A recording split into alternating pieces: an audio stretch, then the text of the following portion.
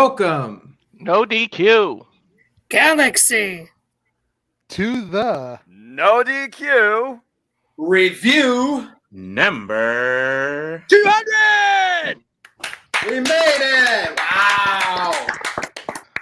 200 episodes. What a historic run. I had the privilege to be on all 200 episodes. Yes, some of them not as my normal self, but as El Virtuoso. But we had some fun with that. Aaron Rift has been here along the way. And, of course, the rest of the panel this evening, they have been on, some more than others. I want to shout out to Colin the Cleaver, Andrew, Big Vito, Robbie Vice, Son, who I think will be on here, and anybody else who has been on this show. Thank you, because we've made it to 200. Let's go around the room of the 8 of us that are on here real now and just say hello to the NoDQ Galaxy really quick. Jeff Meacham, I'll start with you. Thank you. I appreciate that. It is wonderful. I was able to make it after all. I felt like a dick for not being able to be here, but I'm here, so I'm happy. All right. Crazy that it's been 200. Even the original show we did back on this channel didn't get to 200 episodes. So I feel proud this channel's come this long way in 20 years. Jesus. Now, the NoDQ Galaxy will be moderating this episode tonight with super chats, right? And Aaron, what's the minimum super chat to be able to get like a sentence in, like $2 or whatever? $2. If you send in $2, you can give us any topic you want in the world of wrestling from 1913, Frank Gotch, or you can send us a question about Schmidt. Now, I do have topics ready to go if the NoDQ Galaxy is going to troll me, but Big G, over to you now real quick. How's it going? Now I'm doing pretty good. So excited to be here for episode number 200. Very proud of all of us. We've done such tremendous work over the past 2-3 years now with this. And like I always say, let's get this ball rolling, baby. All right. Thanks for being on. Noah Foster, the simple man. Hey, my golden retriever was my simple man. I really appreciate that saying, that song, however you look at it. What's up, Noah? Hello, Virtue and NoDQ family. Congratulations on this milestone accomplishment as you've reached 200 episodes of the NoDQ review. I am happily humbling to be here tonight with y'all to be part of this occasion and festivity. And I've been doing well. Work's been crazy. And again, my mom recently lost her dog too. And it was not a simple man. It was a pretty young thing at heart with the spirit of a dragon. God rest his soul. But now she has a new little diva that rules the house, and things are still looking on the up and up. So I hope that things always look brighter for you going forward, Virtue, as always. And it's great to be here with y'all too. I always applaud pet parents, Aaron and his cats. I do have the torch has been passed here at the Virtue residence, obviously, with an animal, and we added a new addition, which I'm sure you'll see on social media coming up here this weekend. JJ Renegade, what's up? How's it going, Virtue? It's awesome to be here as the newest member of the team, able to represent on this milestone occasion. Once again, thank you to you. Thank you to Aaron for allowing me to come and be part of this party. It feels so cool to be part of the extended NoDQ Galaxy and to be here with Walter and Josh and my buddy Noah, Big G, Jeff down there, you know, the good old JM and the whole NoDQ family. It's awesome to be here. Good having you on. And we even have in the chat, people are starting to blow it up. We have Dave's dead dog in the chat room. And I appreciate you being here with your dead mother. All right, over to you, Josh Mansfield.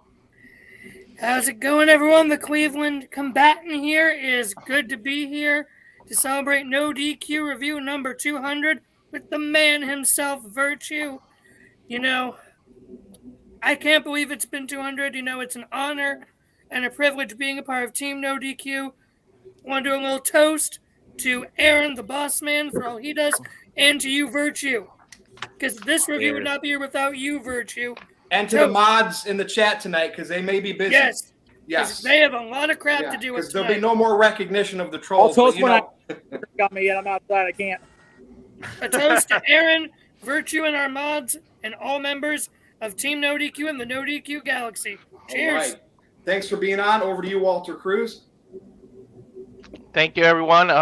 So glad to be part of number 200. Glad to have welcomed into the NoDQ family, and everybody welcomed me so graciously. So I'm just glad to be here. And I keep laughing because when Jeff talks on mute, he looks like a GIF that just keeps going over and over again. Like, is anybody else noticing this? Like a boomerang. Yeah. But other than that, I'm just glad, and I'm ready to get the ball rolling. And over to Aaron Rift. And then once Aaron is done, he can start if there was any super chats. If not, we will start with the topics I brought to the table tonight. But hopefully I don't have to do anything other than give my opinion. NoDQ Galaxy, I'm relying on you. Aaron Rift. Well, first of all, thank you to everybody that has been on the NoDQ review, everybody in the group tonight. Thank you all for being part of this momentous occasion. And thank you to the people in the chat room. Thank you to everybody that's been watching for 200 episodes now. Greg, Mayor, the This Guy Experience, TJS, Mr. Tito, of course, longtime columnist, contributor to NoDQ.com for several years. Oofman, we got to get you on one of these days. You've been a loyal viewer. Pleasure meeting you a couple years back. Darren G, Stomach Bug, Heather on Facebook, Michael Wayne. So many people tuning in tonight. We really do appreciate it. And we already have a bunch of super chats. So I guess we'll start getting into the super chats. Send a super chat. We are going to get to every single one, whether it takes 1 hour, 2 hours. Some people might bow out before it's all over. Hell, it might be me and Virtue at the end. Everybody else might end up being tired and ready to call it a night. But we'll see. We'll see who's got the stamina to go the distance here. And some people got other things going on. Jeff's got a show he's going to be part of in just a little bit. But let's go ahead and get to these super chats. Walter sent in the first one. He had to do it because that's how he rolled. He is, with all due respect, Big Baller G. He's the new big baller of NoDQ these days. But Big G, you got cats now. You got to take care of them and make sure they're well fed. Cats have to eat, you know. Walter sent in a $5 super chat. Says, say yes to NoDQ, share, like, and it's here. Number 200. Send in those questions. Hashtag stick to my shtick. And you know what, Walter? If we run out of questions, you can throw a topic at us since you already sent in that super chat. How about that? Okay. All right. Psycho Jet Black is here, of course. Always a pleasure. He says, say yes to NoDQ. Hashtag Ryback sucks. I agree, and I'll say it for free. All right. Amen. All right. Screw that guy. Oofman sent in a $2 super chat. Says, so the NoDQ Galaxy is the authority? That is correct. Yeah. Yes, they are. Help us all. And Psycho Jet Black has a $2 super chat. So Big Baller G, who was the first NWA World Champion, and go? Honestly, I have no idea. Jeff Beecham, tell us. Orville Brown. Okay. Thank you for that. Good old JM Jeff Beecham. I wouldn't have never guessed that. The This Guy Experience sent in $2. Says, sad I never made my debut on the show. Hopefully one day. We're going to make it happen. We got to get Oofman on. We got to get the This Guy Experience on. Patience, everybody. We will get you guys on soon enough. All right. So we do have some more super chats here. And we got a lot of people asking about the whole CM Punk situation. For those of you that saw AEW Dynamite, CM Punk came out to the ring and cut this interesting promo where before he talked about Jon Moxley, the interim champion, CM Punk, who is the current world champion, he called out Hangman Adam Page, challenged him to come to the ring and get his rematch. But of course, it was not in the script. So Hangman Adam Page did not go out there. It was not part of the script. So he stayed in the back. But his character looked like a complete goof in the process. So we're going to get some opinions on this. Dr. Dakota Scorpio sent in a $5 super chat. Thank you. He says, what's the panel's thoughts on the CM Punk situation? The Kofi Kingston and Hangman and MJF segments about Punk made me think. Also, Congrats on episode 200. Now, who would like to go first on this one? Who would like to give their thoughts? Not Jeff. Jeff has no comment. Virtue. No, I have a comment. I just can't. It's too loud. Okay. Well, Jeff, we'll get to you when it's a little bit quieter. Virtue, I know you even teased it on Twitter that you were going to give your opinion on all this. What do you think? Okay. So somewhere in the AEW locker room, they're having fun thinking that they're working the dirt sheets, the fans who want to believe it. And it all started with MJF and all of that stuff. And now I have a feeling it's happening with CM Punk here. Because, look, he's a professional. He's getting paid big bucks from Tony Khan. You think he's going to go out there and go off script just because he can? No, there's no way that happens. And whether it's Tony Khan maybe finally getting smart and doing something, this isn't going to draw casual fans, right? But what is this MJF stuff that we've already been privy to? And they're making this. I mean, he's gone, right? We haven't seen him. They're really making us believe this is a shoot. And now all of a sudden things are getting quirky and weird with CM Punk and Adam Page. I just wonder if they want to get some. I mean, what does AEW draw on TV? 1 million people at best, right? WWE does 2 million. That tells me there's 1 million people not watching AEW that watch WWE. Let's get a piece of that pie. Those are probably people that don't like AEW, that hate on them, that won't recognize them. But if we put an atom bomb in our locker room and create turmoil for the dirt sheets to spread like wildfire, those haters might tune in to see what's going on, to watch us implode. And, dude, I'm telling you, this whole MJF thing, for the better or worse, Tony Khan is getting his wrestlers to get upset and shoot.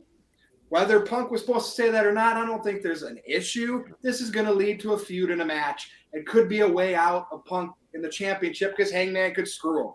What does anybody else think here? I think Tony Khan wants to be smarter than the fans, and he's using the dirt sheets. That's what I think. I wanted to believe there's an implosion in that locker room, but I'm not ready to believe that yet. Anybody else? All right, Josh. Virtue, and all due respect, my brother, I think you're giving Tony Khan too much credit. Why? Why? Do you really think he's? He knew to use Meltzer to help lift his platform of AEW. Right? He might be smarter than anybody thinks. You, right? I get it. You got the Triple H blinders on now because he back, baby. He back. So I get it, right? But go ahead, because like I'm not the moderator. But I just wanted to let you know he might be smarter than we think. Maybe, but again, Tony Khan is the biggest mark in the wrestling business today. Let's be honest. He's a bigger mark than all of us, bigger mark than anyone in the comments, even Tito. You know how much he loves the dirt sheets. You think he'd actually want to mess with them, with how much he tries to rely on them? And I don't say this as all of the dirt sheets are, AEW biased. I don't think all of them are, but I wouldn't say that they're intentionally trying to work the sheets or work the fans. Could be paying them. Hey, be part of our storyline. He could be paying them, dude. Could be, but personally, I don't see it. It just, to me, with this, it's not surprising knowing Punk. Punk, being, upset with a brand and wanting to leave. Shocker. It's typical Punk. It really is. It just doesn't surprise me with him at this point. And with it, Jim Ross still saying that Punk is still hurt, I wouldn't be surprised if this leads to a way of getting the title off of Punk somehow next week, since apparently the title match is happening next week, even though Punk is really not cleared. Doesn't make sense, but we'll see. All right. Now, there's another super chat here on this topic here. Psycho Jet Black sent in $2 saying, thoughts on CM Punk's comments on Hangman Adam Page. I'll go first on this, and then I'll throw it over to anybody else who wants to chime in. I think that it's probably a shoot, but Virtue, I am confused. They got me intrigued. I will say that much. Now the question is this going to draw money? Is this something that is going to lead to more people tuning in, possibly paying to see a match? That remains to be seen. But I'm ready for next week. I'm definitely curious to see what happens. If it is a shoot, then it was unprofessional on CM Punk's part, and maybe Hangman Adam Page said something that pissed off CM Punk. But at the same time, when they were building up Double or Nothing, that was the two of them building up to draw money. Right now, Hangman Adam Page is not in the storyline with CM Punk. He's doing his own thing. So it was very odd that CM Punk would bring him up and basically make Adam Page seem like a goof. Now, anybody else want to chime in on Adam Page and CM Punk? Renegade, we'll go with you, and then we'll get Walter's thoughts. Well, I got to say, anytime CM Punk picks up a microphone, I'm tuned in. The guy may have lost a step or two when it comes to the in-ring action, but on the mic, there's very few people that can touch him. And I feel like this promo was designed, worked shoot. It's definitely not a complete shoot. It's going to be a worked shoot. But I definitely feel like it was designed to kind of get the ball back rolling now that Punk is back. You know, remind us of who he beat for the belt, Hangman Adam Page. Let us know who he's facing next to unify the belts, Moxley. And then throw a couple other names out there that could be potential challengers down the road, like Eddie Kingston. But the moment of the night for me and the moments of the pipe bomb were when he was bringing up, you know, how he's faced 3 Eddies and 2 Kingstons in the ring, and they're better than him, you know, and this isn't the first John that he's going to defeat in Chicago for the title, and the other one is better than you too. And just like all these little nuggets that he was dropping, taking you a little bit through his history while also giving you a little bit of something to look forward to down the road. All right, Walter, anything you would like to add to that? Well, don't get me wrong. It was a good promo for Punk, and I think it was designed to do exactly what we're doing, is to get people to talk about it. And it probably was a work shoot. But my problem here is AEW's, all their best promos have either taken a shot at Vince, taken a shot at WWE, mentioned somebody from WWE, and you got to get your own identity and do better, because all you keep doing is mentioning WWE. You're supposed to make it sound like you're better than your competition. Stop acknowledging WWE. We're here. We're the new thing. Why do you got to keep referencing WWE? Every week somebody does some kind of shoot promo, some kind of promo that mentions Vince, mentions Kofi Kingston, like you just said, mentions a past match. Like stop doing that. Make this new. Make this about us. Make this about AEW. You keep finding a way to make it about WWE. And I think WWE, they had a little couple, like with Sami Zayn did it a few years ago. You could have asked me about AEW, but they're way better at ignoring the hell out of their competition than the competition is about ignoring them. Somehow the competition always mentions them, and then that's why nobody can get them beat. Nobody can ever beat them, because no matter what they do, somebody talks about them. And if you want to be AEW, and I know there's marks out there, but if you want to move on and be seen separate or as competition to WWE, stop mentioning them. Thank you for that, Walter. We appreciate that. All right, let's get to a couple more super chats. Dr. Dakota Scorpio said, Walter stealing other people's gimmicks. What's that about, Walter? I don't know. I have my own stick gimmick. He stole mine a couple of times. John sent in a £2 or €2 super chat. No question, though. Thank you, though, John. We do appreciate that very much. And Stomach Bug sent in $2. Says, congratulations on 200. Thank you for that, Stomach Bug. We much appreciate it. And Jeff, I want to ask you, I don't know how loud it is there, but Dustin sent in $10, which we very much appreciate. Says, I don't know if I was high back in the day, but I swear the first time I saw No DQ, Jeff attacked Aaron in some kind Hang of on a story. second, Aaron. Hang on. Whoa. We're live, pal. Yikes.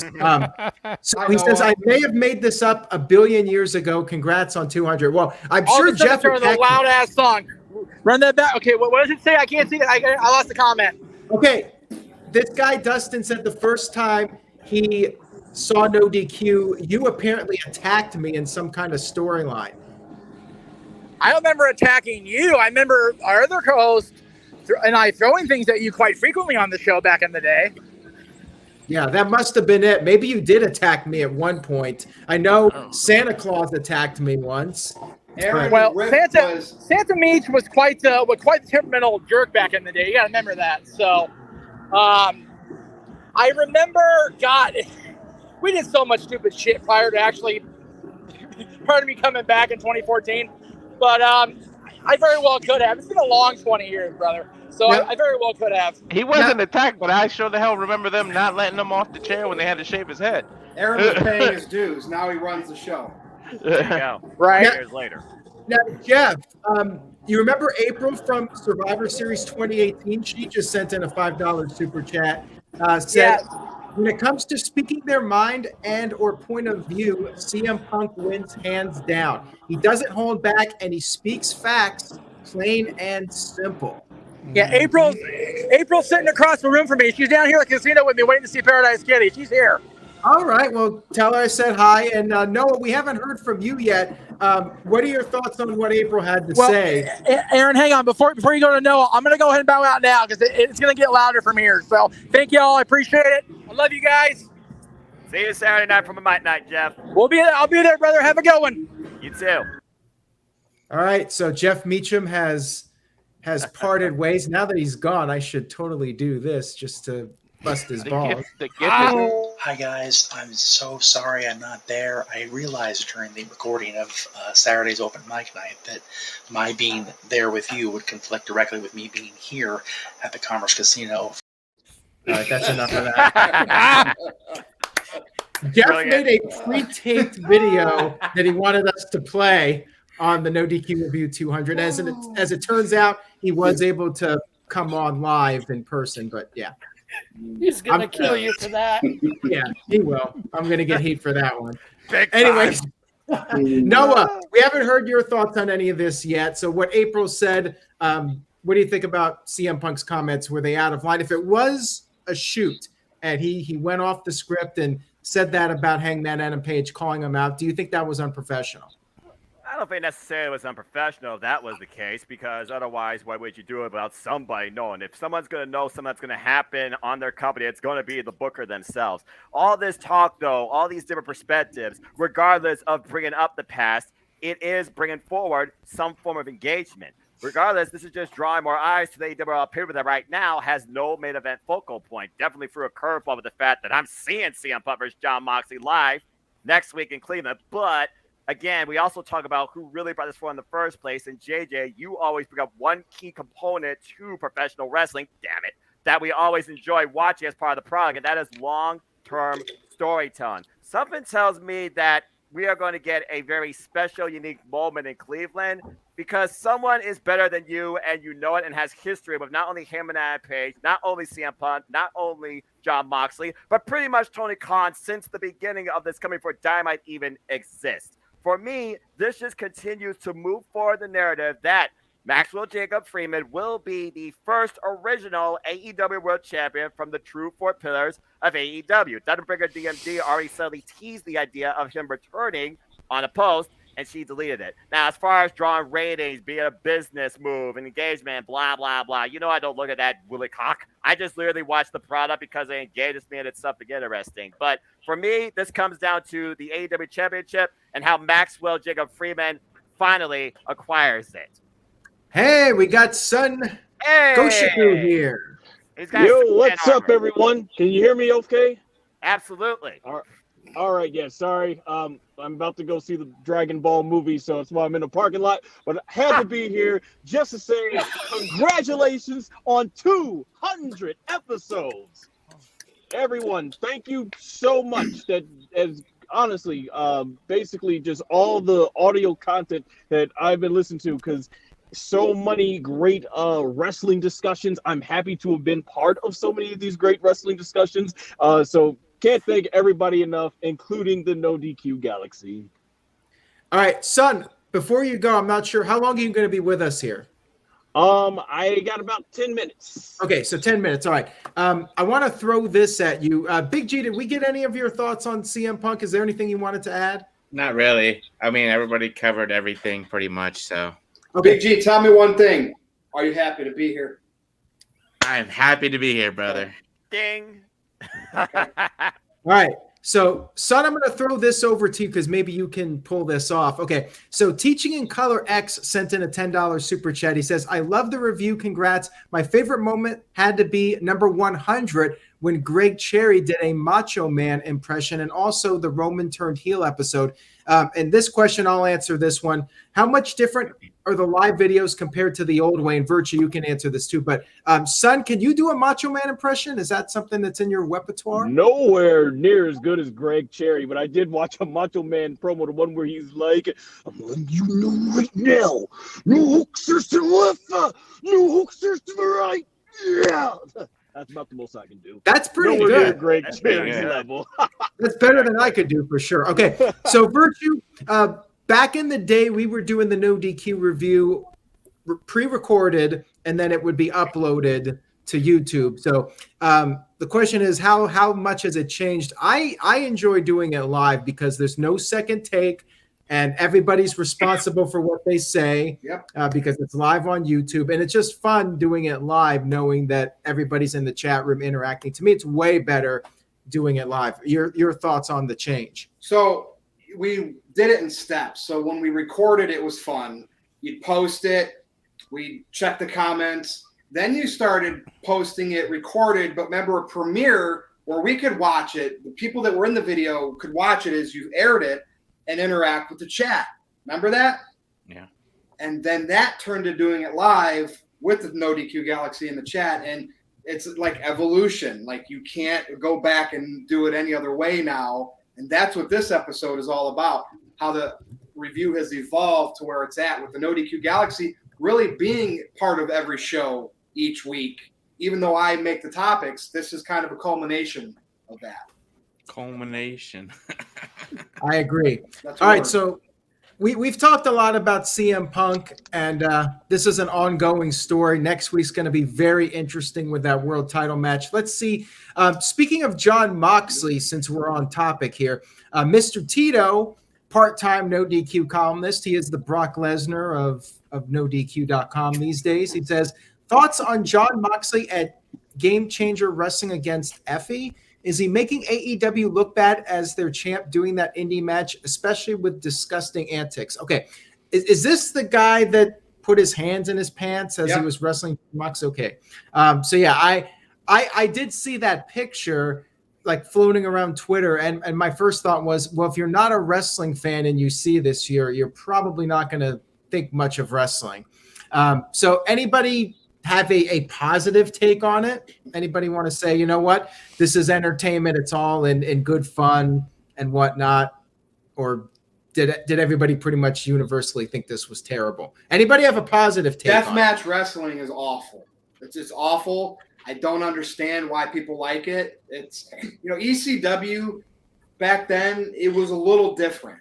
Okay. This deathmatch, like, they do. It's just awful. It's absolutely awful. I know Game Changer Wrestling does other stuff, but like, ugh.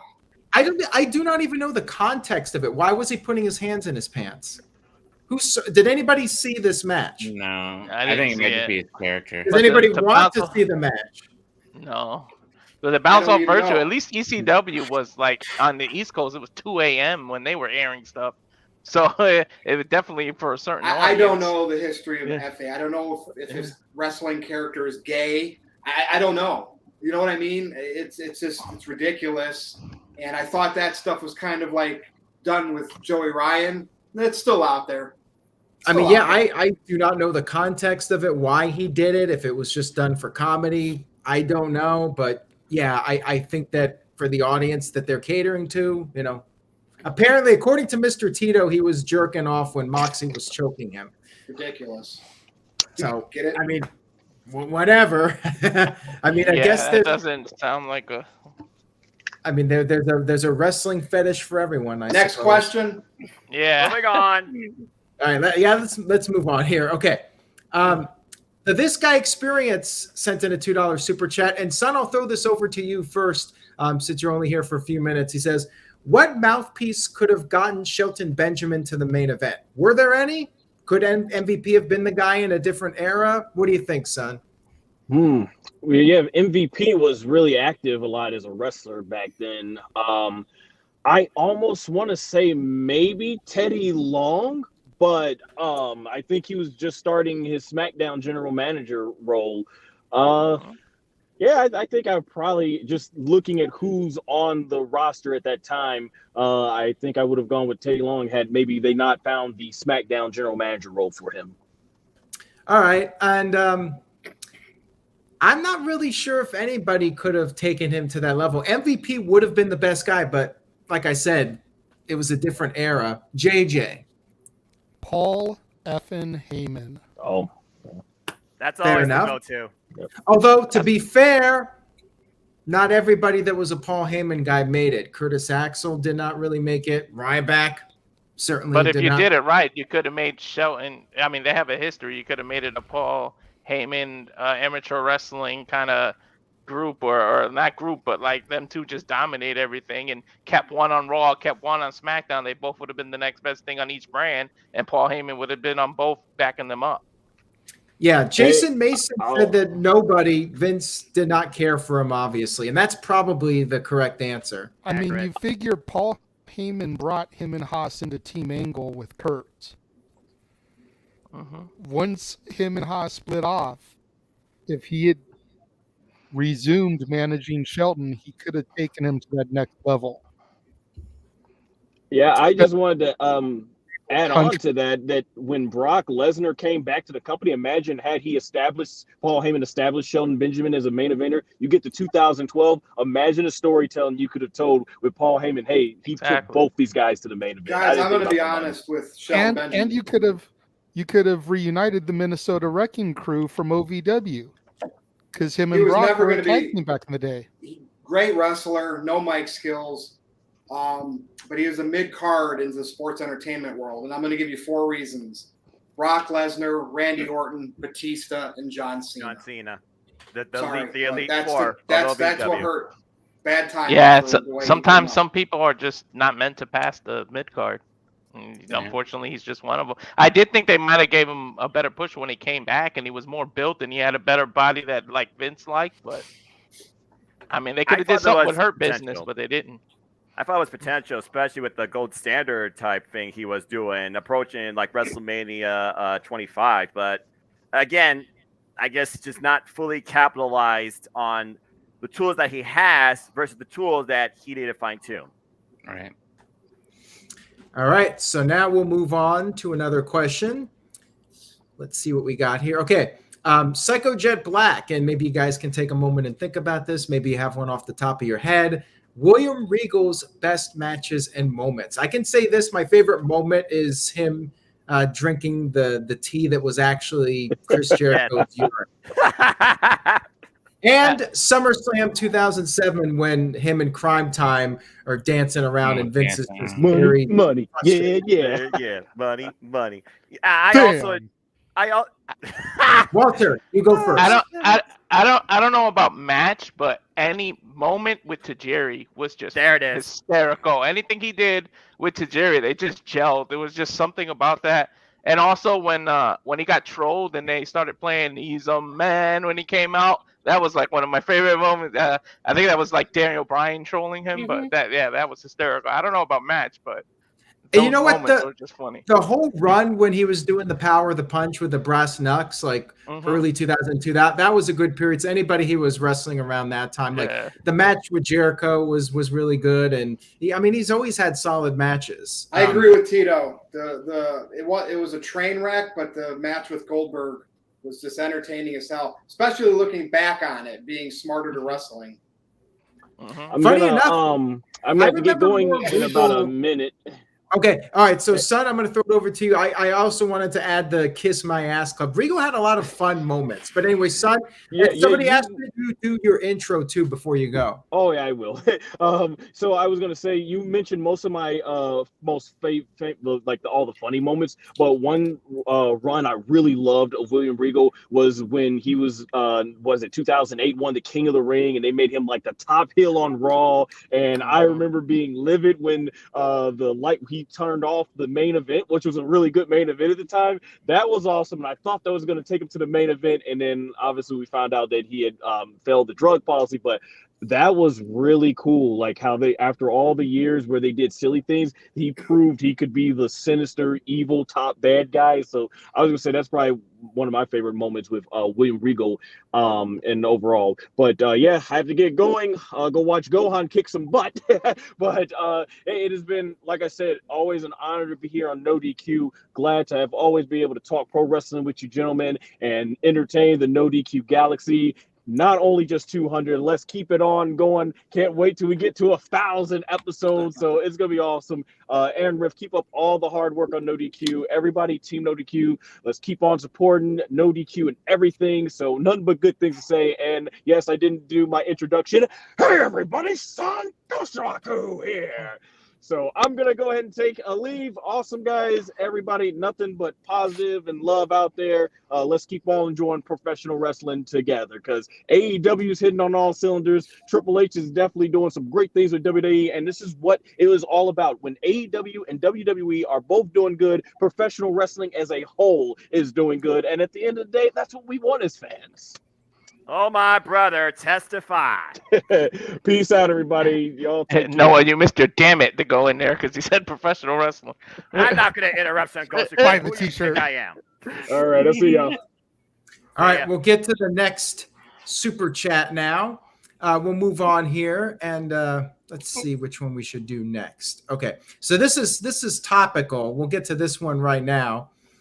John sent in a €2, £2 super chat. Says thoughts on the NXT UK rebranding and releases. Actually, Josh looks like you want to answer this one. And no, I definitely want to get your thoughts.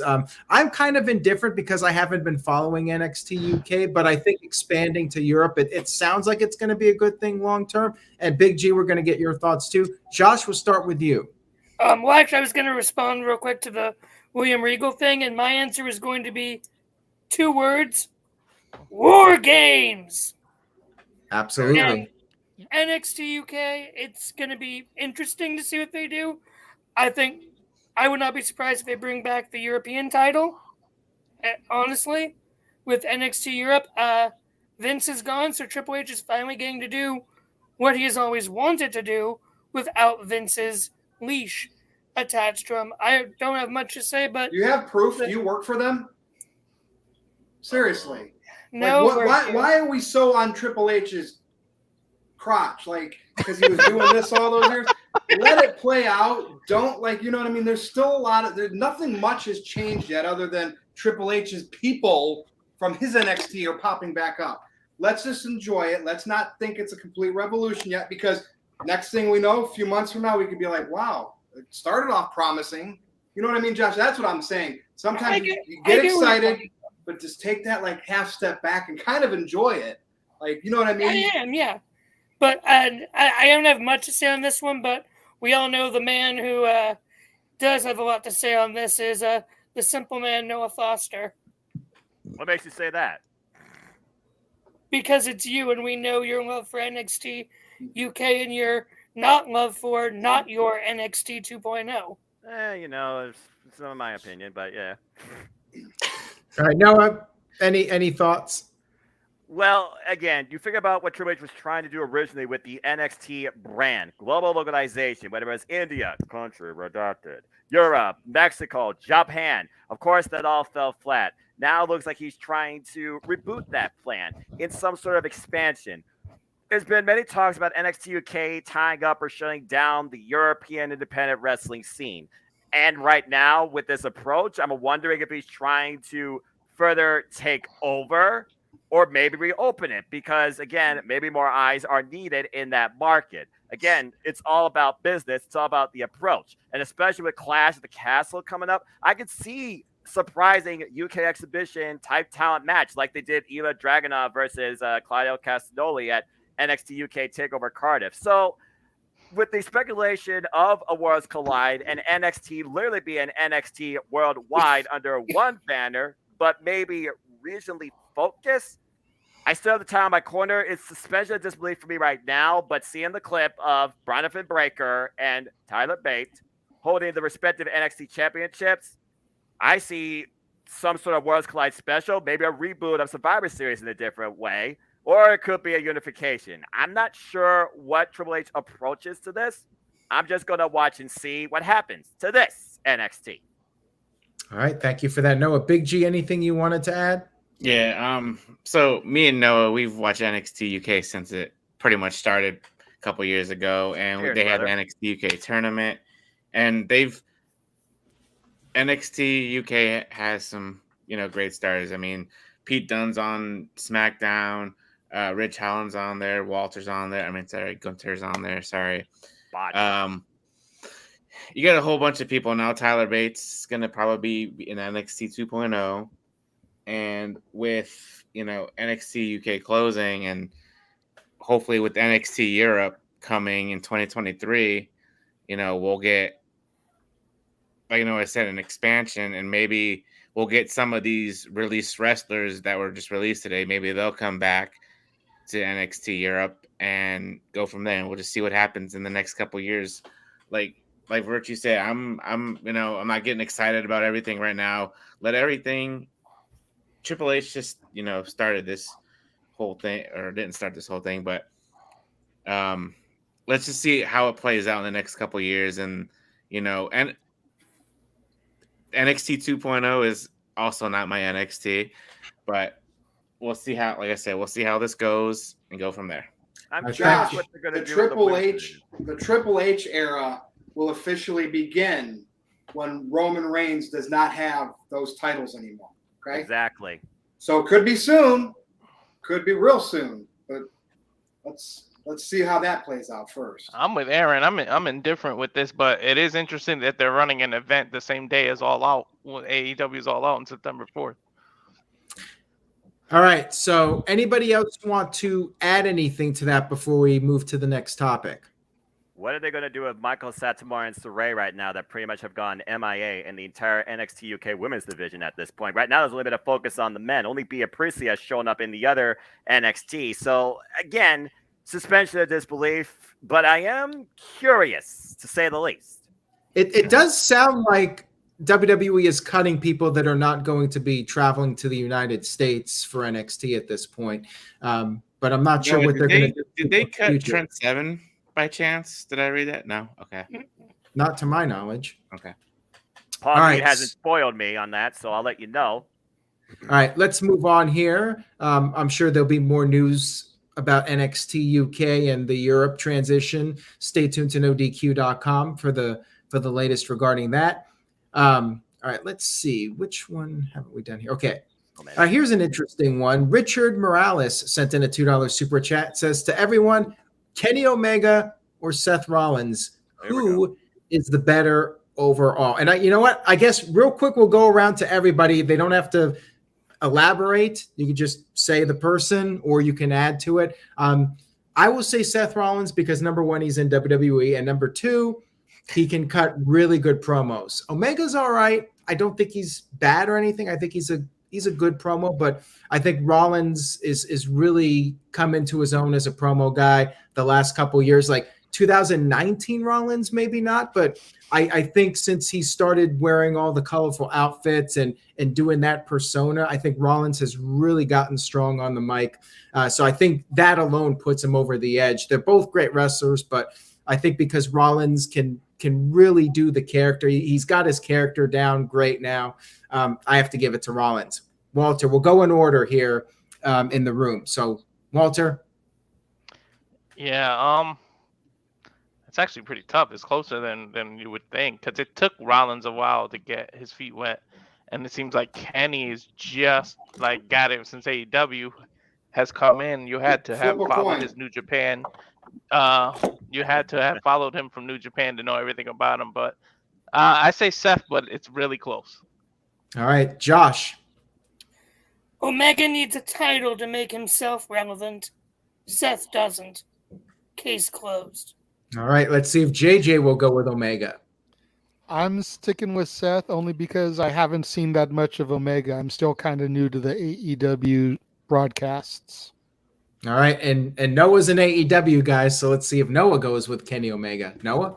Don't you just love a super chat that is simply subjective and you can't be blasted for your opinion because your opinion matters? Kenny Omega. I followed Kenny Omega since New Japan Pro Wrestling when he faced Kazuchika Okada back at Wrestle Kingdom. I've seen what he has done in and out of New Japan Pro Wrestling, not just in All Elite Wrestling, but in AAA. And he does have a personality and a character. And the way that he approaches wrestling in more of an artistic approach, I don't necessarily think about, okay, who held the championship more, who worked under the biggest banner, blah, blah, blah. I look at outreach, I look at approach, I look at the one that has conveyed me more as a fan with what they have done in the industry. For me, it's Kenny Omega, and I'll leave it at that.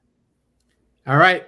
No surprise there. The AEW guy picks Kenny Omega. Virtue, do we even need to have you answer? But I want to say this.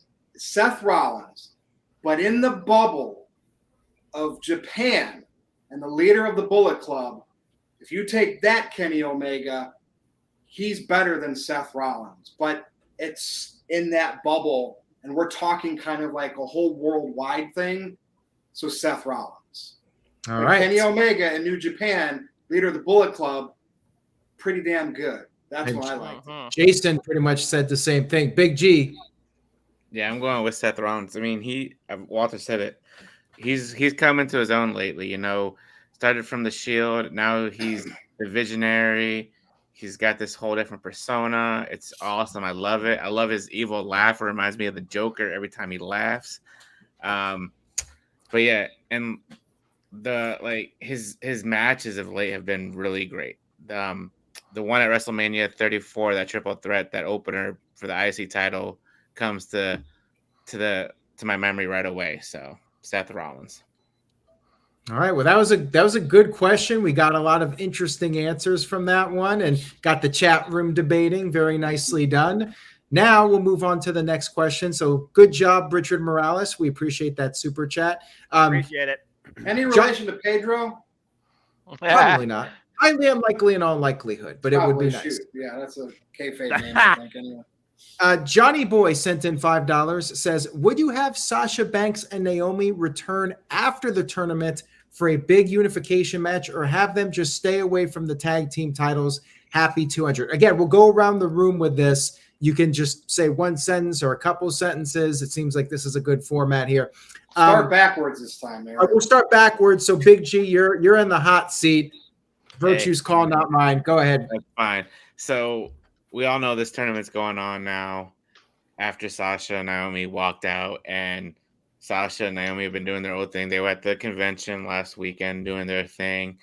And we know it's inevitable that they're coming back to WWE. Just we don't know when and we don't know where. And we don't know when this the finals. I'm sure the finals are going to be on Raw or SmackDown or something like that, not at Clash of the Castle.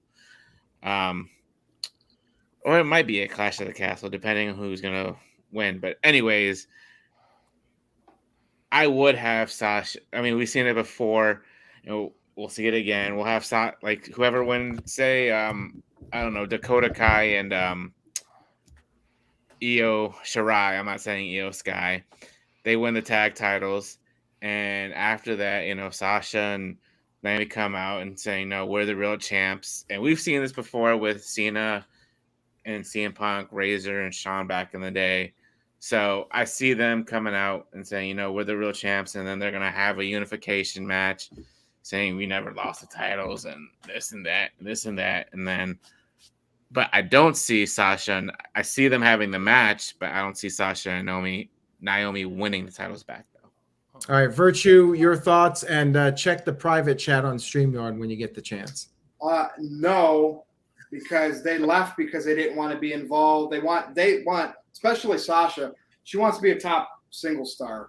So, no, I don't think they're going to come back and put them anywhere near the tag division at all. If they bring them back, it's going to be pushed, both of them pushed. Maybe Naomi joins the Bloodline or one as on one brand, and Sasha goes for the other title on the other brand, and she's one of Triple H's girls. So that's what I think. No tag team. All right, Noah Foster.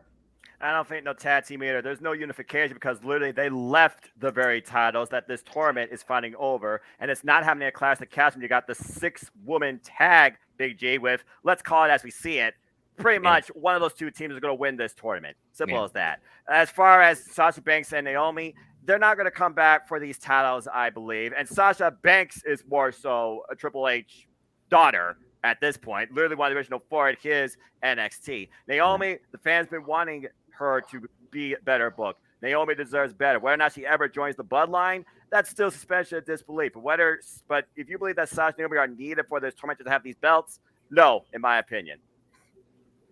All right, thank you for that. JJ? I definitely agree with the room so far that they don't need to win the match, but they are going to come back and do the title for title thing because they know there's money to be drawn there. You know, there's going to be a good payday, whether it's Raw or SmackDown or whatever pay-per-view is after Clash at the Castle. You know, there's the money on the table there. So they will come back. They will challenge, show that they're still the champions, a la Shawn Razor, a la Cena Punk, a la everything we've seen 100 times before. All right, Josh. Yeah, they're coming back. They'll come back as the champions, and we're going to get that match between them, and it's going to be Io Sky and Dakota Kai winning the tournament, and that'll be a good match. Now, I don't know yet if Sasha and Naomi will win that match and stay champions, and continue on. I can see them either losing that match, splitting up then, or winning the match, then dropping them the titles to Toxic Attraction at, say, Clash at the Castle or something. Because we're obviously, as things are looking right now, the tournament finals aren't going to be a Clash at the Castle, so that negates them returning there. Because we have the 6-woman tag at Clash at the Castle scheduled. So the question is, it's when, not if. Dude, if they come back in the tag picture at all, Vince McMahon wins. And Vince McMahon still is telling Triple H and Stephanie McMahon some things of what to do. I would disagree on that. I would disagree on that. Because Vince was specifically because you work for them and you know. Yeah, okay. Because oh, here we go. I'm saying I would disagree because the reason was reported that they left is because Vince wasn't having them doing tag team things. They were having them going after the world titles while tag champions. So if they come back as tag champions, Vince loses. What a Triple H mark. Nothing has changed other than NXT people that were released coming back. All right. I'll admit, Vince dropped the ball like on Karrion Kross, obviously. So in some instances, it's great to see Triple H doing this, but still, guys, slow your roll. Triple H isn't dominating the product yet. Walter, anything you would like to add to this? The key word is if. If they come back. Yeah. I wouldn't have them come back at the end of the match when they win the title, because I think that ruins the moment of the new champs. You want them to soak that in, become the champs, make it feel important. If you have Sasha and Naomi come out at the end of that, I think it takes away from the tournament and it takes away from the win. So I would wait and do it, like make them interrupt the promo. You do a one-off match, Sasha and Naomi don't win, and then they go their separate ways. And I say you give it to Bayley's crew and you have them defend the titles constantly on the New Day rule with the 3 of them or the Demolition rule, and then you make the titles feel important that way. Off topic. Someone's called me a Vince McMahon mark. Here we go. Let's see. He created all of wrestling basically at a mainstream level. So all you fans that are loving wrestling, AEW, NXT, Triple H, thank Vince McMahon for doing it, okay? Thank Vince McMahon. And what did Vince McMahon do for all the things he was out of touch with that some people don't like, that wanted him gone because he's out of touch? He created Roman Reigns, and even when you people didn't believe in him, he stuck with it. And Roman Reigns, especially this bloodline gimmick, has been the best thing since John Cena. And you people know it. So I'm a Vince McMahon mark, because if he's gone forever and when he passes away, there'll definitely be no more Vince McMahon. We're not going to get the Brock Lesnars, the Roman Reigns. Triple H hasn't proved that to me yet. He's proved that he can get indie wrestlers that you guys like, but he hasn't proved about any main eventers yet, WrestleMania main eventers yet.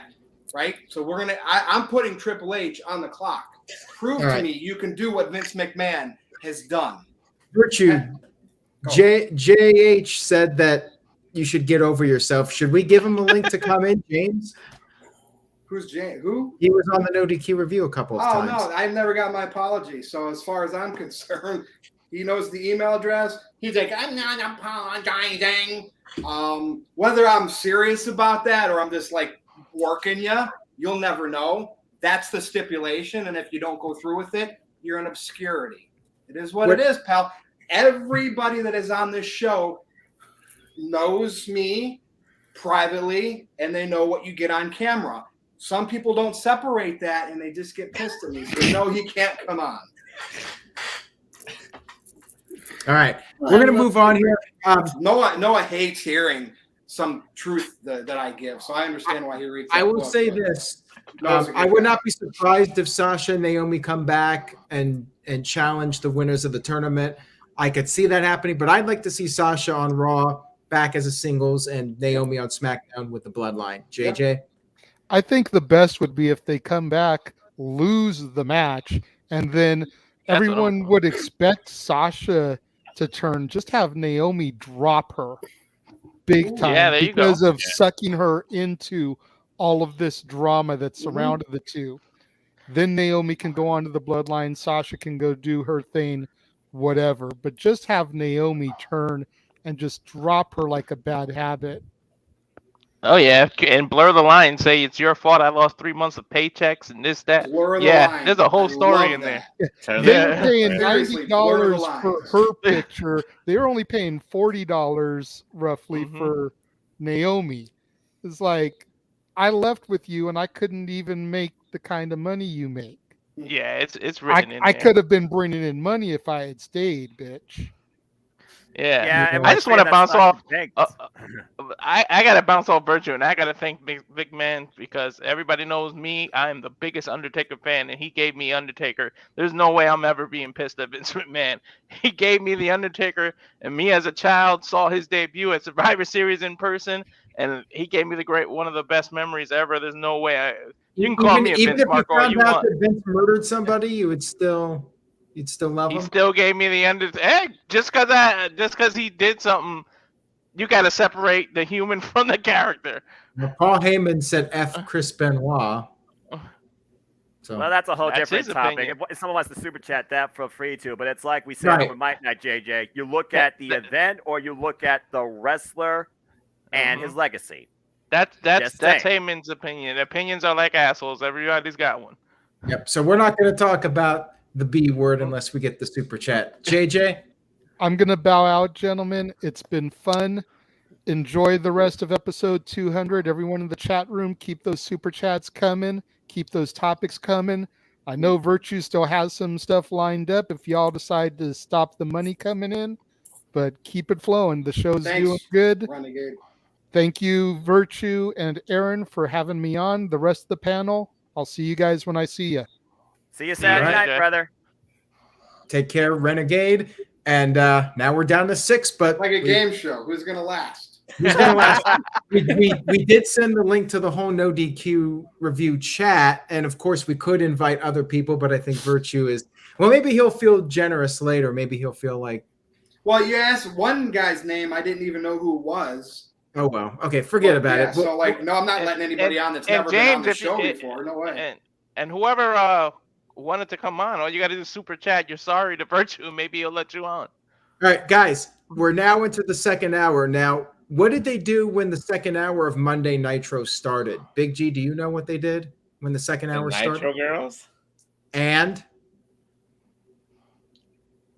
That's all I can remember, the Nitro Girls. other than the Nitro Girls, how did they start off the second hour? I don't remember that Somebody part. spit it out. Didn't they replay the theme and did the fireworks again? There you go.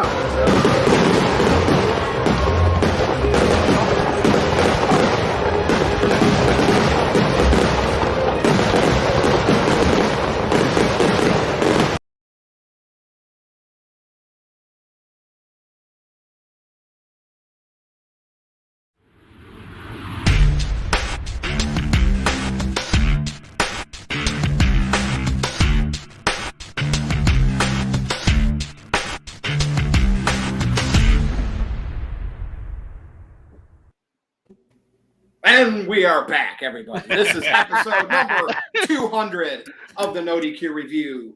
Hour number 2. All right. Now we will get right into the super chats to kick off the second hour of the NoDQ review, number 200. Keep this Will party going. James show up in the chat room? You'll have to stay tuned, everybody. Let us know in the chat room if you want James to come on and debate virtue here on 200. Here you go. Hey, I don't have enough alcohol in the house for this that. is fair enough right here. If somebody on James's behalf super chats an apology, and I'm going to set a limit on it because I got to make it worse. Somebody really wants to do it. $10, he can come on. Oh, wow. All right. So if somebody super chats $10 and apologizes it on fun, James' you know? behalf, Go ahead, James big baller. will out in the room. Josh.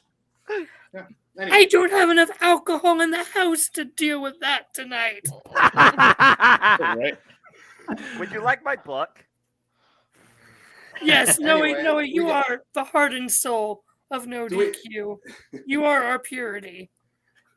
And oh, no. Noah's the Pop heart when and he soul, reads the book. and Aaron is the dollars and cents. No, Noah and I are like Simon and Garfunkel. We've discussed this. Mm-hmm. All right.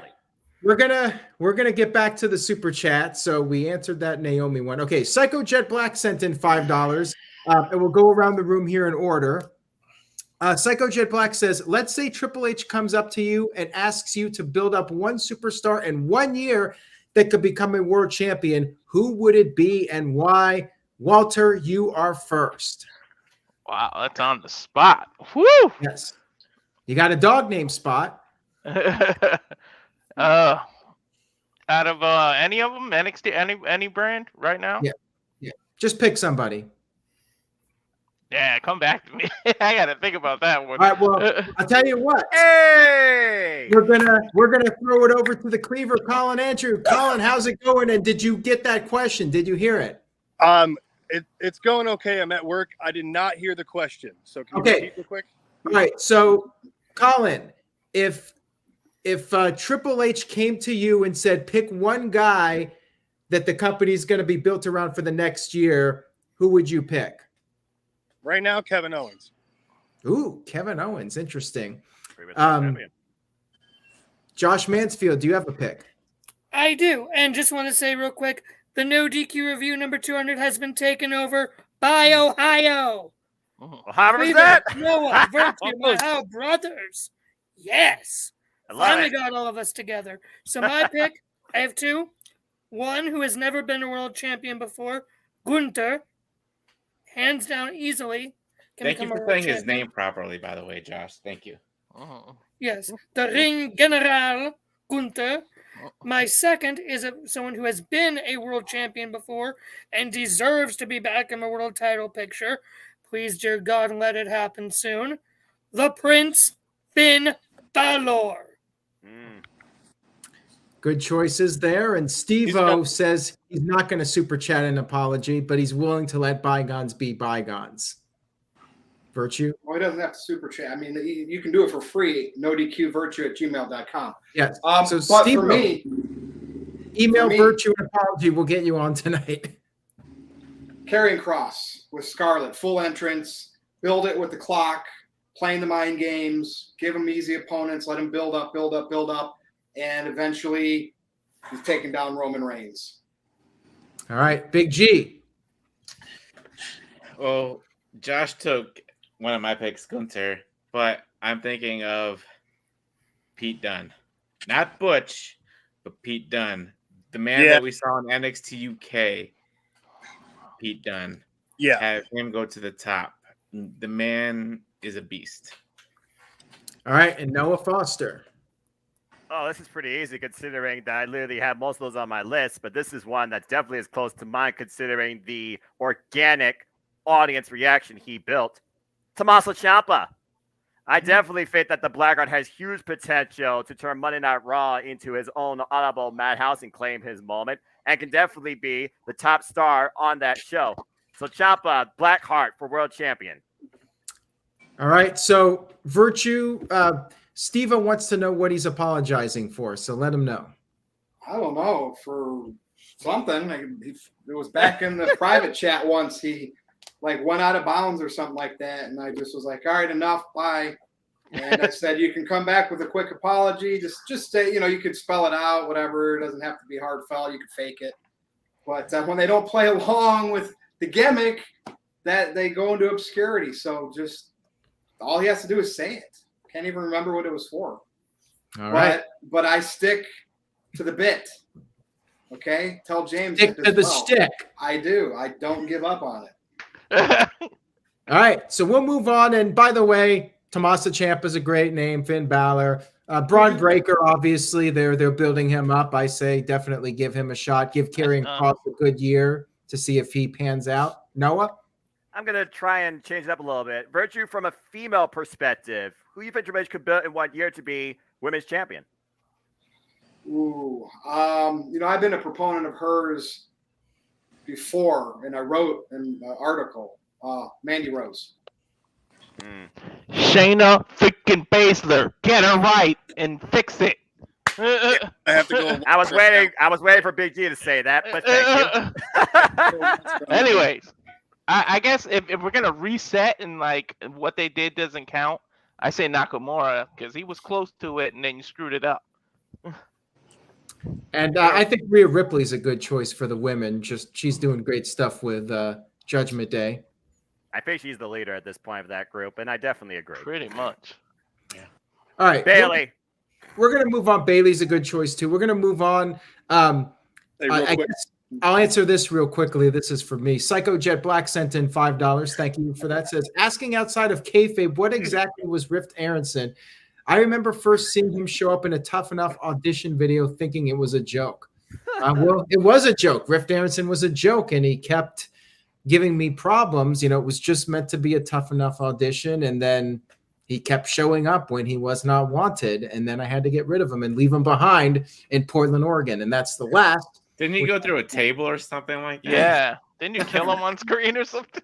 I went through a table. I forgot what the stipulation was, but I think somebody super chatted like $100. Yeah, he went through a table. He shaved his head. He did a bunch of stuff. Virtue, remember when somebody super chatted to have you banned from the No DQ review? And El Virtuoso, how brilliant was that? That all worked out pretty well. That was beautiful. Yeah. And Hayon was left at my old residence. Real And quick, the No DQ Galaxy title, that was a fun time. Think about that, No DQ Galaxy. You want to know why Aaron Rift kept me around? Somebody super chatted $100 to get me off this show. Okay? I remember that. Just saying. Weren't you going to bring back the title for one night just for tonight? The No DQ Yeah, well, champion? too late for that now. I'm hoping somebody sends in the 10 so we can get James on tonight and have him and Virtue go at Well, it. I'm checking my email, too. I don't see any emails coming. Come on. Comes pretty quickly right to my phone. Just send a fake apology, James. Send a fake apology. Just I mean, I know Aaron Cross is a baller with James the money, said he was heading but out for the I night. don't know you, James, so don't look this way. Big right. G, Won't say anything. you and I are the big rollers here. I roll in plastic. You roll digitally. We don't roll in cryptocurrency, but I think that you get the gist. All right. Oh yeah, some guys remember the one time that somebody accidentally donated $500? Holy, Yeah. Yes. That was awkward. Oh, botch. Big that was time. extremely awkward. Oh, Because there's no way to get that money back or refund people. So if you guys do super chat, make sure you don't Make sure misfire. you put in the right amount. Remember Yeah. the decimal point. Yeah. Don't hold down the 0. Aaron, do you still have a queue of super chats, and are you just stalling, or are we out now? I'm stalling, but yeah, we're going to move on Yo, here. I got Okay, just making sure. If I, Building Nexus. Somebody asked for us to talk about the Clash at the Castle, so we're going to do that right now. All right. Building Nexus sent in $5. Thank you for that. Says, if Drew McIntyre wins at Clash of the Castle, would you be opposed to him versus Cody for the title? And we just lost. Yeah, he was saying he had to go. Well, Yeah, he was at work. Yeah, he had to go. he made a Take quick care, cameo. Cleaver. You know that meme with Grandpa Simpson walking in and walking out? That was the Cleaver calling Andrew. Yes. Anyways, Drew McIntyre versus Cody. The story is there, and you can turn Drew heel if you want. I'll start. We'll go around. We'll go backwards again. So Big G, you'll be next. I do not think Drew should be turning heel anytime soon, especially if he wins at Clash of the Castle. You know, he's going to be riding that wave of momentum as a babyface. I'd rather see Cody go against Seth Rollins one more time at WrestleMania, maybe for the title, or have Roman Reigns win back the title and have Cody go after him if The Rock's not available. But either way, I'm not sure I would want to see that match at least this coming year. Maybe WrestleMania 40, that could be a possibility, but not. So Big G, go ahead. So this is my feeling. They need to split the titles and have Roman just be the Universal Champion, and they need a champion back on Raw. I'm good with that. And have Drew win, make it some kind of stipulation in the next couple of weeks where it's only the WWE title that Drew can challenge. Or they do something at the pay-per-view where they say it's only for the WWE title. But anyway, so Drew wins the title. And then when Cody comes back, you know, towards the Rumble or something like that, maybe hype. I guess you can turn Drew heel by then. But then it's really hard to think about because we don't know when exactly Cody's going to come back. Right. But we could have, you know, Drew mentioned plenty of names on Monday. We could see him versus Kevin Owens again. You know, they're two wrestlers in a freaking wrestling ring. Just let them wrestle. Damn it. So I do see Drew winning at least one title at Clash of the Castle come in the next coming weeks. So that's my thoughts. All right. Thank you for that, Big G. We do have a little bit of news here, so I'm going to get to that real quick, and we'll continue on with the topic. We have some news in the middle of this live stream about professional wrestling. Damn it. So we got a $10 super chat, ladies and gentlemen. Uh-oh. Psycho Jet Black had to do it. Oh, He said, no. "Fine, I'll do it. I'm sorry on behalf of James." So James just got the link to the live stream. We'll see if he accepts the invitation. I want to believe Rock will show up to put over Roman Reigns at WrestleMania, but I could also see Hollywood stopping that because he has movies to make, which of course could be a possibility. So Virtue, you could comment on Psycho Jet Black. You can talk about the Cody Rhodes versus Drew McIntyre possibility. I was thinking about putting the sunglasses. Well, Cody will be. I'm gonna not be saying this talking about Cody until he's back, right? I'm still sticking to my guns. Roman Reigns is not losing the titles. Now, I like what Big G said. I don't know how they get there, though. How do you have a guy that won both titles and holds them both, all of a sudden you have to be creative, right? So I'd like to see him lose the one. Like, they definitely put themselves in a corner with that. Right. They didn't have to do that. Roman could have been in the main event of WrestleMania just with the Universal Championship. Right? That's how it should have been. And then he could be going for his big reign, and then you could still have the other title on Raw. But because they did it, again, until I think it's obvious that you would think Drew would beat him in Wales. I don't think it's going to happen. I think somehow could be a weird finish. Roman's still going to be champion. So I ain't talking about Cody until I know he's healthy. All right, and shout out to Ken Terminates DQ. We wanted to say hi, and he's been back in lately. We do appreciate that, Ken. Welcome back. So as soon as James gets here, it's gonna get fun. But anybody else want to add anything to this? And we're going to try to keep moving on with these questions. Noah, or Josh, Virtue number 2. Josh? I would say I don't think we need Cody versus Seth again at Mania. Like, yes, maybe for the title. Thank you to my sister bringing my charger for my laptop. I wouldn't mind Drew versus Cody at WrestleMania. I would like that, honestly. Drew doesn't have to be heel, but it would be chosen one versus, the fans' chosen one. I like the idea. So, yeah, give me that. I say go for it. All right. And Clash, Drew should walk out with the WWE title. Roman can keep the Universal title, keep that reign going till whenever, but get the WWE title off of him. All right. And when Cross came back, I tweeted the very next day, and Aaron mentioned it about the triple threat. You do what you did with Chris Jericho and Kurt Angle. You do the two out of three falls match. You make Roman lose one of the titles. He doesn't get pinned. You either give it to Drew or you give it to Cross, whoever you want to do, and then Roman keeps the Universal. Yeah, because what happens if Drew wins at Clash of the Castle, he has both titles, and you're still in the same predicament. Exactly, unless he wins. No, but you split it. You do a triple threat, and the first falls for one title. You have to do something like that. But if the match is one-on-one, no matter who wins it, you're in the same predicament. Yeah, but in terms of the question, I don't think you turn Drew heel. He finally gets that moment in front of the crowd that he didn't get during the pandemic to win the title, and then you turn him heel. That just wouldn't make sense. And I wouldn't want to see another Cody and Rollins match. But if Cody comes back in the Rumble, I say he wins it and he gets the title shot against whoever's the champ. But I wouldn't mind the match at all. I'm with everybody. You got to split the title somehow. You got to be creative with it. Paul Heyman adds a loophole into the contract, basically. Mm-hmm. All right.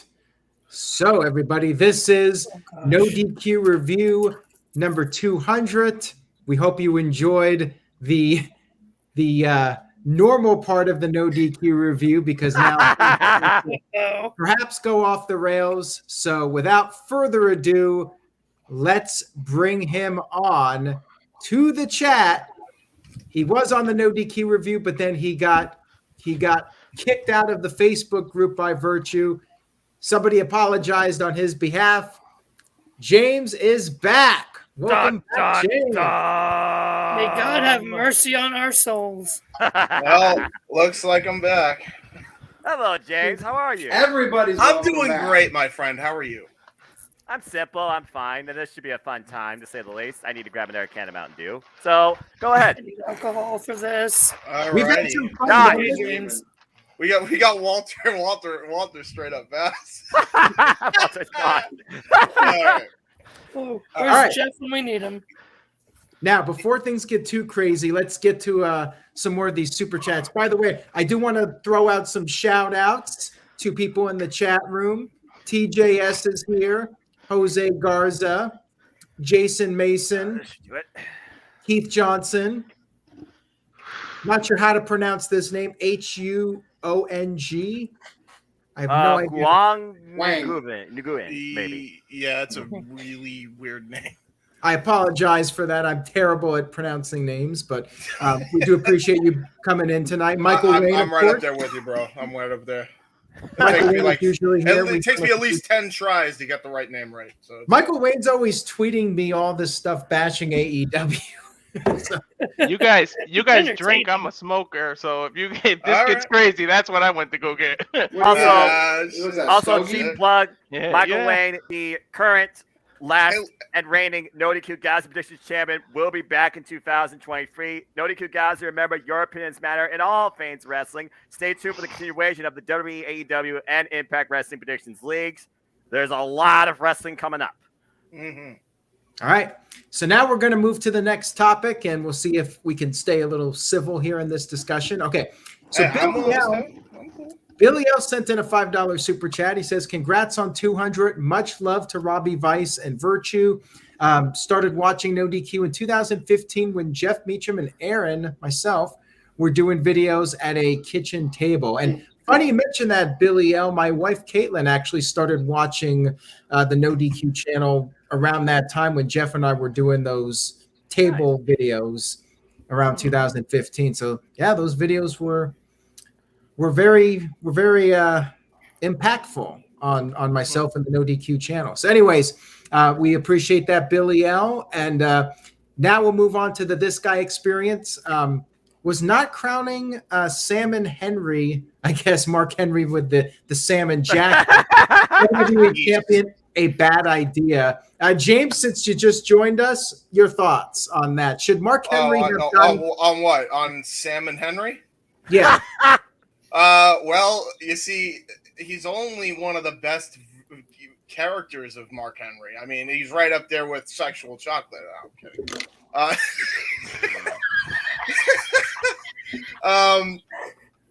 No, I know what you're talking about. I agree, but at the same time, I love that segment where he's in the salmon jacket. It's probably one of my all-time favorite segments in wrestling, period. I really enjoyed that because Henry should have gotten a freaking Oscar for that. If we're talking about the same salmon attire I'm talking about, like that. Yes. Because I remember there was two versions. He had like salmon pink attire at one point too. So I didn't know if we were talking about that or if we were talking about where he was in the jacket when he announced his retirement.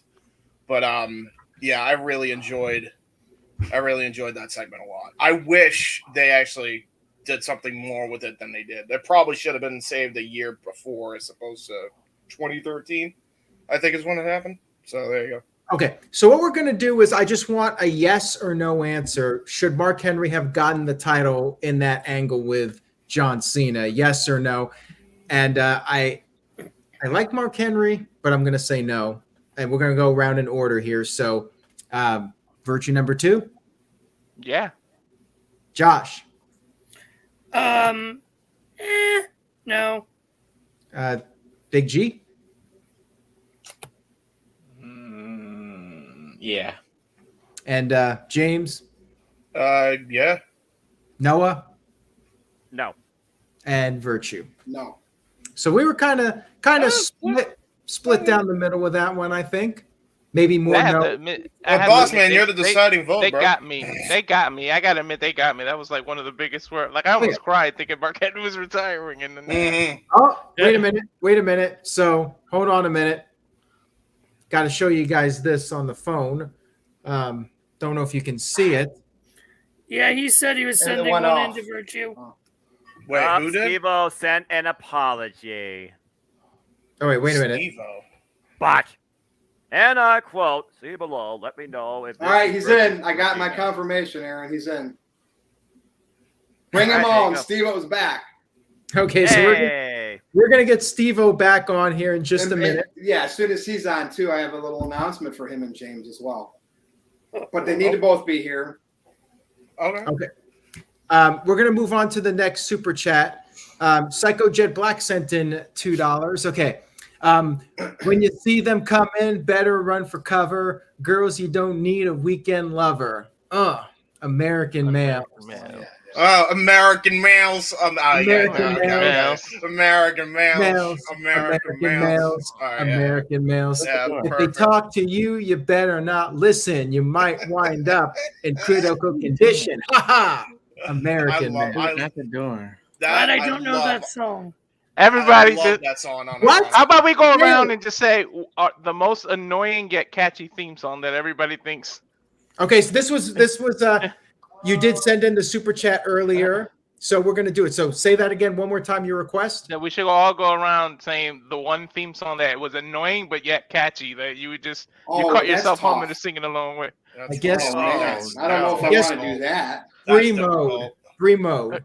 But no, Aaron, he's saying you have to say the one you didn't like, but yet you always sang in your head. Free mode. Oh, really? Oh, Yeah, it's kind of catchy. I'm gonna say for me when Billy Gunn and what's his name? The you look so good. That shit got. I'm with you. I'm with you. It was so annoying, but it was so catchy. That was gonna be mine. Yeah, So because it didn't sound like a wrestling theme. It sounded like an opening to a freaking sitcom, like it was kind of like a mixture of Drew Carey if it was done in the South. It's kind of like that. Give it an hour. So my selection is going to turn me heel in Riff's view because I didn't like it at first, but honestly, it's one of my favorite themes now. Welcome to the Queendom. Kiss my ass. No way. No way, dude. Dude, I'm All Grown Up is way better and way more catchy than that shit. I'm not even going to lie to you. Hey, we're living in the Queendom now, officially. Yeah, but I'm just saying the song is not good. Come on, man. How are you going to disrespect I'm All Grown Up? How you got to do that to her, man? Dude, I was jamming to Queendom the day Stephanie was announced as full-time chairwoman. Go ahead, You Big know Baller. What else? We got more here. Big G. Baller, your turn. Wait, what? I was talking to Your the turn. I was talking to the wife. Yeah, sure the you were. Most annoying theme, but that was also catchy. So a theme you hated, but it was catchy to you.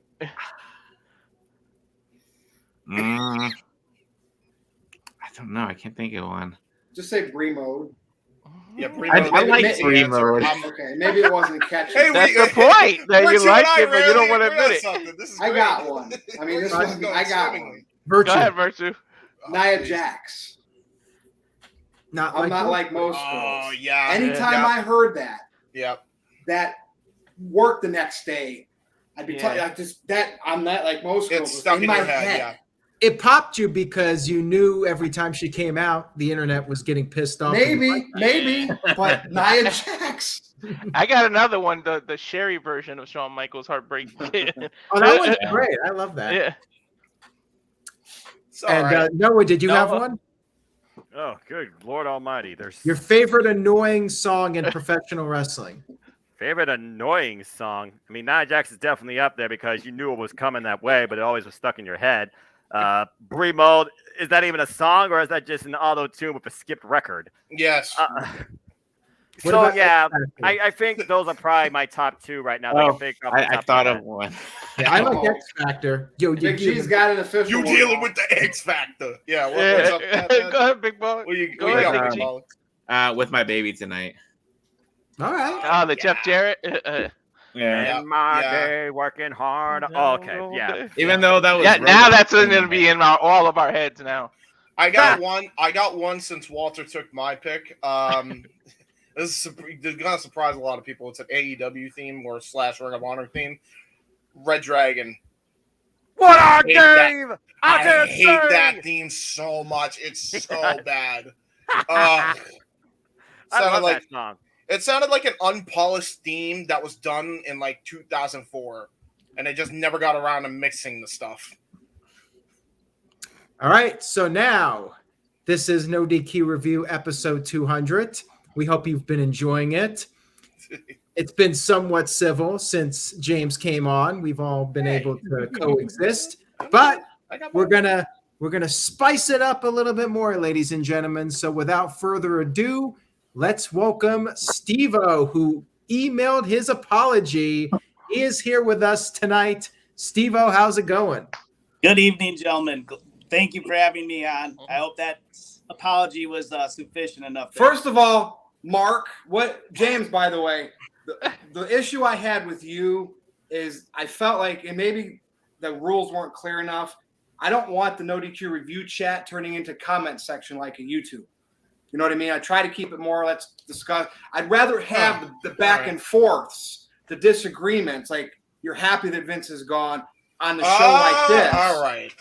So I thought, he'll play along with this and we'll bring him right back, and you bit it. You know what? Steve-O, I don't even remember. Like, you never corrected me on anything, bro.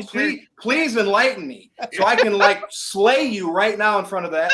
Go ahead. What did you, Steve-O, correct me on? James, I'll come back to you. What did you correct me on, Steve-O? All right. So we had some disagreement about Braun Strowman, I believe. It was about the whole he was saying some stuff about AEW and being resentful. And what happened was I said, I think he's saying this stuff because he's upset that the contract terms didn't work out or whatever, and he'd be singing a different tune about that. And you said, I'm not privy to his life or anything. And I said, hey, I don't think you are either unless you're close friends with him, and I'm not aware of it. So you booted me after that. So that's what happened. So what did you prove? I don't get what you proved me wrong on or whatever. I said, you don't know Braun's life. I don't know either. I'm one man with an opinion. You are too, and you booted me for that. But how do you know I don't know Braun? What if I tell you I've met Braun Strowman's father and talked with his father in New Orleans? We know you met Braun Strowman's son. Okay. No, yeah, WrestleMania 34, I was there too. So, and he's resentful, like the same CM Punk that's resentful that and talks about WWE all the time and where he used to work. See, so there you go. All right, guys. Let's get to some more of these super chats. Okay. By the way, Steve-O, we'll go ahead and read off yours right now. So thank you, Steve-O. Says, happy 200th review. And who's next from AEW to WWE? I would say MJF, but his contract is not up for a while. It's hard to say because I don't know whose contract is coming up in the very near future. It's possible some guys will have their contracts extended. Like Kenny Omega was gone for almost a year. I would think that they're going to extend his contract because of the injury. It's a tough call, and I don't know if Tony Khan's going to let anybody go that's unhappy. It sure doesn't seem that way. Like Tony Khan mentioned, these guys are under contract for a long time. They're not going anywhere. So it's a tough call, but and you really don't know who's happy, who's not happy. Like people could put on a happy face. You just don't know. So anybody want to touch this one? Anybody have an opinion on it? Noah? It's one of those things I feel people constantly talk about. Who is the next one to, change their, location per se, whether it's WWE, Impact, you insert company name here with how, flexible you can go in the wrestling industry.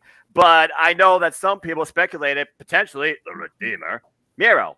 And of course, Miro had the gimmick over at WWE that was Rusev Day. That of course, God bless you. That of course, it seemed like that it was misinterpreted when it came to the connection of the WWE universe. Per maybe one man's opinion, who's to say? I wasn't there. I don't work for the company, but I would probably say Miro or Rusev. Imagine if Miro shows up on WWE and goes after maybe Bobby Lashley for the United States Championship again. But personally, for me, I want to see Miro challenge for a world championship. So I'll say Miro because he does have that past experience, and we all still remember and celebrate Rusev Day, in my opinion.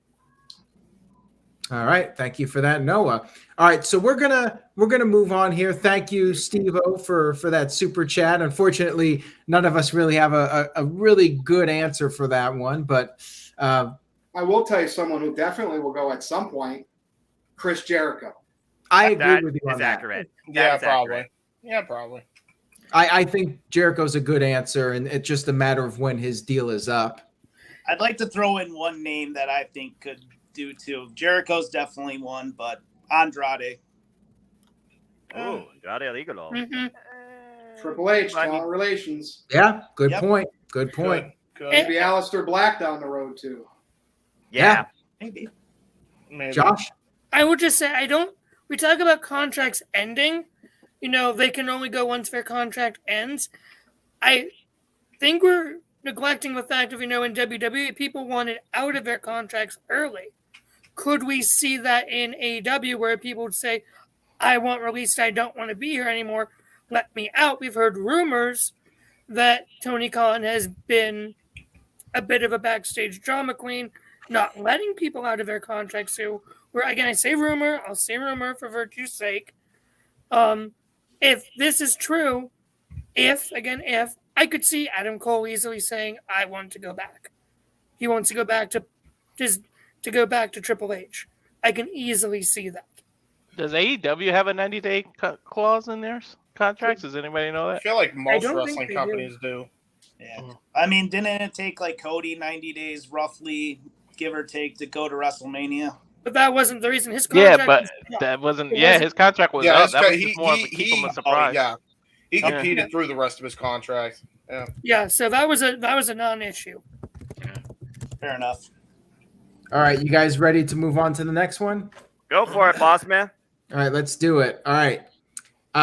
Psycho Jet Black sent in $2. Says, should NXT be a third brand or stay developmental? We'll go around the room real quick here and get everybody's opinion. We'll go in order. I'll start. Should stay developmental. They already tried the third brand thing. It's developmental. It is what it is. Keep what they're doing now. Walter? I say stay developmental. Now the original one should have been the third brand. They tried it and it just didn't work. But so I say stay developmental. Josh? Noah, you're gonna love me for this, I think.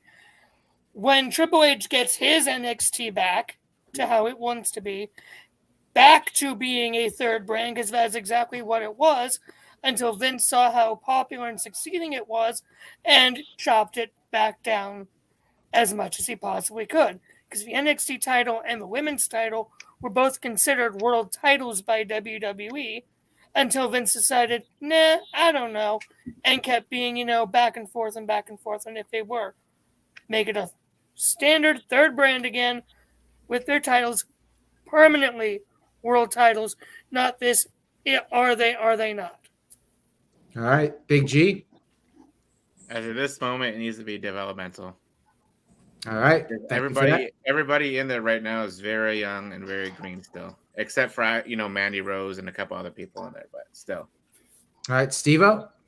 I'm gonna say developmental. However, don't be strict on getting indies, guys. I mean, that's what made the original yellow and black NXT so fun. But definitely keep it developmental. Don't try to have it do, brand wars with Raw and SmackDown. Maybe you have an NXT match here and there on the pay-per-views, at least the big four, but developmental otherwise. All right, James. Yeah, developmental. To add on to Josh's point, part of the problem was Vince. It wasn't that Vince saw how successful it was; it's that Vince sabotaged them from the word go, trying to put them up against AEW, which was never going to work out. I mean, I am shocked that NXT didn't win in the ratings by the end of it, but that's the main reason. So he used it as a scapegoat. As it's not my fault. You ran this thing, and then it shit the bed. So now it's a third brand, or it used to be a third brand. Now it needs to just be developmental, because if Triple H is running WWE anyway, why are we doing this third brand? There's no point now. He's got Raw and SmackDown. Just focus on that. All right, Noah. In the current state and the fact that right now he's focusing on restructuring Raw and SmackDown, NXT should definitely stay developmental. If the approach is for the scouting camps is going to be focused back on independent wrestlers and not just collegiate athletes, according to what I've been hearing, thanks, Paul Mead, then I think that's definitely the appropriate approach, where hopefully they can try and actually safely fine-tune in-ring competition and compelling narratives and bright characters under Triple H's restructuring of NXT. It should definitely stay developmental to redefine Raw and SmackDown for generations to come. Yep. All right, and Virtue. Don't care. All right, we'll move on. Don't care. I got to add to it. Who does anybody need to go the Mandy Rose route and go back there? Too late. Once the next super chat comes up, you're done. I try to get it. You try. You tried so far, tried so hard, and got so far. Tried so far and got so Whoa! Whoa! That's what you were about to say. It just occurred to me what that could have led to. Damn it, James! You freaking idiot! I know. I'm aware. We have gone off the rails. Oh boy! All right. The Shanti says yes to no DQ. Sent in $5. Says aloha. Aloha. Aloha? Yeah, hi. I think you were staring at me when you said that. Aaron, you're home. Go drunk. I think Walter's his smoke is somehow seeping through the You're getting a virtual contact eye. All right, so happy 200. I'm literally looking forward to episode 420. Do you see Triple H bringing back the Cruiserweight division and title? No, I don't think so, but you never know with Triple H. I think it's possible that he may do that. But anyways. Oh, good Lord. Who haven't we had on? Oh, stop. You messed it up. Shit. Quinn Caitlin, yes! Yeah. Quinn Caitlin! Look. Caitlin, Caitlin, bring me on the platform, my dear friend. I wanted to say hi. I didn't want to get all Bring over the the queen way. on. It's fine. Yeah. Oh, hail. Caitlin, a pleasure to see you on the NoDQ review. It is. I hope everything's going well. How are you? Hello. Hello. It Oh, is you didn't hear what definitely we've been episode saying 200. the whole time. Hello. I was just trying to come and like hug on the side and say hello, and then he kept messing with me. He botched it. He botched Yeah, it. now you're on the review. Say hi. Okay, now, Caitlin, do your thing before someone tries to super chat you into a question. Hey, what do I have to do? What's my thing? I don't know. What is your thing? Run the super chats. Can you see them? Bring up the next super chat. Oh, okay. Bring up the no, we're having her run this. She doesn't know what she's doing. No. Oh, good lord. We're just glad to see her. Yeah, absolutely. You're Maybe the gonna queen pull of one up. NoDQ. Hey, you know what? Why don't you introduce the topic? Cruiserweight title. Should they bring back the cruiserweight title? Ah, there you go. There's the topic.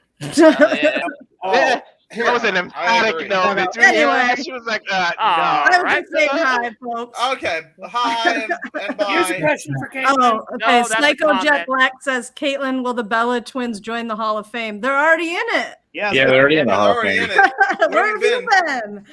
All right, But, Caitlin. by the way, Caitlin, Jet, thank you. 50-cent follow-up. Will the Bella twins become WWE Tag Team Champions ever? I hope they will, but I don't know. They keep talking about it, so I Will guess you make we'll Aaron sing Bring Mode if they do? Oh, yes, that will be happening. Maybe the question was for the Ring of Honor Hall of Fame. Will they be in that one or the TNA one? Oh, well, no. They will not. Well, they never were in TNA. I was They were gonna never say, in what would they TNA, have I to- remember. they That's didn't why have they nothing will to do not with be. it. I was saying, what sort of question is that? They haven't been anywhere but the WWE. Yeah, exactly. Minus like one They can independent. look at Ring of Honor and Impact, but they've never touched it. So I don't. No. Is I Nikki see what he even did medically there. cleared? Is her neck okay? Well, yeah, did the Royal Rumble this last. Yeah, that's time. Yeah, that does, apparently that she wasn't like fully cleared. That Jeff knows more about it than I do. But Oh, all right. yeah, I don't know. She just wanted to do it just to do it, and then she already said, "I'm done." After Maybe she signed some kind of waiver. I don't know, but they've been talking about it like semi recently, her and Brie, like doing the tag team thing. So I mean, Virtue, that's always been a talk point about the Bellas. Wouldn't you agree? Yeah. There you go. Bellas are always going to make an appearance, though. Some were not. Like, they're WWE Hall of Famers. They'll be back to do something, whatever it is. You know that. Yeah. They'll be the hosts of the next WWE Evolution pay-per-view. And back to the cruiserweight thing. Although I don't know if that will come back, the belt. No. I think Enzo Amore will be back in WWE under Triple H at some point, for sure. I don't know about Cass, but maybe both of them.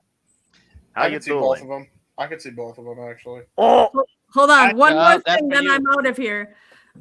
Psycho Jet Black again. Better Bella overall, Nikki or Brie? I can't choose. I like them both. I say Nikki. Nikki better in the ring, probably. Yeah, Nikki's Nikki. better. I thought Brie was better in the ring just for a match with until she Stephanie. botched that. Until she botched that one. Tope Recently, Suicida. though, when she came back. Now, where are you going? Yeah. Seeing Breeze like most Can we recent say match, neither? Nikki's better. No, you can't say neither. All right, I'm handing it back over. Nice to Very meet you, different. everybody. We love you, Caitlin. Love everybody. Bye. Ladies and gentlemen, that was Caitlin Ferris Bella Rift. The queen Although of NoDQ. I would say one thing. I have no idea how the twin magic ever worked with them because Nikki's a lot thicker than Brie. She's a lot skinnier. You can tell the difference. So Well, When they remember first you get- came up and were doing it, they were very similar. They were very similar. Yep. Yeah. They started. They were Nikki And then changed and evolved. Nikki, yeah, they wanted to. Yeah, change is a polite way of putting it. It's amazing what you can do with Hollywood bodywork, right? Yeah, they wanted to be like their own separate. So obviously Nikki changed a little bit. Virtue, this is the first. A little bit. Had to get a second water for the first time in the history of the NoDQ review. I had to also. Hey, I got my backup because I got yelled at by wifey. So We've been hovering over 120 for the longest time too. Hey. And I agree with Virtue as far as the cruiserweight division. They tried to reboot that in 2016. It fell flat. 205 Live died. There's no point in going back. If Triple H is going to try, keyword try, and redefine the WWE, he has to do more original stuff. He can't try and rewrite the past, let alone bring it back. yeah, I wouldn't bring it back. And if you treated Neville right, that cruiserweight division never would have died. It was after that's true. Neville and Enzo, both of them. Yeah, I mean, and Enzo. Mm-hmm. There was a lot. Yeah. There was a lot like just against it. Not one of them being Vince. I mean, the cruiserweight classic was the best. Oh yeah, cruiserweight wrestling you would get. Period. It was the best tournament I think that WWE has ever done in the history of tournaments. Period. That's how good the thing was. Nothing will top that, even if you try to make a division out of it. They really ought to just, I don't know. It could have worked, but the problem is it didn't, and it's too little too late now. Plus half of wrestling, if not 3/4 of it, is like all cruiserweight anyway. So I mean, what's the point of doing the whole, they're a cruiserweight division, here we go. They could just challenge for the world title. And wasn't there a rumor at one time they were going to bring the cruiserweight tag team titles to 205 Live? Before they turned into NXT 2.0. Yeah. Big G. I'm gonna bow out. I gotta go take care of Harley. Her left eye seems to be shut right now, so I'm gonna go take care of that. You guys have a good time. It was awesome being on, and I'll see you guys next time. Much love. Much love. Take care. Your kitty gets well. All right, so we'll go ahead and move on to the next topic, the next super chat question. All right, so this guy experience, and thank you to Caitlin for making the quick campaign. I had to pretty much drag her on. She was like, no, I don't want to do it. No, I was going to come say hi. She was going to come say hi. I actually wanted her to just take over for a minute so I could grab my water. Aaron had to go pee. No, I actually did not. I just grabbed the water. Well, anyway, Aaron, mission accomplished. Now where we go from here? Okay, so this guy experience says if Benoit didn't ... where do you think he would be today? So I'll answer this first, and then if anybody else wants to chime in with an answer that's different from me, go ahead. I think he would have probably been ECW champion for a year or two. Paul Heyman said they were planning to build it around him, or maybe that would have been the original ECW, so maybe not. But I know they were going to make him ECW champion. I think he would have done that for a few years, but I think he would have eventually retired, probably transitioned into, one of those backstage producer type roles. And maybe he would have come back for a few matches here and there. I think he would have probably wrestled 4 or 5 years, something like that, and then would have transitioned into a backstage role. But it's one of those questions where you really don't know. You're just guessing. Anybody else want to add to that? Walter? Yeah, I'd say he would have been retired and in the Hall of Fame. I don't think he would have went back to the company in like a backstage role. He seemed to be way more private and worried about his. He just seemed quiet, and I think he would have bowed out of the spotlight, retired, got in the Hall of Fame, and not come back. I think he would have just been peaceful at home. I'll say probably a trainer or coach in AEW in some capacity now, probably. Only because Dean Malenko was the same way, and while he did end up transitioning into a trainer role, he kind of did it because he had to. He didn't really have a choice. Where Benoit probably would have been able to go out on his own terms had he not ...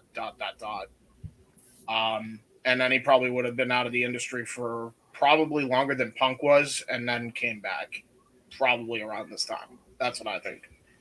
Either AEW, NXT, one of the two. Yeah. 3 more years in WWE, be the ECW champion, have another run on Raw or SmackDown.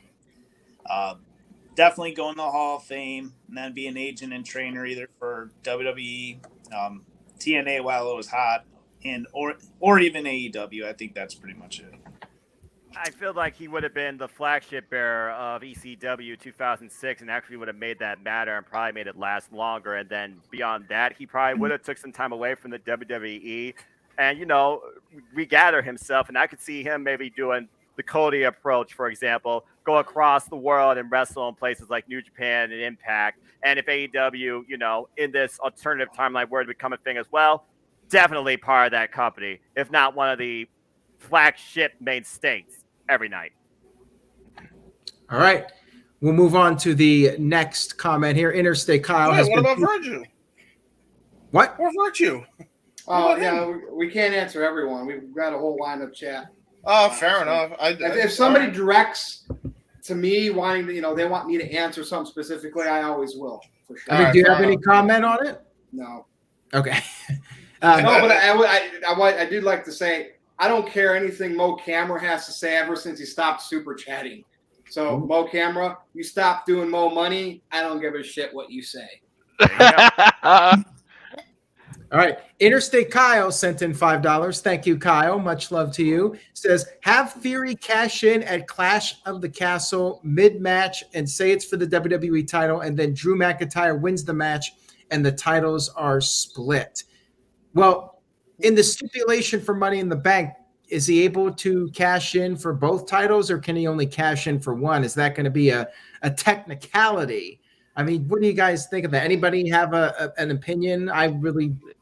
They can always say it's a technicality because that contract was written before the titles were merged, and it could just say one thing in the words. And you got Paul Heyman, who's a great talker, and all he's got to do is go out there and in some segment and say that's what it says, and then he has to go give one of the titles back. I mean, it's creative.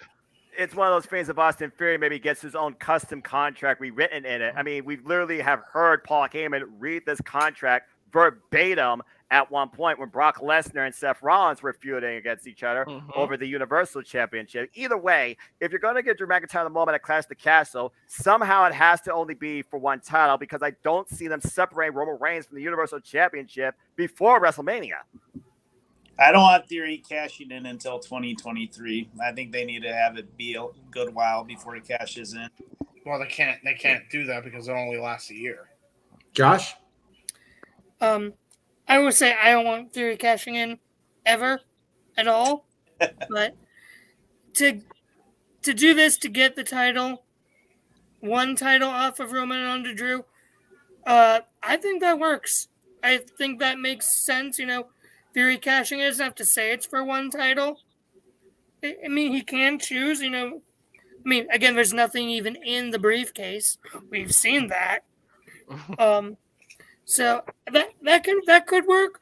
And you don't like Theory, and you don't like Theory because Vince McMahon guy? I don't like Vince McMahon. I just don't like his character. Nope, he gone. Theory gone. No. Hey, wasn't Theory, correct me if I'm wrong, wasn't Theory still kind of like in NXT toward Triple H's late? Yes, he was part of the way with Johnny Gargano. I will say. Oh, okay. Allow me to finish, Almighty Virtue. Theory himself, he's got the look. He's got the look. I'm just not a fan of his character. I think he's working his way to being good in the ring. He's okay. I'm just currently not buying it. Under either Vince or Triple H. Either version. Personally. To be fair, his character, all it's missing is a selfie stick and some furry boots. You would think he's a reboot of Tyler Breeze. I said that before. All right, we'll move on here to the next question. Again, we'll go around the room and get everybody's quick thoughts on this. Psycho Black sent in $2. Better feud, CM Punk versus Adam Page or Virtue versus James? Well, before James came in, I was going to say Virtue versus James, but they've been, it was a feud. They've been a little too civil for my feud. We're me good. And Tito. Me and Tito, that was a feud. It still kind of is, I guess. Well, he disappeared. I don't know where he is. I mean, I don't know either. I wouldn't even call it a feud. You whooped him every time, Virtue. Ouch. Yeah, I wouldn't call it a feud. So by default has to be Punk and Page, although they didn't put enough stock into Punk and it. Page, yeah, I'm not going to put myself in a feud over a wrestler. No. They don't know how to. No way. Something's going on with AEW and promoting, because All Out is pretty close, and I don't see them promoting too much. And Punk and Page, it wasn't that great of a build to it. Yeah. I want to say this, going back to Theory real quick. The Shanti says yes to no DQ, sent in $2 and says Theory should cash and win the night after WrestleMania. I'll say this. I think they need to rehab Theory before he even attempts to cash in again. Like he needs to pick up some wins over the next 6 months. And then, yeah, maybe after WrestleMania, they could consider something like that. Los Angeles, Staples Center. Jeff Meacham would love it. I say don't do that, because there's already enough comparisons to Dolph Ziggler, and then you turn around and do that. It's not going to stop. Now, so you think nobody should ever cash in the night after WrestleMania again because Dolph Ziggler did it? No, I'm just saying theory, because there's enough comparison to him and Ziggler. I'm just saying theory. Anybody else can do it. I think somebody needs to do an official cash in at WrestleMania ahead of time, and it's a match, not the Seth Rollins way, but an actual ahead of time. I'm cashing this into WrestleMania, and it becomes a real match, because no one's ever done that. All right. I say at WrestleMania Backlash, or even at Money in the Bank. Like, has anyone ever done the full year? Like, the closest I could think of is Edge or Carmella, for example. Why not just have them actually do it at next year's Money in the Bank? That'd be interesting. All right, guys. I think Ziggler was pretty close to a year. Especially if it's before the men's Money in the Bank ladder match, because that would be too late. Watch me. All right, guys. I attempted to bring in a famous professional wrestler. I wanted to bring in Braun Strowman to the No DQ review, but we could not get Braun, so we had to settle for his son. TJS is here to join us in the group. So let me start with another guy I've kicked out. TJS, tell the No DQ Galaxy, why did you have to go snitch to Sean Ross Sapp on something I tweeted? I don't hide anything. What? That's what happened a couple of years ago. You're like telling Sean Ross Sapp of Fightful something I said, and dude, I can handle my own business. Do you want to clarify that? Like, what happened with all of that back in the day? Can you guys hear me? Yeah, like I don't even remember what it was, but you're like, shoot. No, you're apologizing for something because I said it. Dude, he's a mark. Dude, he's a mark that happens like a Dave Meltzer that has a following that pay him for wrestling news. But like, what was the apology for? Why did you apologize to Mr. SRS on behalf of No DQ? I don't understand what that was all about. You didn't expect that coming to you, did you? No. Did you? So go ahead. You're on the floor. Are you guys able to hear me? Okay. Yes, you can. Yeah. I don't remember. I remember this, and I just remember thinking I was afraid that he was going to crucify the brand. And I was like, uh-oh. So then because anything he says about No DQ, good or bad, is promotion for Aaron. But it was something. I mean, it wasn't. Whatever I said about him. I don't remember what it was. It was nothing like damaging. I didn't call him a rapist or something that wasn't true. But like, I was just that was just strange to me. But anyway, anything about wrestling, Aaron? You want to list some super chats and let him have a chance to answer something about wrestling? What do you got? TJS, you're like on a major delay, man. Arkansas. And he's lost him. Oh, well, I didn't expect that, did you? But that's, yeah. See, Steve-O, James, that TJ, I've always been real tight with the No DQ private chat because of stuff like that. And like, you know what I mean? When I feel it gets out of hand, I kind of clean it up, but I always give people an opportunity to discuss. And some people just don't. They just think it's the end, I didn't know that was a rule in the chat. Otherwise, I wouldn't have commented, for the record. And I'd rather save that for video. You know what I mean? That's fair. So, okay, so we were on the same Aaron, way. Back to the super chats. How many do we have in the queue still? We got a few, so we'll get to them. Okay. Let's see. Psycho Jet Black sent in a $2 super chat. Says, "I'm sorry that WWE wasted our time with Del Rio." I agree. Thank you. Yeah, I think we're all in agreement on that. There's not a single person that's going to disagree with you on this, dude. I will say this. I enjoyed Alberto when he had Ricardo with him. Ricardo was that's the heart and probably soul it. of that act. Yeah, with the fancy cars, and then they just Remember when what's his name? Zeb Coulter went with him for a little bit too. Yeah. yeah. Short-lived, yeah. League of In Nations. the sucks. John Cena U.S. title open challenge.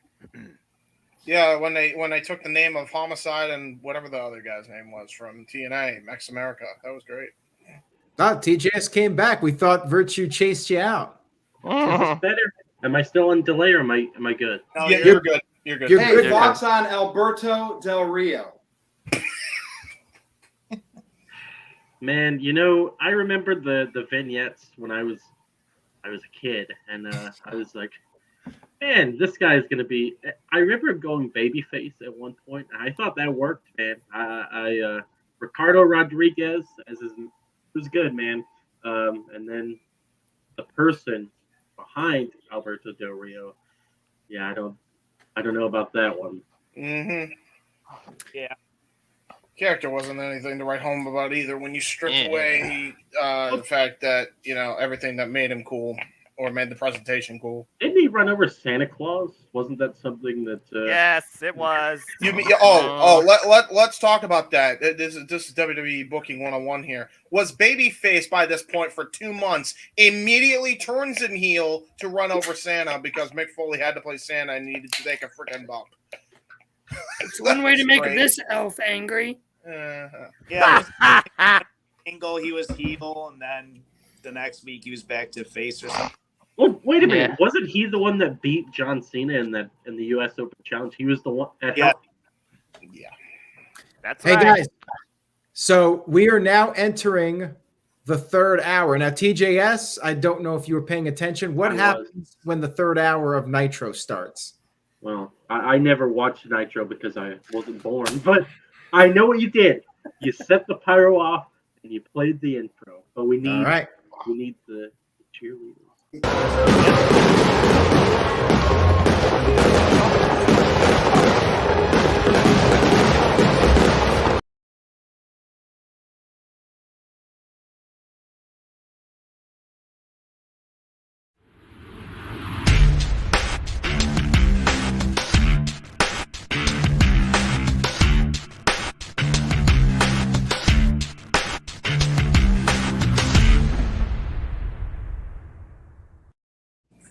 And welcome back, NoDQ Galaxy. We are still doing the review number 200 on hour 3. And you, the NoDQ Galaxy, are the moderator for this episode via Super Chat.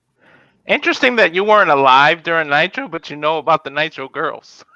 Hey, everybody knows about them Nitro girls, okay? Just I ask Shawn Michaels. I was kind of worried that this was going to be a quiet review, that there were no one with Super Chat, but they have not disappointed. They've shown up. You done well, NoDQ Galaxy. You Keep were it up. thinking that, or you were hoping that? I was worried, man. I was worried. It was well dance, man. I mean, every normal episode, there's still a decent amount of super chats with extra questions. So I figured even if it was that, I'd have a few extra topics. I figured we could at least pull it off. So that's why, yeah. I saw the first few. I saw a bunch of super chats come through, but none of them asked me. They were just saying congrats with 100. I was like, oh. But you guys. Hey, here we are. Yeah, there it is. If they just donate money, we could create a topic, right? I mean, if That's Vito what we'll do. wasn't working right now, we would have had him on. But I think he was like the only one really missing. Jexy kind of gave it all up when she did wrestling, and I think had a seminar by Al Snow, who didn't, thought she shouldn't mix it up with wrestling fans talking about wrestling. Other than that, Aaron, we've had pretty much everybody on here, or at least we've talked about them, right? Yeah, most of the crew. All right, so let's get to the next super chat question. Psycho Jet Black, he's been sending in a lot tonight. He's keeping us going. Psycho Jet Black said, better Undertaker, Purple Gloves, or American Badass? Okay, let's go around in order in the room, and everybody can give their favorite Undertaker look. And I'll start. I like the Ministry of Darkness Undertaker the best from early '99. That's my favorite. Walter? My favorite is Ministry of Darkness and his music, the way it changed and he spoke the tongues at the beginning of it, and then it did like a little remix with the guitar. Saw Timberlake out of his mind. Yeah. That's the best one. But for in terms of the question, Purple Glove. Yeah, I agree. Purple Glove. Josh? In terms of a question, Purple Glove. In terms of favorite Undertaker, I will personally say his run from 2005 till the end of an era Hell in a Cell. All right, good one. Virtue? Gray Gloves. Ooh, the original. The original. OG. I like it. TJS? I have to go with the Ministry as well. I thought that was probably the most supernatural of him. And that, I think they really embodied the Undertaker. But on that same level, I really enjoyed the American Badass because it's like, oh, this is just Mark Calloway turned up. So all-time great performer, but for me, Ministry with American Badass being close second. Steve-O? Great Gloves for sure. I would say probably like 96 or 98 pre-Ministry Undertaker. I liked him a lot during his feud with Stone Cold Steve Austin. I just like that look and everything. And I also got to give a shout out to his early days of actually wrestling with a tie in the ring and all that. I thought it was cool. All right. James? Personally, I will go with American Badass. It's like I almost said that. I almost said American Badass. It's either like tail end of American Badass into Big Evil is probably my favorite era of the Undertaker. Mainly, I think more so Big Evil, mainly because of his matches with Brock, and mainly the Hell in a Cell match he had with Brock. Love that match. All right, Noah? As far as the question goes, for me, I think about American Badass and how it morphed into Big Evil, how he was, the guy that took no bleep and destroyed everybody, and then became basically America's, leading role model when he was taking on like the Un-Americans, for example. So definitely that era for me. All right, we'll move on to the next question now. The Shanti says yes to No DQ, said my name is Shanti and I'm declaring the No DQ 24/7 trophy. Oh, God. Oh, no. Hey. What does that mean? I guess he's now the 24/7 champion. For a minute, I thought he may want us to keep going, like 24 on the review, because we kept going. I was trying to see what he meant. No, maybe that is what he meant. I mean, I do work from home. My workstation's literally right off here on the right-hand side. Me too. How's everybody in the chat room going? You're still with us? Get your If coffee. so, let us know in the more. chat. Who do you think is the next of this group that's going to bounce, that's going to tap out? Leave your comment and let us know you're still watching. All right. Now, stomach bug. So everybody could just throw out a name. What other celebrities can you see succeed in WWE? Like, are there any athletes out there that you guys think, like, if that person went to WWE, they would do a really good job? Now, I'm not a sports guy, so I really don't know anybody off the top of my head that I'd be like, oh, man, if that guy ever wanted to pursue wrestling, he'd be good. I'm so out of touch with pop culture right now and who the athletes are and everything. So I really don't even know at this point who I think would be a good pick. But Walter, we'll go in order here if anybody else wants to chime in. Walter. Not he himself being good, but in terms of the rating and drawing eyes, Conor McGregor. Yeah, okay. I'll say him. What the hell? Yeah, Josh? I agree. For me, the newest defensive tackle for the Cleveland Browns, Perion Winfrey. Okay. James rolled his eyes. Anybody else have an opinion? They already got the guy. It's going to be Gable Steveson. Mark my words. There's not been much about him lately. Well, TJS, what do you think? Yeah. Because he's considering amateur wrestling again still for another year. So we'll see what happens. I say Jonathan Banks. I think. What about Ringo Starr? Might as well bring him in too. Yeah, that could work. No, I don't know, probably, I don't know, maybe Manny Pacquiao or something. I don't know. I don't know. Yeah, exactly. Yeah. Oh, by the way, your how T-shirt's do you- too tight, Billy. How do you do a Lex Luger A&E documentary and not show the T-shirts too tight, Billy? I footage? don't know. I said the same thing when I saw it. I'm like, how do you not bring that up? I don't. How? Whole thing ruined. Whole documentary ruined because they did not Turn show it that off. clip. Just. Steve-O, any thoughts or? Yeah, I'll throw in my my thoughts of a one-time celebrity, and then I'm gonna bounce. But let's just have a WrestleMania with Jason Momoa versus Roman Reigns. Aquaman. Wow. Damn right. All right. I'll throw in a That was celebrity, the Aquaman. Logan Paul, because he's the better boxer, right? He's the one that's won some of the bigger boxing matches, right? Correct? Yeah. Wait. Logan, I know Jake No, Paul's not boxed Logan, too. Jake Paul. Logan did not win any of his boxing matches. Oh wait, no. Who's who? Jake is not Jake, in WWE. Jake. Right. That's the Jake. one. That's the one that if he loses a boxing match and that run's kind of over, I could see him going his brother's route, coming over to WWE. Yeah. Okay. And I All think right. he'll probably be the better talker than Jake. Than Logan. Yeah, confusing, huh? More twins. There you go. Yeah. Twins. Tag team champions. There you go. All right. Well, Steve-O, thank you for joining us tonight. Yes, thank you. Appreciate it, guys. See you, brother. All right. We'll Yeah, see take you care, later. man. I have one since Virtue took my pick. Chael Sonnen. All right. He's a UFC American guy, gangster. right? Yeah. He's American up there in gangster. age now, though. He is, but I mean, so is a lot of other people. I think he could do a one-off. Yeah. Surprise people. Okay. Fair enough. Noah, At least anything? as a manager. I don't know. Go ahead, Noah. Passes the wellness test. I'm just trying to think of clips that I've seen that are also related to people that's been in WWE. So I'll just throw out two random names. Joey said Conor McGregor. I'll say freaking Derek Cormier and Holly Holm. All right. Ooh, Yeah. Psycho Jet Black just mentioned Holly Holm, so there you go. Let's add to that, Anderson Silva too. There you go. All right. He picked up boxing like a freaking glove. I think he could do wrestling. What about Tito Ortiz? We can do August 1 warning again. Oh, no. Why do you do that? Now I know why Virtue wanted you out of the group. Damn you, TJS.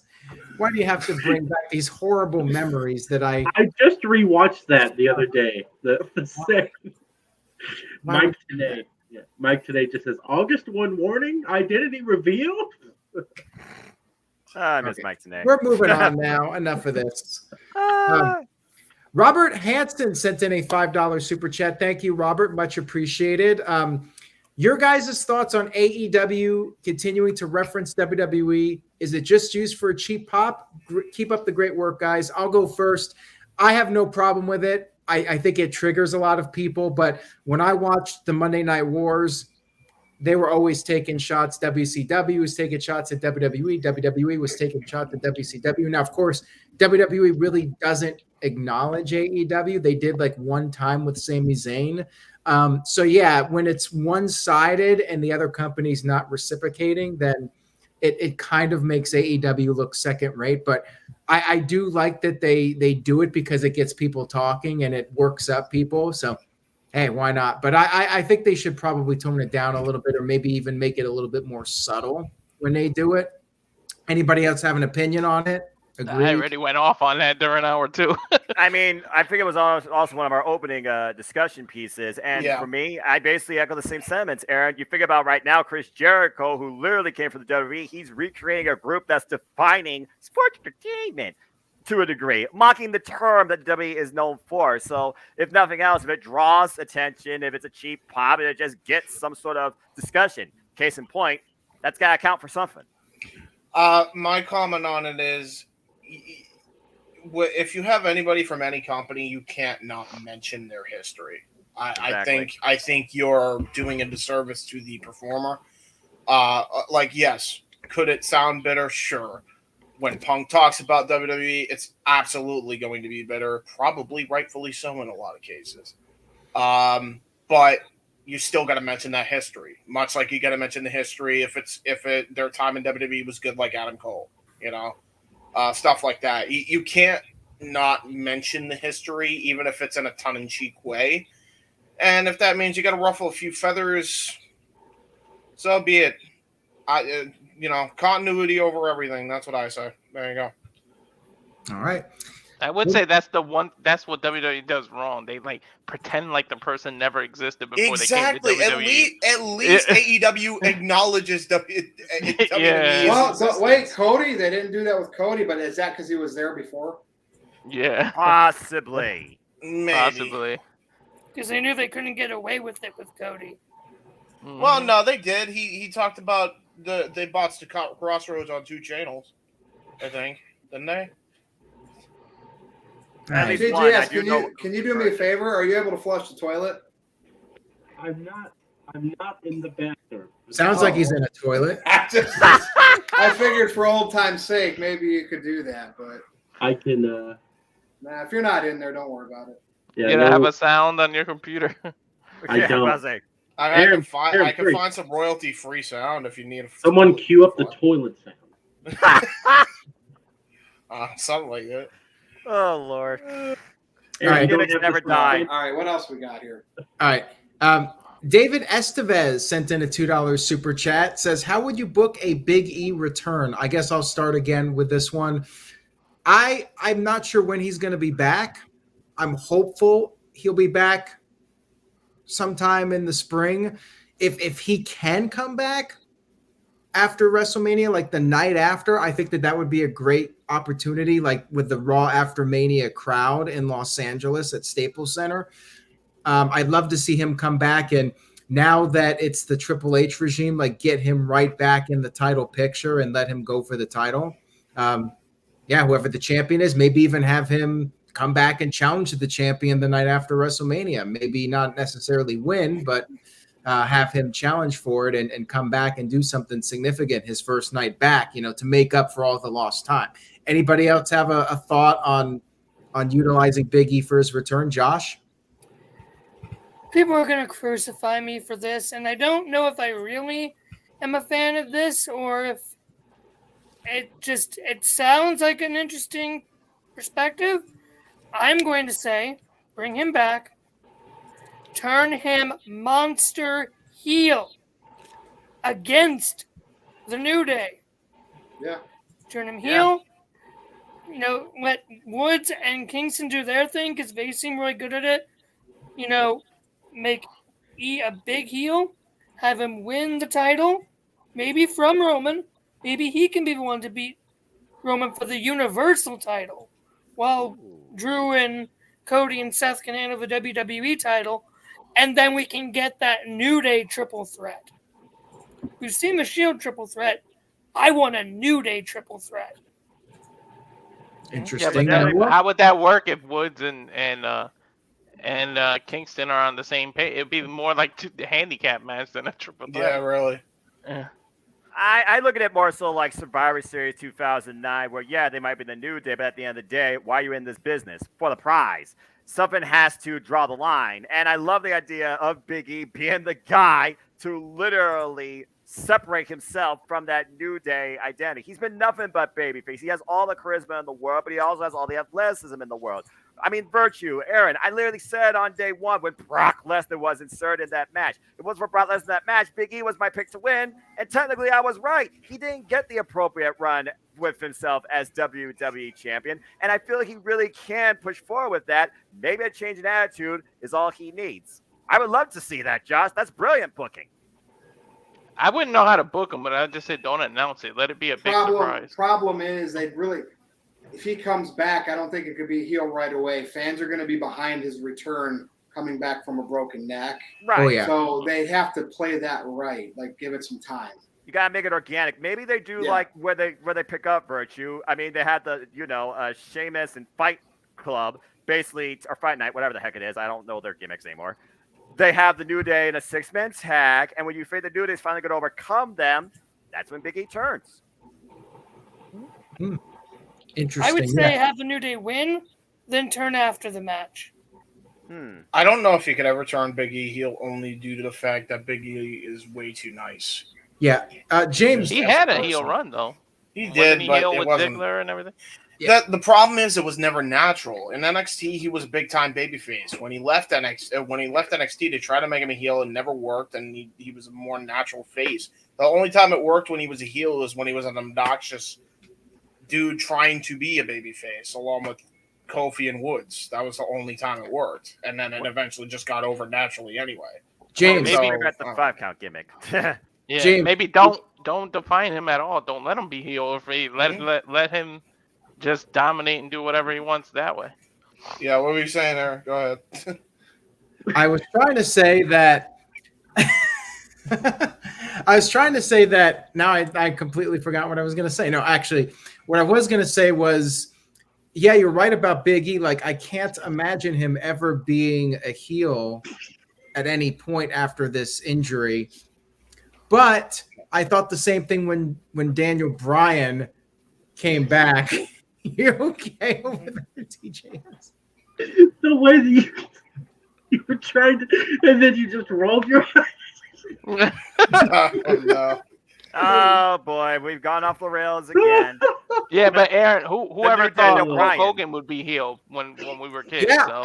and I never thought Bryan Danielson. Now I'm screwing it up the other way. Daniel Bryan.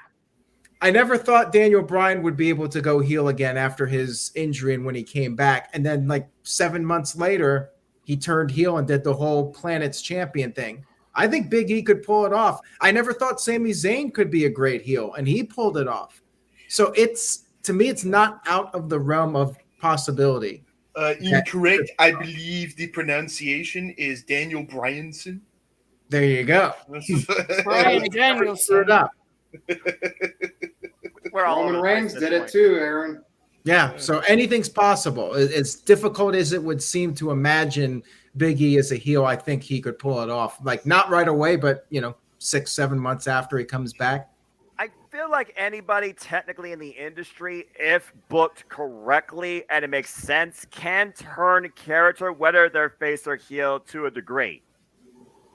As long as they got mic skills, that's what they really need to be a heel. You have to be top notch on the mic to be a heel, unless you're going to be a quiet monster.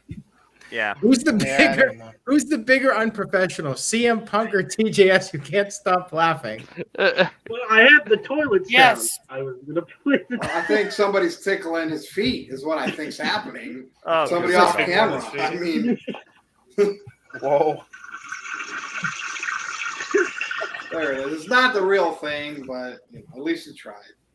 All right, so okay, who here? Raise your hand. Who here is very much into Becky Lynch, Drew McIntyre, and Finn Balor? What? Okay, Josh, we're going to throw this one at you. The This Guy Experience sent in $2, says, I don't understand the hype for Becky, Drew, and Finn. Your response. I don't understand you, this guy. Do they have a thing against like people from the UK? I was particularly Island. Finn Balor, one of the best technical wrestlers there is. His demon gimmick is extremely over.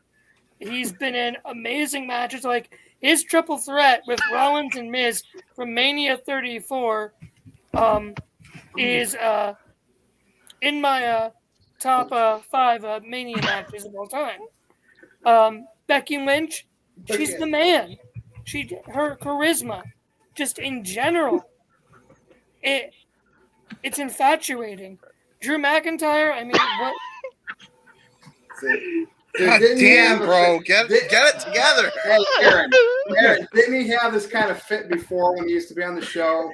I swear I remember there was a time he couldn't stop laughing for some reason. Okay, I dig it. Woosah. I need you as my laugh track, dude. All right, you got on every show. And Drew, I mean, have you looked at the guy? Like, seriously, the man, he's the only one who's believable enough to be able to beat Roman Reigns right now. Because I have everyone on the roster. He's the only one who has dominated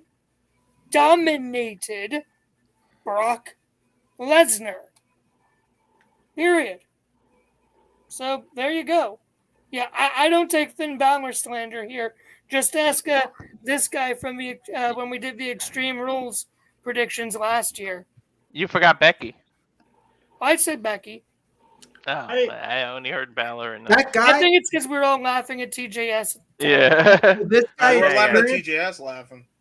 Like maybe that was a Kevin Dunn burner account. I don't know, but I feel like that comment was a little odd. Was it the Becky comment? The Becky, Finn, and Drew? Yeah, they all have the accents.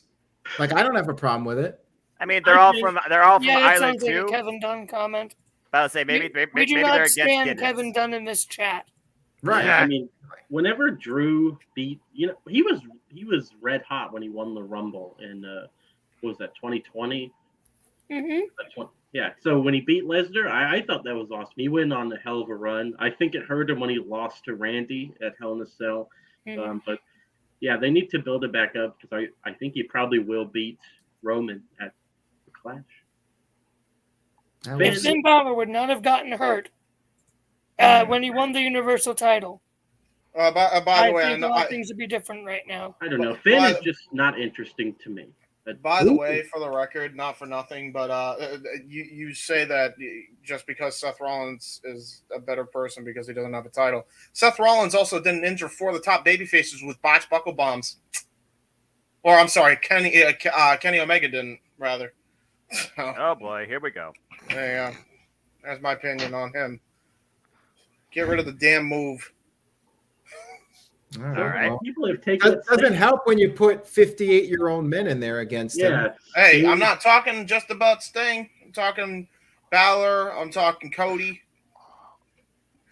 When was Cody injured by You Rollins? cannot tell me that pectoral muscle tear did not start because of that buckle bomb in Mania this year. There's no way you're going to convince me otherwise. That's the starting point. If they banned the pile driver, they can ban the buckle bomb. From him, yeah, because he can't do it right. I've seen somebody do it right. It's one of the Young Bucks. Do it like him. I think the only thing Seth Rollins really didn't like his true screw up was seeing his nose. You can't buckle bomb. I don't know. The other guys didn't have to take the buckle bombs. The seeing a nose thing to me was definitely on Rollins. Yep. Quick thing here. Quick thing. Right. Based off on the comment section, are we potentially going to see a Mr. Tito appearance here? Never say never. This Oh, is shit. wrestling discussion. DM. Uh-oh. He said Aaron DM. I can't wait no. for this. I mean, hell, TJS is on the show. I'm on. I'm going based off what I'm seeing in the chat room. Oh, boy, this is going to be fun. The only thing I'm seeing is this business about to pick up. I'm trying to moderate at the same time because this one person is really trolling. All right, we're going to move on here. Yeah, move on. All right, Keith Johnson. Virtue, do you want to answer this one? He says he's not the biggest Virtue fan, but he feels he could sit at a table and be cordial. What's your deal? I don't know. Yeah, I can be cordial. Like, I mean, I'm sitting here being the heel, the dick of NoDQ. Why? I don't mind him not liking me. He doesn't know me in person. We've never hung out. Keith Johnson. But complete difference. Noah Foster can vouch for me. Aaron Riff can vouch for me. Josh Mansfield can vouch for me. Robbie Weiss can vouch for me.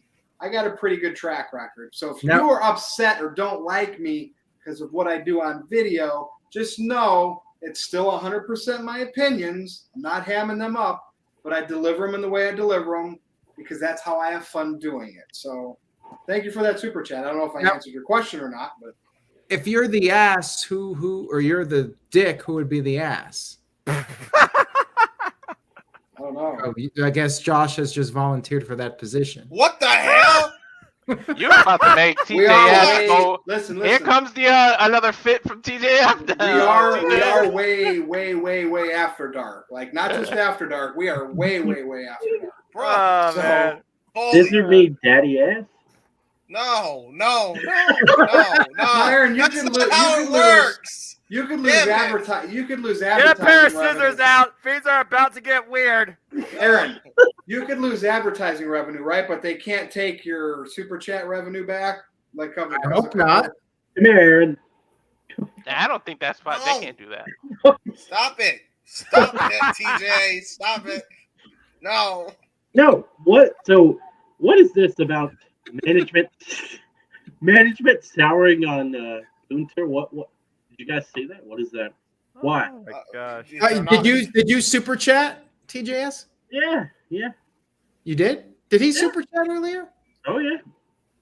I don't believe you. I don't know. No, I didn't. Well, then we're not answering your question. But someone did. Super chat it first. All right, let's get to another one here.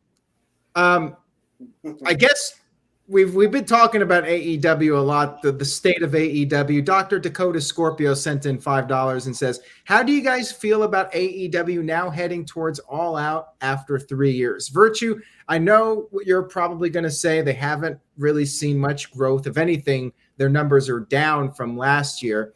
I think they're doing good, but of course they could be doing better. And there is a bit of a concern that they've maybe hit their ceiling as far as popularity goes. And what else can they do to get the numbers up? They brought in CM Punk, they brought in Bryan Danielson, and a year later, their numbers are down a little bit. Virtue, what do you think? So they have their TV deal, and who knows what's going to happen with all that going forward with the new one. Is that who's the company that just bought HBO Max and all that? Is that the same company? Noah. Warner Brothers that's doing budget cuts and all that and canceling movies. I think they'll be fine. But here's how I'm looking at AEW. I think Tony Khan now realizes that he's not getting to the WWE level in terms of TV viewers. He's selling his pay-per-views to his fans. They're selling out their pay-per-views to their fans, 25,000-seat arenas, whatever. I think maybe he's getting clever. I know people don't want to give Tony Khan credit for this, but hey, we only do 1 million people. WWE does 2 million people. There's 1 million people that aren't watching us, diehard WWE fans, the ones that run the bot accounts, that say bad stuff against us, that want nothing to do with our product. How can we get some of them interested? Let's act like we're crumbling. Let's have all this heat start popping up on the internet. And now they're going to tune in to watch us implode. And look, through all this MJF stuff, CM Punk, Adam Page stuff, if they can get back over 1 million, low 1 million, and stay there for a while, I'm going to give Tony Khan a lot of credit. I am. So that's what I think. I think he knows that they have their fan base, Aaron. They're not going to appeal to casuals. I mean, they try with the blood, but it doesn't really work. I think they're going to try to siphon some of the haters over. They got me interested. I'm not saying I'm really a hater, but they got me interested with this stuff. Whether it's real, shoot, or worked, that's what I think. I'll add on to your point, Virtue, because I agree with you 100%. I'll tell you exactly why, too. Because not only is he doing that with the WWE fan base as well, but he's also trying to get the fan base to buy in that the first day people that were hired in AEW are actually getting outshined by the new WWE cast-offs. Hence the MJF shoot. Hence CM Punk's shooting on Hangman this week. Hence, all these other things that are going on behind the scenes, quote unquote. Hence why people are pissed that Statlander isn't getting the shot first or wasn't getting the shot first, and they were all in on Athena, et cetera, et cetera. They've been planting these seeds subtly for a while now to get those people to tune in on a weekly basis as well and keep them engaged. So I think it's a double-edged sword too, not even just with trying to get fans from WWE back in. Also, they might be trying to get the old school WCW fan back in as well, because that was riddled with shit like that, trying to turn a work into a shoot. We'll see what happens, man. I mean, controversy. I love when the lines are blurred. Love it. I mean, it definitely makes for an interesting show. That's for sure. Check your DMs, Aaron. That's all I'm going to say. Somebody in the chat's asking you to check your DMs, if that's what that means. All right. So Psycho Jet Black, and then I'll check it. Psycho Jet Black says, should Bray Wyatt come back as the Fiend or a new gimmick? And I'll go first here. I think it should be a new gimmick. I think he's got to change it up if he does come back. I think we might have talked about this, or I did at least, where I think that he should come back with maybe a bit more of a realistic gimmick, but still have a little bit of the supernatural element, but maybe tone it down slightly. But yeah, I would like to see him come up with a different, slightly different persona. Anybody want to give a thought on this, Walter, and then TJS? I would love it if him and his brother came back together as a team, and you pick up the tag division. There's somebody the Usos can finally lose to. You bring the Rotundas together. You make them a team. But I just think he should get 100% creative freedom. Let him come back as he wants to come back. Don't interfere with him. He has such a creative mind. He'll get over no matter what he does. So I should just let him be what he wants to be. All right, TJS. I say have Roman Reigns beat Drew McIntyre at Clash at the Castle, and then when the crowd is booing and everything, lights go out, and the Fiend returns to lay out Reigns. Interesting. All right. Well, I miss the Fiend. Okay. Yeah, I mean, I do too, but I feel like they destroyed him, dismantled him to use a line from Kevin Nash. Like, I just can't buy into him as the Fiend anymore. Like, that mystique is gone, unfortunately. Once they lit him on fire, that's it. I do think Bray will be back in WWE. Same. But I don't know how. They're going to do something original with him at this point. Now, whether or not he falls back on, maybe split personality disorder or emotional distress, I can see elements of that Fiend and Firefly Funhouse still being a part of his new packaging, but he definitely needs something different. And he can definitely pull it off, too. He's already blurred the lines of narrative when it comes to, suspended happy place in a horrified Mr. Rogers universe. There's no telling what that man's creativity can do. Yeah, I agree with you 100% on that. But I have an idea for you. You can also do a whole Wyatt family reunion, and in honor of Brody, because I don't know how long he's going to stay around in AEW. Believe it or not, I'm actually going to predict a defection from there to the E, especially now. I think Lance Archer could join the Wyatt family. Interesting take. I think he could. He's done subtle nods to Brody in the past. I don't see why you don't put him in there. Well, he's earlier a candidate. James, earlier we were talking about AEW guys that might jump to WWE. Now that Vince is out of the picture, Lance Archer was there a long time ago, and he's getting up there, but he might have a few good years left, and he's a bigger guy. TJS, what's so funny now? TJS, chill. Only I cause the eye rolls. So if anybody else talks, it's okay. Jesus it's me. Christ. What's going on? Unless JM's on here because he talks. There's got to be like a private chat going on, and they're like, and somebody's messaging him like, "Hey, look at so and so," or it's got to be some insider thing going on. It might be a nitrous oxide leak in his house. He might be literally choking on laughing gas at this point. I think. If you bring back the Wyatts, I think I don't know why I'm so on Bo, but if you bring back Bo and you make him dark and you can do that and his real brother in there, that'll be cool. Because because of Bo Rida, that's why. Yes, but seriously though, if Bray came back with Bo Dallas and they were like this dark, kind of like the Bludgeon Brothers, but like they could do their own thing a little bit, like I think that would be pretty cool. I really think they'll beat the Usos and it'll be believable. It'll be believable. Well, the thing is, see what I did there? Believable. Yeah, but the thing is, version number 2, you got to have a believable team that can actually beat the Usos for the unified tag team straps, and that's a whole nother thing we haven't even, thought about at all when we talk about the Bloodline taking titles and moving forward in the WWE. It's not just the 2 world titles that are pigeonholed; it's the tag team divisions too. Yeah, like who haven't they look at it? They literally I know it's a promo with Roman, but they literally ran through everybody. Like, what are they gonna do now?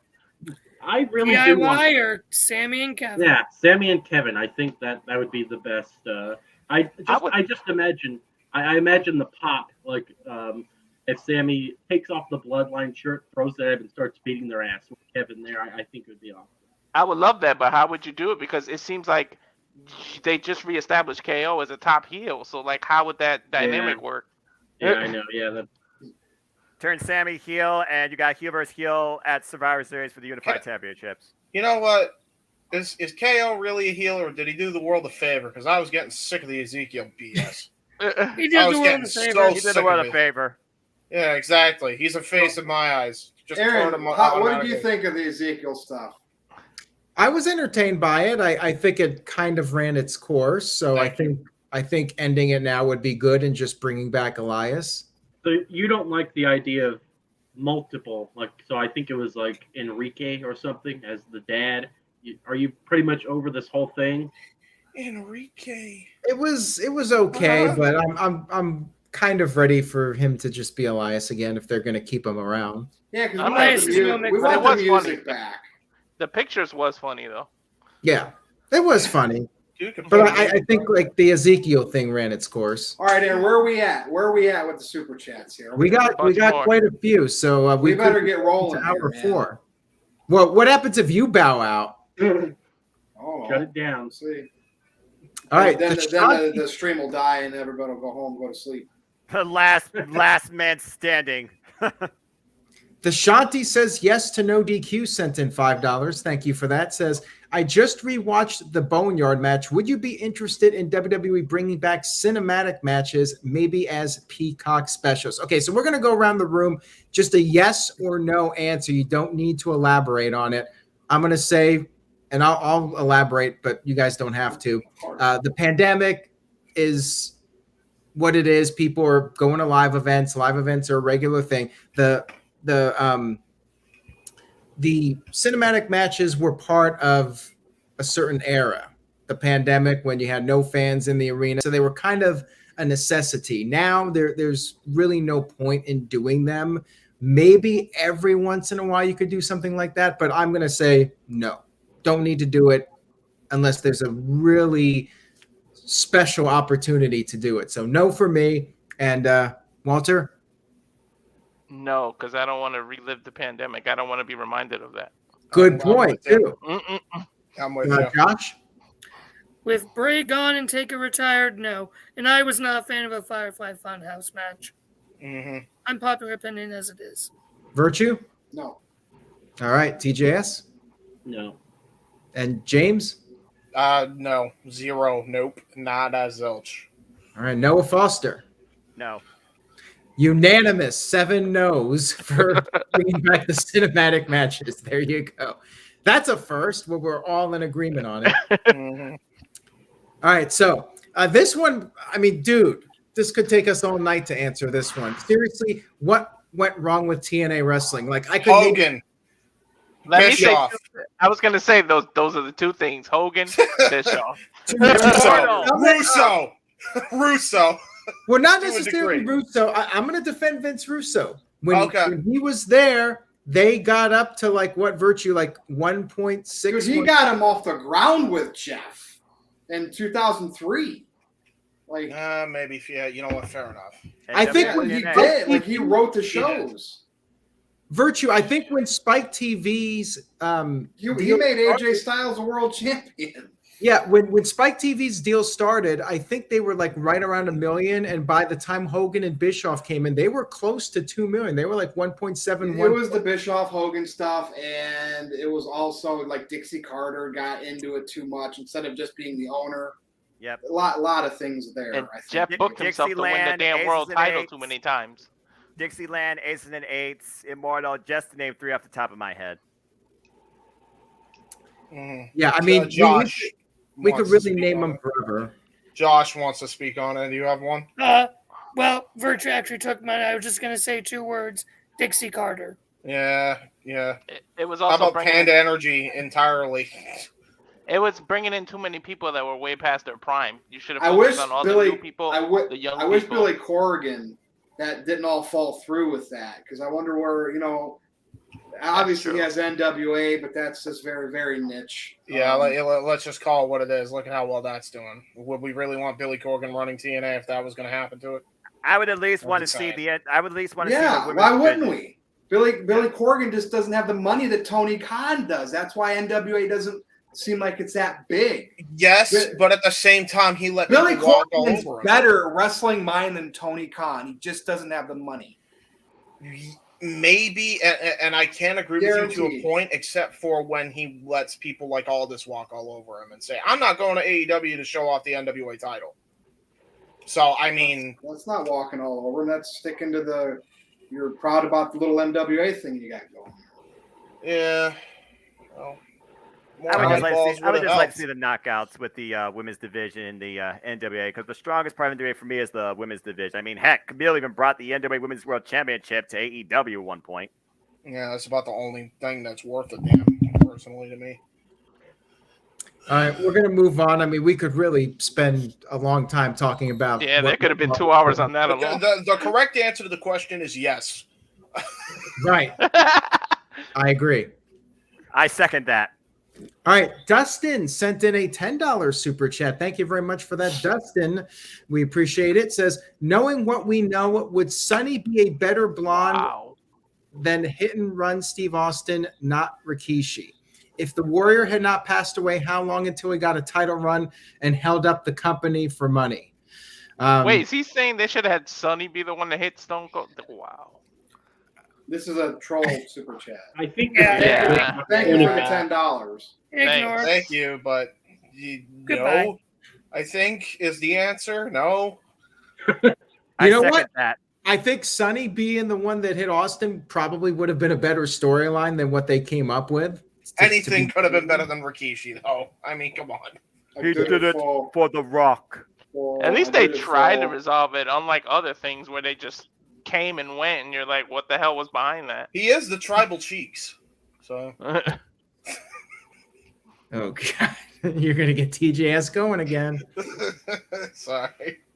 Who pied Kevin Owens?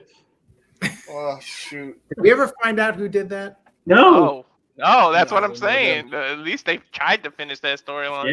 Yeah. I need the run over Stone Cold. All right. Virtue, I'm going to throw this one over to you. The game is on 100, sent in a $2 super chat. Says, do you see Papa Khan, Shad, cutting off funds for AEW? I mean, there's probably so much money that he wants Tony Khan to have as his son, right? And we don't know what that is because he's a billionaire, so it's a lot. Shad does know when business is not doing well because he did this with his automotive industry. I believe his factories made plastic parts for cars, and that's how he became a billionaire. He had to close plants during recession and lay off people. So it had to get really, really bad for AEW. And as long as they got their hardcore fans and they're buying the video game, they're buying the tickets at Arthur Ashe Stadium in Chicago, and they're selling pay-per-view buys, and they don't completely lose TV revenue, no, he'll let them keep doing it. All right. Well, wait, didn't he already cut off the funds? I thought he did. No. Didn't Tony? I thought Tony made a lot. I mean, Tony's Khan is probably outside of his dad's worth. He's a billionaire, low-end billionaire. So he has enough money. He doesn't need dad's funds. That's his money now. You know what I mean? Yeah. So I think we're beyond dad's funds. Tony Khan hasn't enough to fund it himself. Yeah. And we really don't know what their actual financial numbers are, if they're profitable, how much money they're spending. It's not like you get quarterly reports. Yeah, Josh has something to say though. All right, Josh, real quick because I gotta say something. Yeah, real quick. Jose's comment there, that you had highlighted just a second ago. Yeah. Yeah. Jose, how are those Jags doing? Oh God. Yeah, but like shot at he bought the Jaguars just to say, hey, I own a football team. He makes money elsewhere. Like Jags, he's one of those rich people. Hey, I own a sports team, right? You know what I mean? I don't think if it does bad, it ain't a Robert Kraft deal. Let's be real, guys. This is episode 200 of the NoDQ review. Thank you to everybody that's been with us throughout this whole thing. We're coming in. We're almost at our 4th hour coming up here. This is like a Monday Night Raw, episode 200. We're not done. We are definitely not done because I believe this is his first time ever on the NoDQ review. So, ladies and gentlemen, please welcome to the NoDQ review panel, the one and only Mr. Tito has arrived. Review. Let's go. How's it going? Wait. Oh no! Don't do the silent gimmick, dude. What? Oh no. Here Well, we Tito's go. here. Oh! I gotta. He's gonna do the pantomime thing. That's his gimmick. He just doesn't talk. Oh no! Oh, his audio wasn't working. Oh shoot! He trolled us. I don't know what to Tito. believe.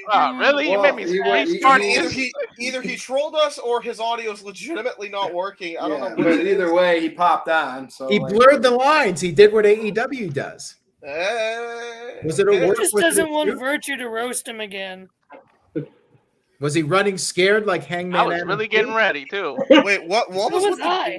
what was with Because I the knew he gimp was going to probably mask? come at me. Can I ask a question? I've What been the called hell out. is with the gimp mask? I don't know. He's a killer. He's a He's Killer Cross always fan. not- He's yeah, a like, McMahon and never- Killer Cross fan. He's never revealed his identity. All right, wait a minute. Ladies and gentlemen, this is episode number 200 of the No DQ review, and we're going to try this again. Ladies and gentlemen, welcome back to the No DQ review number 200, the one and only Mr. Tito. Wait, now it's pitch black. Yeah, he's trolling us. He's trolling us. God damn it. Virtue, would you slay this Shockmaster. troll, It's a please? shock. I mean, he's shock mastering it. That's okay. That's fine. We're good. Come on, Tito. Tito, where'd you go, bud? We I can hear are him, at least. Tito. I Hold hear on. him. Oh, okay. I'm gonna say if you're having audio troubles, go to your gear settings and settings, I think We're live, pal. and then James, he's check your trolling mic. us. He probably Okay. is, but just in case, Well, we're going to move I'll on be here. the one guy. If he figures it out or decides to talk, we'll have him on. But Psycho Jet Black, Virtue, I'm going to throw this one back to you again. Okay. How would you book a Roman Reigns babyface turn? Because you're very high on Roman Reigns. Should it ever happen? Do you think he should go back to being a babyface? And do you think it will ever happen? What do you think? I think well, I don't know. Is it you call it a baby face or like that? Just like badass. I think if he gets out of this gimmick where the Usos always help him and what, I think he's going to be kind of this Roman Reigns, the bloodline, the rest of the way. But could he wrestle matches and not have the finishes where somebody helps him and it's more clean victories again? And maybe he gets a little more energized other than the super calm mob boss. That's where I think it would lead. But I think this Roman Reigns is pretty much the long haul the rest of the way. But could I see him be a little more babyface? Yes. But I think this is what's working. He's not going to come out and dress in the Shield gear again. You know what I mean? And be like a superhero. Do you mean more like a tweener? Like not really babyface, not really. Like, well, Austin. Austin was like, yeah. He was like a heel, but then the fans loved him, and he was pretty much a babyface other than the WCW stuff when he did the Alliance and heel turn. So I think he's just kind of. I mean, could he go to Hollywood and come back and be like what The Rock did? Like with Cena, Brock was a babyface that last run with Cena, wasn't he? Yeah. Yeah, like that. I don't know. Yeah. But when he first went to Hollywood, he was heel. He came back as Hollywood. No, Rock. I'm talking the that. second. I'm talking the Cena matches, the back-to-back Cena. Oh matches. yeah. He was face. Yeah, I could see him going back to a babyface role at some point once the tribal chief gimmick has fully run its course, and maybe after WrestleMania 39. I would not rule it out. But anyways, let's try this one more time, ladies and gentlemen. Oh no! For the third time, No DQ review episode 200 welcomes the one, the only, Mr. Tito. Tito, are you here? I think I am. Can you hear me? There we go. Yeah. All right. I knew it. It was. I'm telling you. Third time's the charm. Let me guess. Audio issues, Tito. No, it's SteamYard.com. It's horrible loading issues. I have the fastest internet speed, but it's probably going to cut me off again here momentarily. So, hi everybody. Hi, Congrats man. on 200 episodes. Yeah. So, Tito, I guess we're going to throw a question over to you now, since you've just joined us. We were talking about Finn Balor earlier, so maybe we can get your thoughts on Finn Balor. Psycho Jet Black sent in a $5 super chat. Thank you for that. He's been great tonight. He says, Finn Balor, greatest problem is that he was booked as Grin Balor, smiling all the time, happy to be there under the Vince McMahon era. Glad that's over. So, Tito, what do you think about Finn Balor at this point? Do you like what they're doing with him as a heel? Do you think he has already peaked, or do you think there's more that can be done with him under the Triple H regime? And I know you love Triple H, so give us your thoughts on Finn Balor. Were you able to give him some magic beans to grow a few inches or to put on some extra weight? I mean, he's a cruiserweight, and he's maybe 200 pounds soaking wet. So he's not a heavyweight champion. They need to build a valid lightweight division and let him wrestle in that division. That's how you do it. It certainly worked for WCW with their cruiserweight division with Dean Malenko, Rey Mysterio, Ultimo Dragon, all those great smaller wrestlers, and it was a big time draw for that era. Why can't we do that now? That's part of the issues with WWE is that your heavyweight division is so confusing. You have guys that are like 6'7", losing the guys that are under 6 feet tall and are under 200 pounds. Makes no sense. That's UFC doesn't do that. They have weight classes. Boxing doesn't do that. They have weight classes. Wow. No. That was quite a take there from Mr. Tito. Well, yeah, and now he's frozen again. To add to Tito's point, though, I feel like that's why you should just get rid of the interim weight. And have it work like that. He's too small. He's just too small, and he doesn't have the mic skills or the impacting offense to exceed his height limitation, his size limitations. Just a fact. He hasn't drawn since they brought him up many times, and he was demoted back down to NXT, one of the few wrestlers that happened to. So those are just facts. All right. Well, Tito, I'm not sure if that's Kevin Dunn under that mask or not, but we appreciate your thoughts. TJS is off the rails again. We're going to call TJS the hyena of no DQ from now on.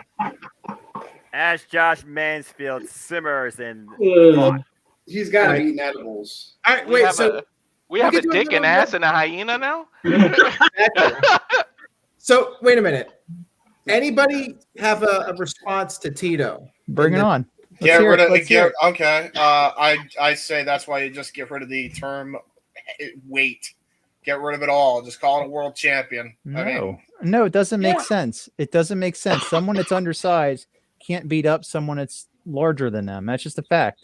That's why they have. Well, they can, but not every time. It's like not once in a blue moon. Oh, and that's why it's not believable.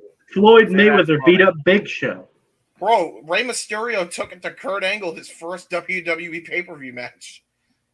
Yeah, so that your argument's pretty much invalid. You guys don't He watch. beat him to win the world title and Orton. Finn Balor UFC isn't has gonna weight sell. classes, Listen, but there's though, still look, people that are. I disagree with Tito a lot. Finn Balor is only going to sell to wrestling fans who want to see wrestling. He's not going to fill out a stadium of over 60,000 people. Yeah, Roman Reigns can't even do that. He needs help. He needs. I don't Brock. think the weight is the issue. Is the point? At least to me. I don't think it's. I think it's just that more so. I don't think he's interesting. Yeah, I understand what Tito's saying, but Prince, if you go in real life, there's plenty of smaller people that have beaten bigger people. Yeah. See, here's I'll have my little response for him when he gets back in here. Okay, well, we'll move on. We got some more super chats. Who's a I can't even say his name. LeBron James. Who's a LeBron James Oh my fan? God! Oh goodness gracious! He's a basketball player. He was a former Cleveland Cavaliers. He was the star of our team. Left us for Florida. Came back. Now he's in L.A. LA. And he just all right. signed an Anyway, extension. we know, like, other than Aaron, everybody knows who LeBron James is. So go ahead, Aaron. No, I know who he is, but I was a billionaire now. Man. Okay. Virtue's Army sent in a $2 super chat. You're going to answer this one, Josh. Would you guys love a LeBron James WWE run? Yes. First off, who's stealing my gimmick? I'm the captain of Virtue's Army. Don't be stealing my gimmick. Number two, heck no. Get out of here. I'm with you on that one, Josh. Yeah. No. I mean, they could put him with the Street Profits, and he could be the one that brings the smoke to their gimmick. Yeah, why don't we just have the Street Profits with Hit Row, because Hit Row kind of needs something that isn't just top dollar. I don't want to see LeBron James nowhere near it. Although he is a billionaire, so he can invest in it maybe that way, but not. Isn't he Did already you on think the NASCAR same team? thing about Logan Paul though before you saw that match against The Miz? Were you kind of like, why are you coming into this world? It can be done. It can be done. It can be done. Hi, Tito. Okay, We're Josh, talking about LeBron James. Could he have a run in WWE? He can't wrestle, so no. Logan Tito and I agree on something. Logan Paul, Well- people were probably like he couldn't wrestle. Oh yeah. He just rehearsed that match for many weeks in advance. Yeah, he's a But pro that's wrestler. what we're right? talking about, though. Could LeBron come in and do one thing? No, I don't think we're no. talking You got it. full-time. Takes years of training to become a pro wrestler. But Not yeah, just Logan Paul not did learning in your backyard, not training in a Logan little Paul did it. studio to rehearse something. We're doing everything bass backwards here, and that's what's wrong with pro wrestling. Nobody wants to do the heavy lifting or do the hard training like they used to, and everybody thinks they can self-train and make it. That's not how it works, and that's why everybody's hurting themselves right now and having terrible matches. Nobody's fully trained, and now we're going to bring in any celebrity or geek off the street to be a pro wrestler. And gee, well, they have bad matches. Wow, Pat McAfee was coincidence. trained by a legend, and you know that. So you Yeah, give him a but he was pass? trained by Rip Rogers. I don't know about him not doing the hard work. So you give Pat McAfee a pass? Well, Pat McAfee has a serious trainer. Who's trained Logan Paul? I think the same trainer. Actually. And who's trained all these guys that are hurting themselves in AEW right now? All they've trained themselves. Everybody's getting hurt in that damn federation, and nobody cares about it. That's the thing. We need to. Rip Rogers is a perfect example. He's from that OVW system, and they train wrestlers properly. And Lesnar, Cena, Orton, they can go for 20 years, 20 plus years now. They know how to not hurt themselves, but also they know how to not hurt others. That's the whole part of being fully trained. Many of these wrestlers aren't fully trained, and even in Oh, jeez. There it is. Okay, Aaron. Anyways, I'm done with LeBron James. Yeah, me too. Okay, so we're now entering our fourth hour something of the glorious NoDQ on a review. pay-per-view. This stuff takes time, and no one wants to put in the time or do the heavy lifting. It's a joke. Where's the eye roll? Where's the eye roll? Hey, Yeah, Mr. it Tito. cut off on you again, by the way, if you eventually hear that. Can somebody tell me how to use StreamYard.com? Is there like an app that does it better? I simply just use Heartland This is Internet just garbage. and Google Chrome. That's all Well, I do. hold on using a 1 phone second. or a Not computer? the show's garbage. Hold on, wait. Josh, you wanted to say something. Do it now while he's No, still we here. need the Aaron, do pyro. your thing. Okay. Well, we have now entered the fourth hour of the NoDQ review, number 200, and Nitro didn't even do this, but we're starting off the fourth hour with some pyro.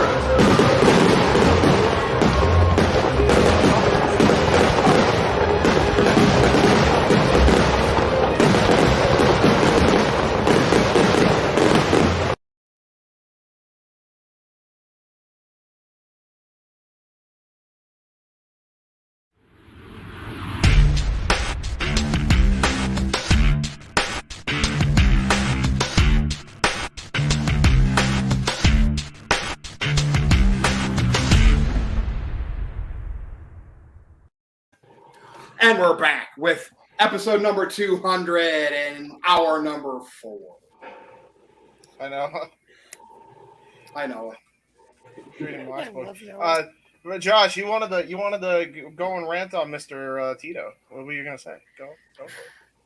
Tito, until you take off that mask, I can't take you seriously because you're What? just an overhyped mark for yourself.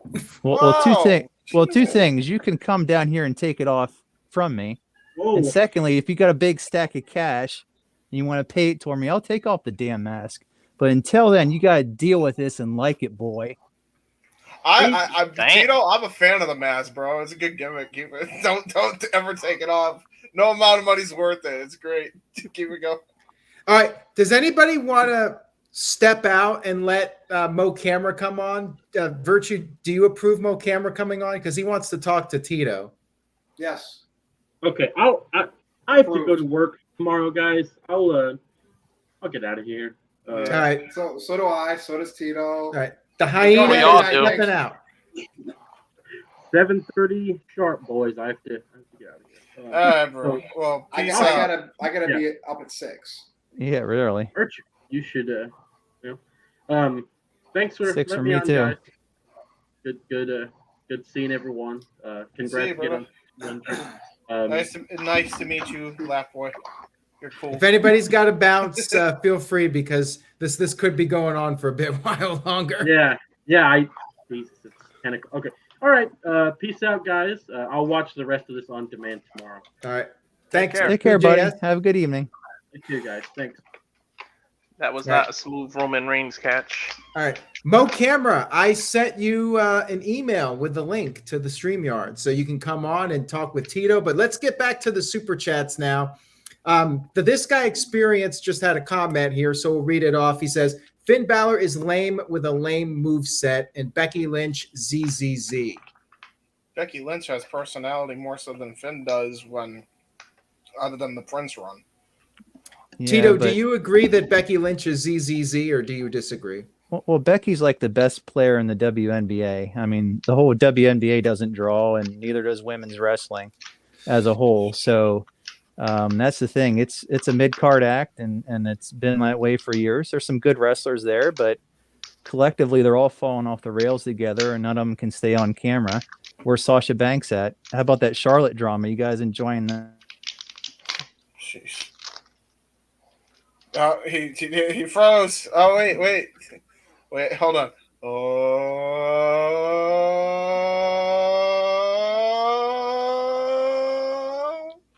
is he back? I couldn't hear whatever that was. I'm having connection issues. Whatever the hell you said, I didn't hear a damn thing. Oh, wait a minute. Okay, ladies and gentlemen. Oh boy. We're in the 4th hour of the No DQ review. Please welcome to the panel. He's been on the No DQ review before. He likes to troll Virtue in the chat room. And he has a bone to pick with Mr. Tito. So please welcome. And Mo Camera, if you can hear me, get that video clip off because I don't want to get demonetized. Mo Camera is here. How's it going, Mo? Wait, hold on. I'm sorry. Where's TJS? Oh, he had to go got use off the to let video. you on. He got off to let you in. Man, I was gonna say, hey, Aaron, have you seen 3 from Hell? I'm sure he's listening, though. I'm sure he'll get a kick out of that. Damn. Anyways, crazy. Mo, so Mr. Tito, I think you guys are now on camera for the first time ever. History truly being made on this 200th edition of the No DQ review. So, Mo, what do you have to say to Tito? You said you had a rebuttal for him for what he was saying earlier. Go ahead. Take it away. First of all, I would like to say that I am a wrestling fan and I love AEW. And for you to say that, this is about to be the biggest train wreck in the history of the IWC. Oh, goodness. Aaron's gone. What happened there? Oh, boy. All right, Mo. Mo, since Aaron is gone, go ahead. So I disagree with you saying that Balor isn't a draw. How can somebody be a draw when he book him to lose to the ring collapsing at Extreme Rules? Who's going to support that? You got to give the same energy to the rest of the roster. When you give Roman Reigns this character, this monster push, and you treat everybody else like dog shit, how can somebody be a draw? It doesn't make any sense. There needs to be a level playing field. So for you to say that somebody isn't a draw because they can't turn shit to lemons, it's hard to turn shit to lemons in WWE because of Vince. You just have to. I like Balor. He has a very nice moveset. Balor has a very nice moveset. And for you to say that he has a boring moveset, I completely disagree. I didn't say that. Feel like I did He not didn't say say that. that. In fairness, That wasn't him. That was a chat. Super Chat said that. I was think talking John about Cena size Roman- and weight and personality and speaking, promo cutting abilities. That's what I was talking about. I think he's doing good on the mic with this Judgment Day. What is he doing that's so bad? Like, oh my God, like he's not stumbling upon his words. He's not stuttering. How's he has drawing? confidence. Is he drawing fans? Is he selling merchandise? I mean, and He's how are the selling other wrestlers that Vince McMahon cut doing and the other promotions? How are they doing? Are they drawing? How's Jon Moxley doing? How's he? Big loss there. You're seeing, as much as people want to ridicule Vince McMahon, he was right on a lot of things, and he was right on a lot of talent that Triple H tried to develop. And Triple H has no main event draws out of that system because he hired undersized guys from indie promotions or other places. And that's the problem with Finn Balor. He's small, and when you're small, you need other things to carry you. You need good mic skills, good personality, or need an offense that could look dangerous against larger wrestlers. Like Daniel Bryan's a good example of that. They're kind of the same size, but Bryan has a more impactful offense, a better personality, and so thus you can sell. And Daniel Bryan filled the house in New Orleans in a triple threat match against guys bigger than him. So I agree. Tito is right when it comes to you shit on Vince McMahon, but he bought his father's company and he made it this $1 billion company because of his vision. Did it get out of touch? Yeah. Could he have found more stars? Yeah. But the thing is, he still found some. Brock Lesnar, John Cena, Roman Reigns. Overpushed him to you, Mo, but they made him a lot of money because there are people out there that buy that stuff.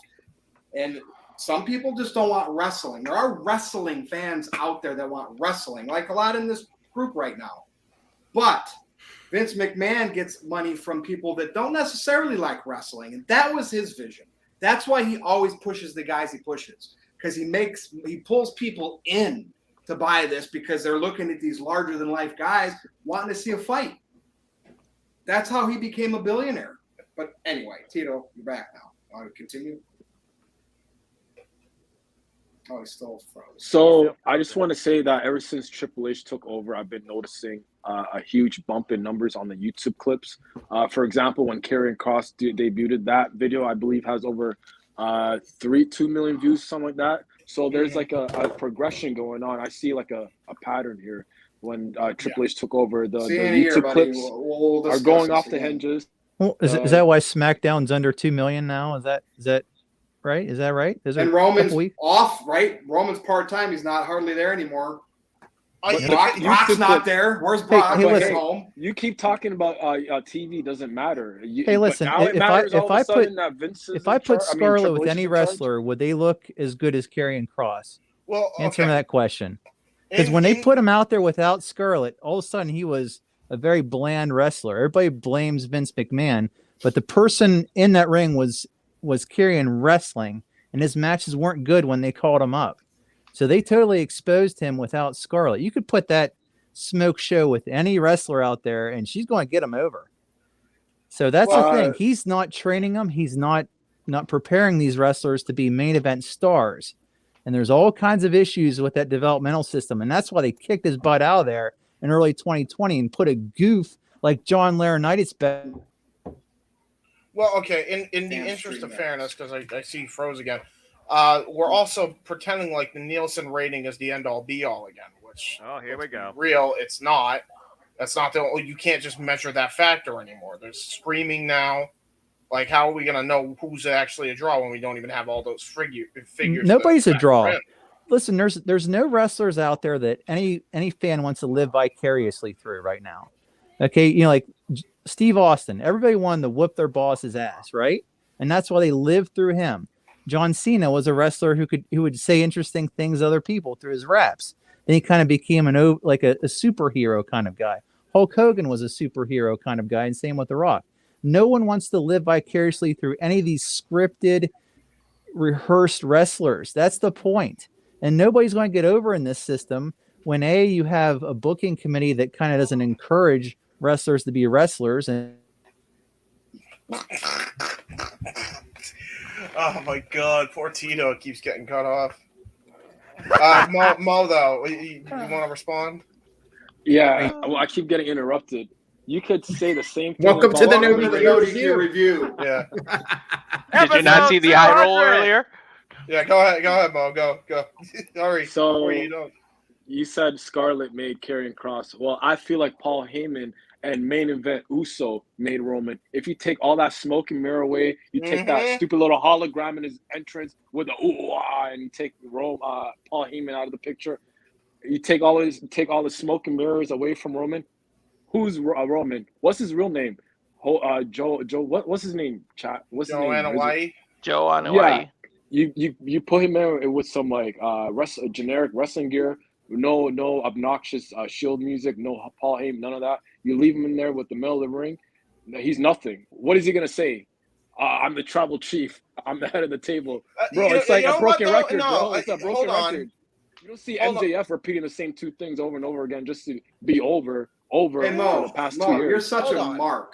I was about that. Can you say hi? I am Mo Camera. I am a mark for ring rate, wrestling. I want to see moves and Roman spots. Reigns went from a shit to a booger. Wow, he was so bad that we have to lower our expectations. Dude, you're a mark that just hates Roman because you hate Vince, you hate WWE, you hate manufactured stars. No, the fact is, Roman is one of the last of a generation holding up the wrestling industry on his shoulders with Brock Lesnar.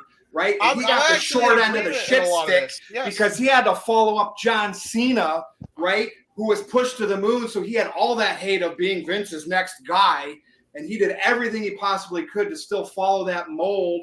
And he was scripted more than any other wrestler was ever scripted at the top. Finally, he got settled in at the Bloodline because he could be a little more relaxed, like a traveling buddy with the Usos, acting like they probably do in the car rides. Right on screen. That's what you're getting right now with Roman Reigns. His real self, right? Car ride Roman is what you're getting. That's why it's more compelling than superhero Roman in the SWAT gear. How many times has a wrestler outsold Roman, has gotten more clips on YouTube, has been more over? Roman, besides John Cena, for the last 10 years, Roman Reigns is the most viewed wrestler on WWE's YouTube, not named John Cena. Drops up there. Go look. I've already looked at it. I've looked at all of them over 1 million views. And here's another thing. Stats. Show me a graph on the internet because I got one I can tweet. I got one for you. That's not as fair. well. Sure it is because it's stats. Roman I got stats. I've shown damn them. it. Hold on. Yes, James. Time out. Mo, as much as, and I will tell you this right now, I and it's no secret, I loathe Vince. Loathe him with a burning passion. Virtue knows this. I'm pretty sure Tito's seen me in the chat. He probably knows it. I think everybody in this damn call knows it. But freaking Roman, come on, man. His promos have gotten way better since he's been himself. I've been saying he needed to be what he was in NXT prior anyway, or some variation of that. That's exactly what he's doing right now. What are we talking about? And he's good in the ring. We know he's good in the ring. I'm not going to just discredit Joe's skill. Come on now. Hi, Lance in the chat. Virtue's crying. No, I'm spitting facts, okay? Yeah, no, I've told you. I'm like, and That's Tito's not right. fair, There's been no top stars like Rock and Stone Cold, right? And John Cena since then, because WWE's changed their system. No stars can be bigger than WWE. The last ones left that are even close are Roman and Brock Lesnar. How come we're not talking about Kevin Owens here? He can't. Because he's not a draw. He's an indie guy. Why isn't he a draw? He'll never sell out a stadium. Roman and Brock can't even sell out a stadium. You're telling me Kevin Owens is going to sell out a stadium? I'm not saying that. I'm not saying that. He's a wrestler for wrestling fans. And I get it. There's a market for all you right, guys. hold on. Let Mo speak. First of all, I just want to say this. It's not fair to give Roman all this credit when he booked the rest of the roster like complete shit. And you praise Roman. Yeah, Roman is getting – come on, guys, wake up. Look how Finn Balor's been treated. Look how all these other people are being treated. Yeah, Roman is way better than them because he's getting the rocket strapped to him. Vince is like giving him everything, but he's purposely sabotaging the rest of the roster just to make Roman look good. That's because it's making him money. Roman, look at Roman's merchandise. Dude, they give everybody a chance to sell merchandise, and if they don't move the needle, you don't get another shirt. Roman has had 100 shirts since the Bloodline. What about everyone Rusev they Day? put out? Well, hold on. Well, then Roman. explain Rusev. Explain Miro. Yeah, I told Aaron Rift I told Aaron Rift that Rusev should have got the title, but for some weird, strange reason, Vince McMahon didn't do it. He didn't pull the trigger. Okay, forget about all that virtue. Let's talk about Bray Wyatt, the Fiend. He's not a wrestler. He's a sports entertainer. But he was so good. People still want him.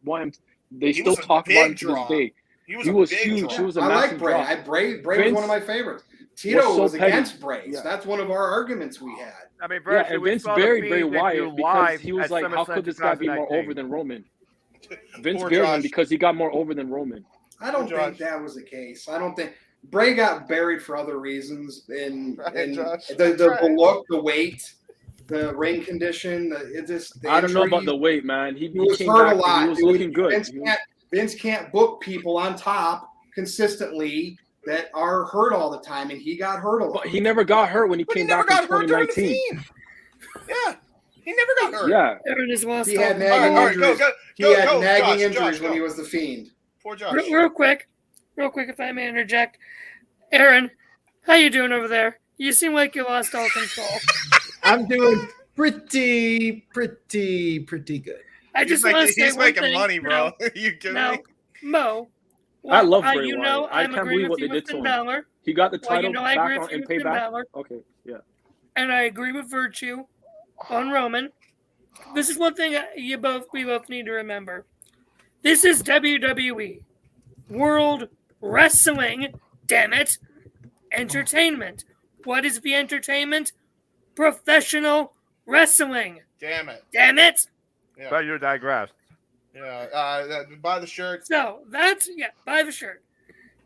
That's Okay. what we need to remember. But This company yes, it was says founded wrestling on. in there, Yes. but the wrestling that you want, right?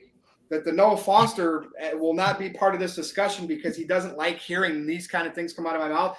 Doesn't sell to the masses as well as the Vince McMahon wrestling, which he changed to sports entertainment. That's a proven fact. Or else AEW would be doing stadiums, buy rates would be 500,000, not 180,000. You see what I'm saying? I think Well, sports entertainment isn't a draw either. That's why Raw and SmackDown went from Yeah, 10 but it's million to more 2 of a million. draw than wrestling. I think there needs Yeah, to but be what's wrong with balance, AEW? They're personally. doing compelling storylines with Jungle Boy and Christian Cage, In MJF, your opinion, CM but Punk, so on to and so forth. wrestling fans that Billy love Gunn. What's wrestling, wrong that's with what they're compelling. doing at AEW? They're doing compelling storylines in AEW right now. I can Why aren't name they you doing a 5 million storylines. people? Why can't they do a million people? You got to give them credit. They've been in existence for just under 3 years, and they're Oh, already there's at that millions. and then Why it'll be are we all they've been saying they're together. not- why are we It's only been saying 4 they're years. not It's only doing been 5. It's 20 only been million? 6 years. Give them time. Why are we Just saying going there, from hold 15 on? million Why are to we less saying than there 2 hasn't million? been a million when we don't have all the figures just because we have Nielsen to go by? Why are we saying this? It's not because WWE's double that. Let's talk about the yeah, YouTube, it is. YouTube clips.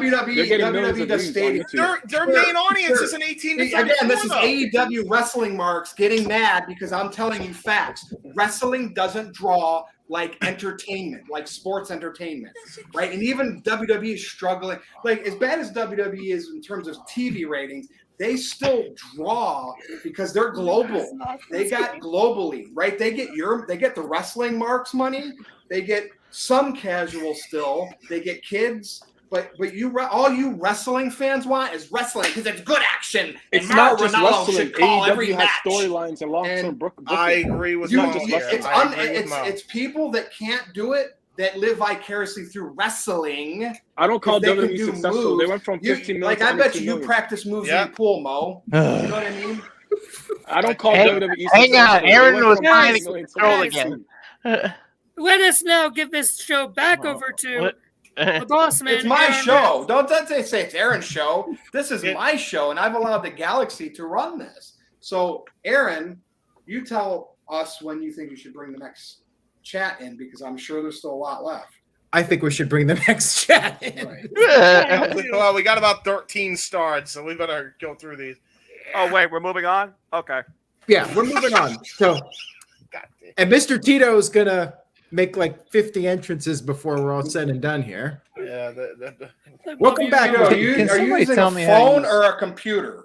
Are you using a phone I or a switched- computer, Tito? I was using a phone. Now I switched to the tablet. So if somebody could tell me how to use StreamYard.com, I'd appreciate that. Good You lord. click What do you on the do? link that says StreamYard.com, Do turn on you your just camera. follow your the audio, link that and Aaron everything. sends you, and it should take you to a web browser? Is there an app or something? I mean, I'm using. Okay, It's a web browser, but it is better if you have the internet plugged directly into your device and not Wi-Fi. I know like, what works Tito's stronger. going through. I got this. Let me handle this. Tito, do you have your Wi-Fi on the tablet? Yeah, Okay, so your Wi-Fi's on. How close are you to the router? very close. It's right above me. Okay, so I don't know. We're shit out of luck here. Okay, we're going to try to move forward here and answer some questions. By the way, JJ's been in the waiting room, so we'll put him back on if somebody bows out. He's waiting to maybe chime in. A little too late for this discussion, but maybe another one. Let's get to Psycho Jet Black. I'll be right back. He just left a comment here, so nobody needs to respond to this. He said, at least Roman Reigns is more over than Ricochet. Well, that's very true. That's very true, but also that's not his fault, entirely his fault either, for the record. Right. But, As Mr. bad Tito booking. would say, Ricochet is a small guy and he's not over. He doesn't draw money. Right, Mr. Tito? He would be over in a lightweight or cruiserweight division. I have no Okay. problems with Finn Balor or Ricochet. Put him in the right division. That makes sense. It made sense for the cruiserweights. Rey Mysterio, right? Dean Malenko, Ultimo Dragon. Made sense back then, right? They were fun matches to watch. Juventud Guerrera, remember that guy? They actually worked well in that system. And then besides Rey Mysterio, the rest of those guys kind of struggled outside of that. So, yeah. I don't see the problem cruiserweight with Finn division would be a Balor. great idea. The ladies love him. He's chiseled. He He's does get a perfect. Like, good what's wrong with female him? audience. Yeah, they're not building on that. In fairness, He gets a reaction, a better reaction than 90% of the roster. People are buying his merch like it's nobody's business. So I don't see the issue with Finn Balor. He just needs better booking, and Triple H will give him that better booking. I guarantee you that. His audio has apparently gone out. Can you hear us, Tito? No, I don't think it can. Oh okay. boy, that's We're whatever. going to move on here. Dr. Dakota Scorpio sent in a $2 super chat, says it took 200 episodes for Mr. Tito to make a cameo. Well, he's done more than a cameo at this point. He's done about 20 cameos so far. And we've got more to come. He's had about a bunch of opinions too. Yeah. That boy with the numbers Ow! here at some point. Who's trying to kill me here? Kill my ears. Dr. Dakota Scorpio also said with a $2 super chat, I withdraw my last super chat. My bad. Through it, maybe. I'm not sure. Put off in our truth. And Dustin sent in a $5 super chat, says, thanks, Aaron, for answering my questions. I appreciate you. All grats again. Good night and look forward to 200 more. Well, by the time we finish this, it might be like 200 more. Episode 300. We're on episode 1,000. All right. In the year 3022. Continue, Aaron. Okay. Here's a couple more. Okay. So I'll just go around real quick and get everybody's quick thoughts on it. You could just answer with one word or one sentence. Psycho Jet Black sent in $2. Says, who is scarier, the Fiend or the SummerSlam Joker? I have to say that SummerSlam Joker, that guy creeped the hell out of me. Like that guy was freaky. Anybody else want to go with the Fiend? SummerSlam Joker because SummerSlam Joker. Yeah, that scared the shit out of me. Okay, we're all pretty much in agreement on that one. Get that away from my dreams, please. Thanks. Yes. Psycho Jet Black sent in a $2 super chat, says, how did each guy discover NoDQ on their own? I discovered it through NoDQ CAW. I'm an old school guy. Appreciate that, man. NoDQ CAW. I Oh, used wow. to watch the Creative Wrestling. Yep. Hey, that's where it's at. There you go. I just started looking on Google for wrestling news sites. Okay. Tito? Cool. What about you? How did you discover NoDQ? I knew of Aaron from his previous site. Was it WWF, WCW, or whatever it was? Oh wow, you're really old school then. Damn. I've been around the block, bro. So that's that's. So then it became NoDQ, and I think his social media presence is how I really started hearing much more about him. There you go. Fair enough. Yeah. And as I told Mr. Tito, like he used to write for lordsofpain.net. And that was actually the first wrestling column I ever read, like back in 1998. So I knew of Tito, like when I started using the internet back in '98. That's crazy. I've heard of that site on Deadlock. Who, by the way, like Deadlock and New Legacy always shout out NoDQ CW like all the time. What about you, Mo? I've never heard one of those, but I've been watching Aaron since I believe 2016. Him and Bruce Blitz. When I was getting tired of being John Cena being shoved down my throat, so I was just looking for someone with like a same sentiments as me. Yeah. I mean, I don't think I was ever that negative on Cena, but I did feel like he was getting stale after a while for sure. I feel like Bruce Blitz is also not the most sane individual. To be fair, I definitely learned not to bet against Cena at some point because every time I thought he was gonna finally lose, it's just. Ugh. And he got the win back in the second match anyway. Yeah. All right, so we're going to keep moving forward here. Virtue, I guess, is taking his bathroom break. I mean, after there he is. He has to at some point. So we'll keep the topic of Cena going here. Psycho Jet Black, and again, I'll go around the room and you can just answer with one sentence, or if you want to elaborate a little bit more. Will John Cena be the last megastar that WWE created? Walter? No way. What do you think? I don't think they want anyone to become bigger than the WWE again. I think they feel like they made mistakes in the past with that, and they wouldn't want somebody to get to that level. But inevitably, it's going to somehow happen, I think. Yeah, Roman's going to be that guy, period. All right, Mr. Tito, I know you're very opinionated. Go ahead. I think there's context to the question. I think it needs to be megastar babyface. I think it certainly create a heel like Roman, and Roman's not a natural babyface, and that's why he failed for many years. But as a heel, he's great. He's working well as a heel. So in terms of can someone produce a megastar babyface? I say no. It's my point earlier. There's no one you want to live vicariously. How can you relate to somebody who's scripted and created by a creative team? That makes no sense. There needs to be someone that the fans can relate to, like a Steve Austin beating up his boss, or just someone that's just larger than life, looking like a comic book superhero, like The Rock or Hulk Hogan, for fans that believe in. But even then, there's scripting involved in everybody, so no one's going to get over as a megastar babyface. And I also think that the developmental channels aren't producing guys to get to that level either. So I would say probably not. And I think. Oh, wait a minute! What the hell? What is going on over there? Oh my! A cat. Sorry, Ted, I didn't mean to cut you off, but yeah, this is the new member of the family, Kara. Female kitten named Kara. Since when is Virtue a cat person? What is going on? Oh, carry on. Tito was talking, so go back to the topic. Well, no, we should just keep it on the cat. No, I'm good. I'm good. There's a cat. You can talk with the cat, looking at the cat, but he's so cute. The whole new sentiment now that came across. What was the the topic? NoDQ review.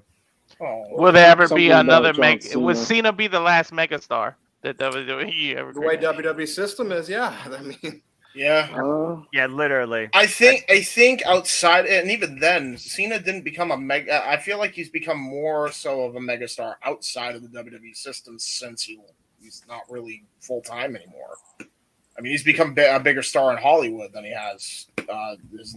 I would venture to say probably his entire time in the WWE, other than maybe 06, 07, maybe trumps it, but that's about it.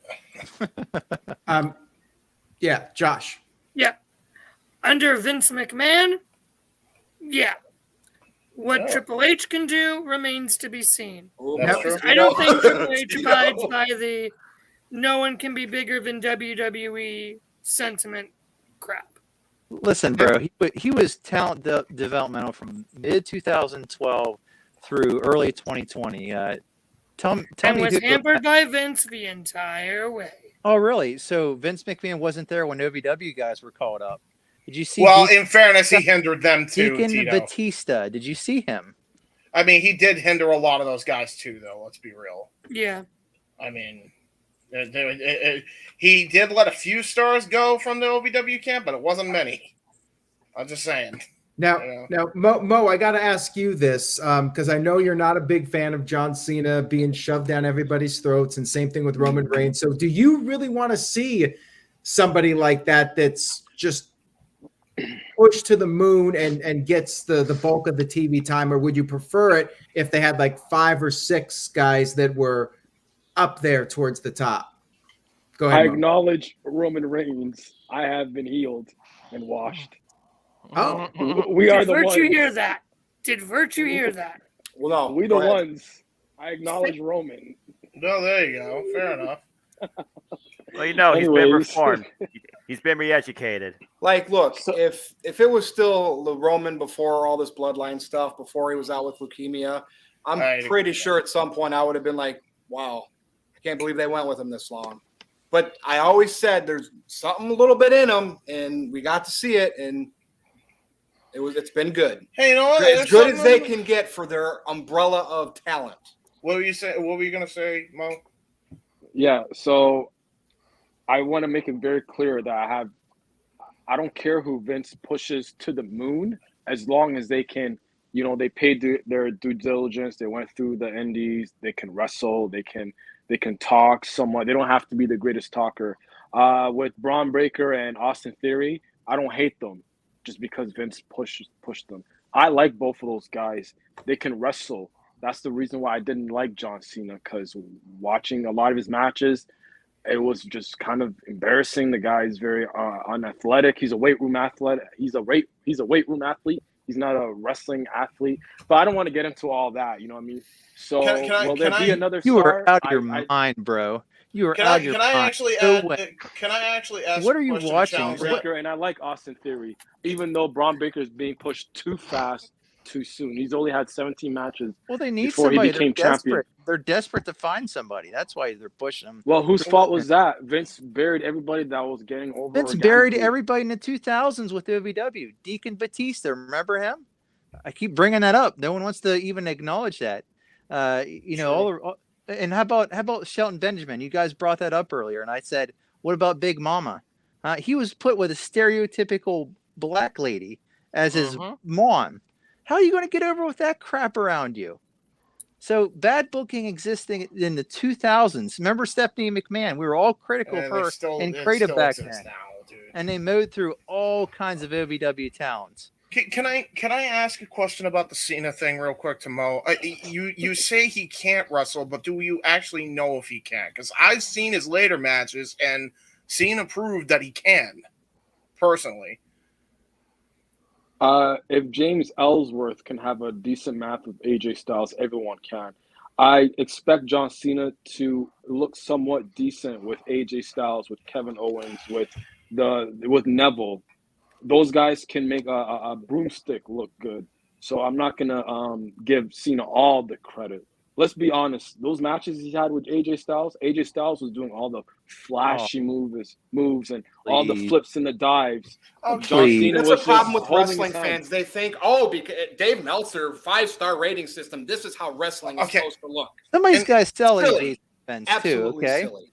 Yeah, some of these guys sell AJ's flashy offense. Okay, you got to sell that stuff. But I'll say two parts come into play when it comes to an actual wrestling match. And I actually support the AJ Styles, the Kevin Owens matches. I thought the Elimination Chamber, Kevin Owens brought up from NXT versus John Cena. That was my favorite match on the card that night. As somebody that looks at both sports entertainment and professional wrestling, you got to have a bit of contrast in both. But to support Tito's case, there has not been that same type of development, training regimen, background from beginning to now that has put forward somebody the likes of what we used to watch in our childhood in today's industry. Roman Reigns, he is the guy right now in the WWE because of the way he finally is able to push his personality more than anything else. And here's another thing I want to throw out there.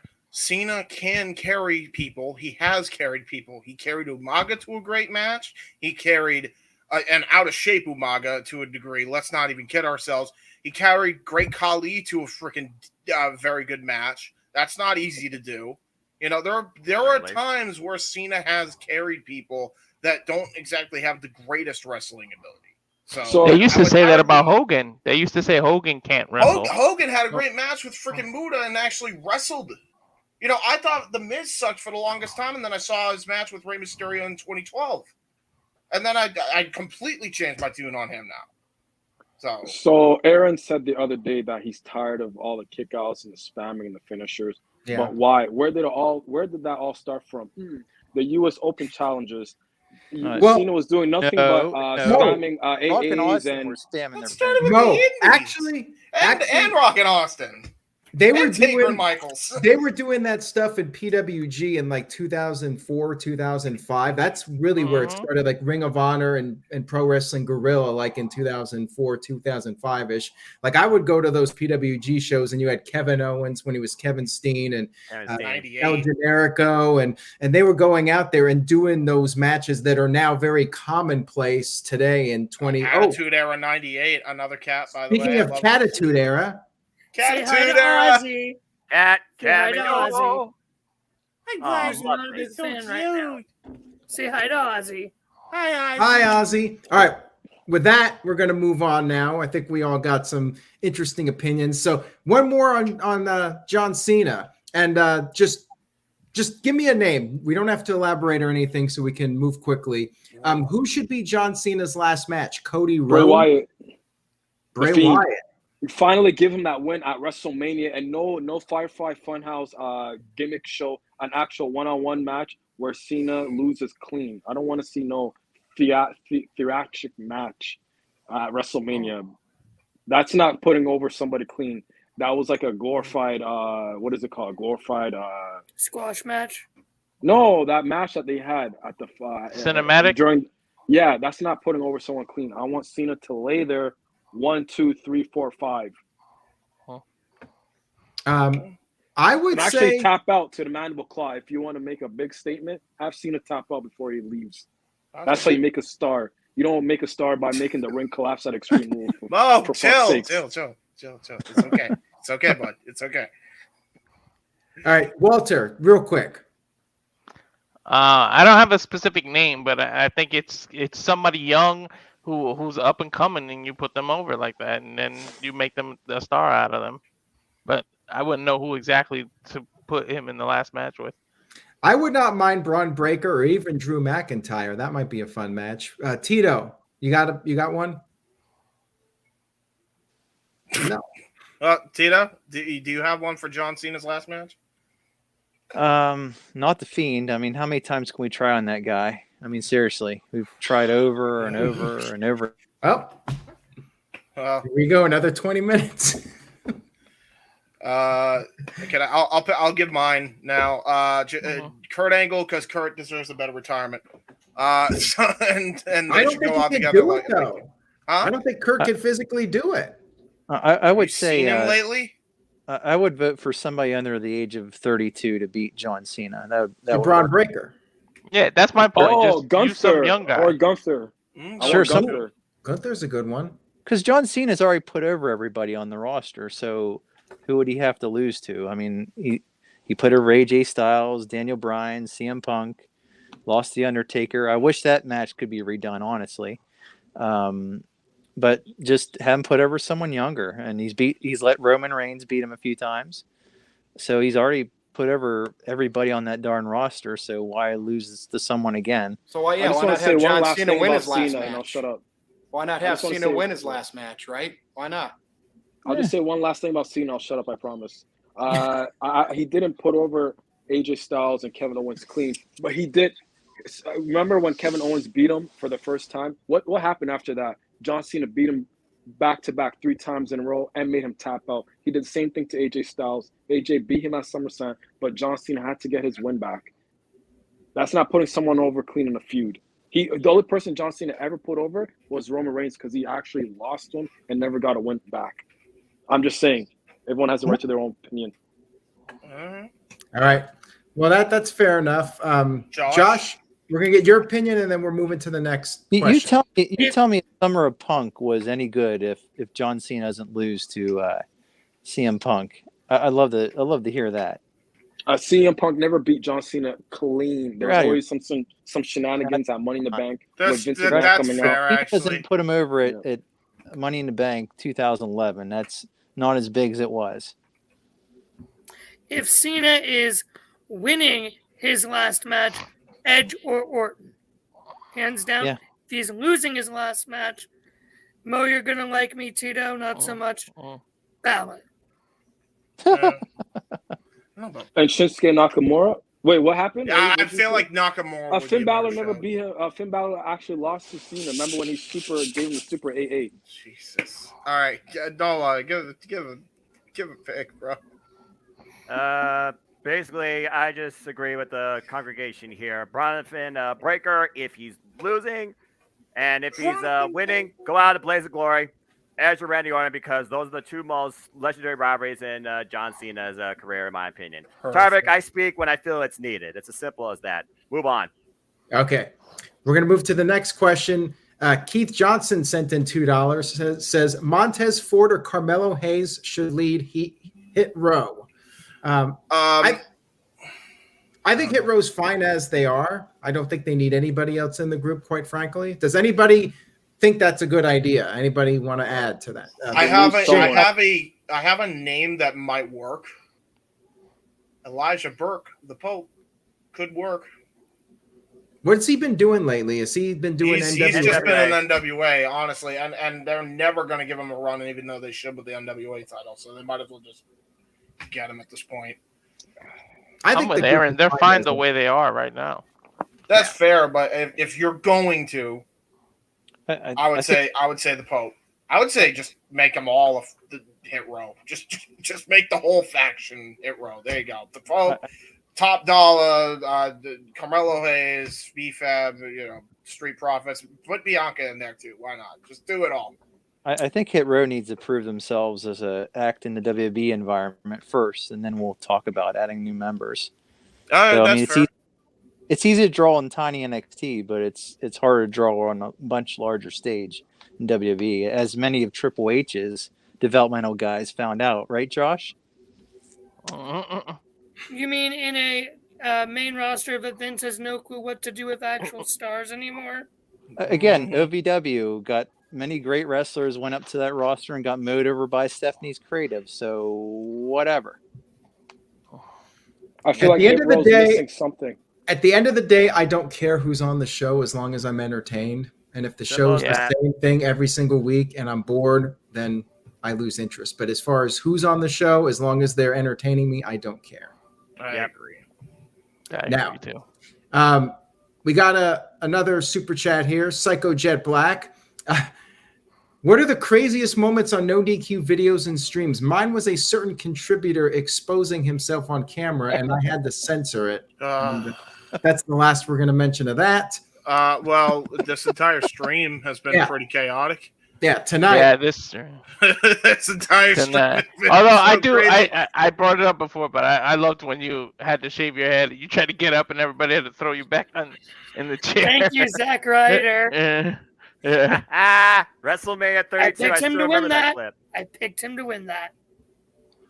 I wasn't even part of NoDQ at the time. I didn't discover NoDQ or the internet wrestling community or any of you folks till 2017 when I went out to a pro wrestling show for the first time ever. Thanks, Caitlin. All right. The Shanti says, and by the way, I haven't missed any super chats. I just haven't been able to get to them. Says, when will we get the reunion we need in WWE? Complete the trifecta of 3MB, Heath Slater returning to win the heavyweight title. Reunite 3MB. We need it. No. I like Heath Slater, but ain't gonna. I like Heath too. Dude, I think he can get a fair shot. And the guy was over, and I wouldn't say over, but a good personality. He just was always weird, using weird ways, and I thought they pushed him and Rhino too fast to the tag titles on the SmackDown roster, and that kind of ended that quick. Yeah, probably. But he's got some talent. He's serviceable. If you're gonna do that, you might as well say get Xavier the title to complete the New Day's all doing it too. I am not. I go for opposed to that. though. I say yes to that. Yeah. Because I feel like Woods actually could carry himself on the mic too if you took him in a serious role. All right, let's see. Okay, this one could be some debate. Well, I'm curious to see if anybody agrees with this. If not, we'll quickly go through this one. Keith Johnson, he just had a comment. Armageddon 2000 Hell in a Cell was overrated. I very much disagree with that. That match I very entertained much me. disagree with that. I thought it was a lot of fun. That Rikishi fall was a planned stunt, though. That's where I think it just doesn't hold up. I Maybe get what not, you're saying. but it's it still looked fun. very. It looked very choreographed, but the match itself had a very chaotic feel, and to me, there was never a dull moment in it. Did anybody agree with that comment that it was overrated? It's not overrated. It's easily a top 5, if nothing else. It should be there. If anything, I would like to see more of them. like more We multi-man. have not seen Yeah. one in a long time, mainly because the Elimination Chamber kind of took its place. They're would saying there admit, might I be got War that- Games on the main roster this year. I admit I got that wrong Oh. because I didn't think Kurt Angle was gonna win that when me and my friends predicted it. I thought Rock was gonna win it. Same. I was 3 years old at the time, so I don't really remember. I've never seen. Yeah. I haven't gone back to watch this match. I should You try. you sometime. owe it to yourself to watch that and watch all the Mhm. other Hell in a Cell matches leading to it. I mean, it was a fun match, but just didn't seem like it was spontaneous like the other ones. Maybe because other guys got really hurt, but it seemed like all the moves were kind of rehearsed and planned in advance. I mean, I'd rather that. To be honest with you, I'd rather that than people actually getting legit hurt. I don't disagree with you, but you can when you're planning something, it doesn't get the you're doing something in rehearsal instead of feeling Doing the it feeling on of what to do next. So I think I know that's what he means today's because we wrestling. all knew as soon as we saw that truck, something was gonna happen with it. Exactly. It wasn't there for Yep. no. Yeah. I mean, It's it was like- fun. Don't get me wrong, it was a fun match, but Yeah. It's like AEW when you had the blood and guts match and you see that they have that special announce table that's extra padded. You know somebody's falling off of it, and it's Hey, too you know what? obvious. It's better than the Jericho stunt. Well, yeah, with the least they- at cardboard, least they the covered it up. cardboard platform. Yeah, at least they covered it up this time. Yeah. All right, so okay, this might get us going again. We only got a couple left here. We're almost done. Jorge sent in a $5 super chat. Says if Finn Balor left to go to AEW, he would draw, wouldn't he? You know what? A picture, maybe. He would draw a picture or a painting on his body. Okay, I like Finn Balor, but yeah, I think if he showed up, AEW Dynamite, I can't even say it. AEW Dynamite would draw 950,000 viewers on. The only place PBS. he would draw the most money, and I hate to even say it, but this is the truth, is genuine and honest to God, it's Japan. And that's true because he did draw the most money in Japan. He did put the butts in the seats in Japan. He'd be far better going off to New Japan and like just staying there than going to AEW, honestly, especially on the landscape right now in the main event scene. At this point, there's no way he'd even get a shot in hell. Hey, I'm not going to deny that in Japan, some non-Japanese wrestlers, they're big over there. But like Kenny Omega, that's where their big bubble is. It's over there. Right, but the thing is, if CM Punk is not going to be a big mover, and I think he was for AEW to some degree, but if CM Punk cannot keep the numbers over 1 million consistently, I don't think Finn Balor is going to be that guy. There's really nobody. Bryan Danielson could only do so much. Like AEW was pretty hot a year ago when they did Arthur Ashe Stadium, but yeah, I mean they have cooled off a bit, and I'm not sure anybody short of like The Rock or John Cena. John Cena showing up in AEW, I don't think that you're going to see any real movement with their numbers, whether it's attendance or pay-per-view buys or television viewership. Look at all those WWE, ex-WWE wrestlers that have joined AEW. It's not working out well. And then maybe it's not them, but it could be just a toxic environment over there as we're starting to hear a little bit of rumblings about. I think it's more. I'll be honest with you. This panel kind of simplifies probably what the issue is. Nobody can agree on one particular thing, and there's too many voices on social media. I think that's really what it is, to be fair. We make money doing it, and we get views doing it, but yeah, I think that might be what it is, personally. Yeah, All right, I think Josh has I been would trying to just say say, something. I would just say, under new current management, Balor will draw the most in WWE. He would get. I feel like Tony Khan would not know how to use Balor properly. Triple H, on the other hand, does. And mark my words, once we see that match at Clash of the Castle, that it should be Edge versus Balor, I can't wait for Balor to prove all Balor haters wrong and make you eat your own words. I think there'll be an initial hype for maybe a week or two, and then it'll just die down. That's how I feel about John Cena going to AEW. Yeah, he might draw the first 2 weeks. It's like a train wreck. You want to see the train wreck, but after that, AEW is a train wreck? Is that what you're saying? No, I'm saying John Cena's a train wreck. After the second week, it's like, how many AAs and you can't see me? Are we gonna see? Like, are we gonna tolerate? You know what I mean? You know what though? Well, here's an interesting one for you, Mo. I would love to see John Cena if he were to host his own chain game, which I always wanted to see. And you have a bunch of people that could do raps. Max Caster, Austin Gunn. You could bring back JTG.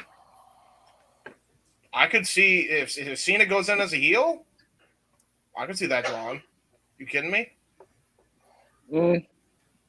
Maybe with the acclaimed, maybe, I don't know. It's just an idea. So right, what's the news on Jason Jordan, Aaron? Is he ever coming back? Because I love Jason Jordan. I don't think he's wrestling again unless something with the medical technology he can come back. They're always. Brian came back. Always Edge advancing came the back. medical. Hey, look, my dad's making a cameo on the NoDQ review for the first time ever. Look. Hi.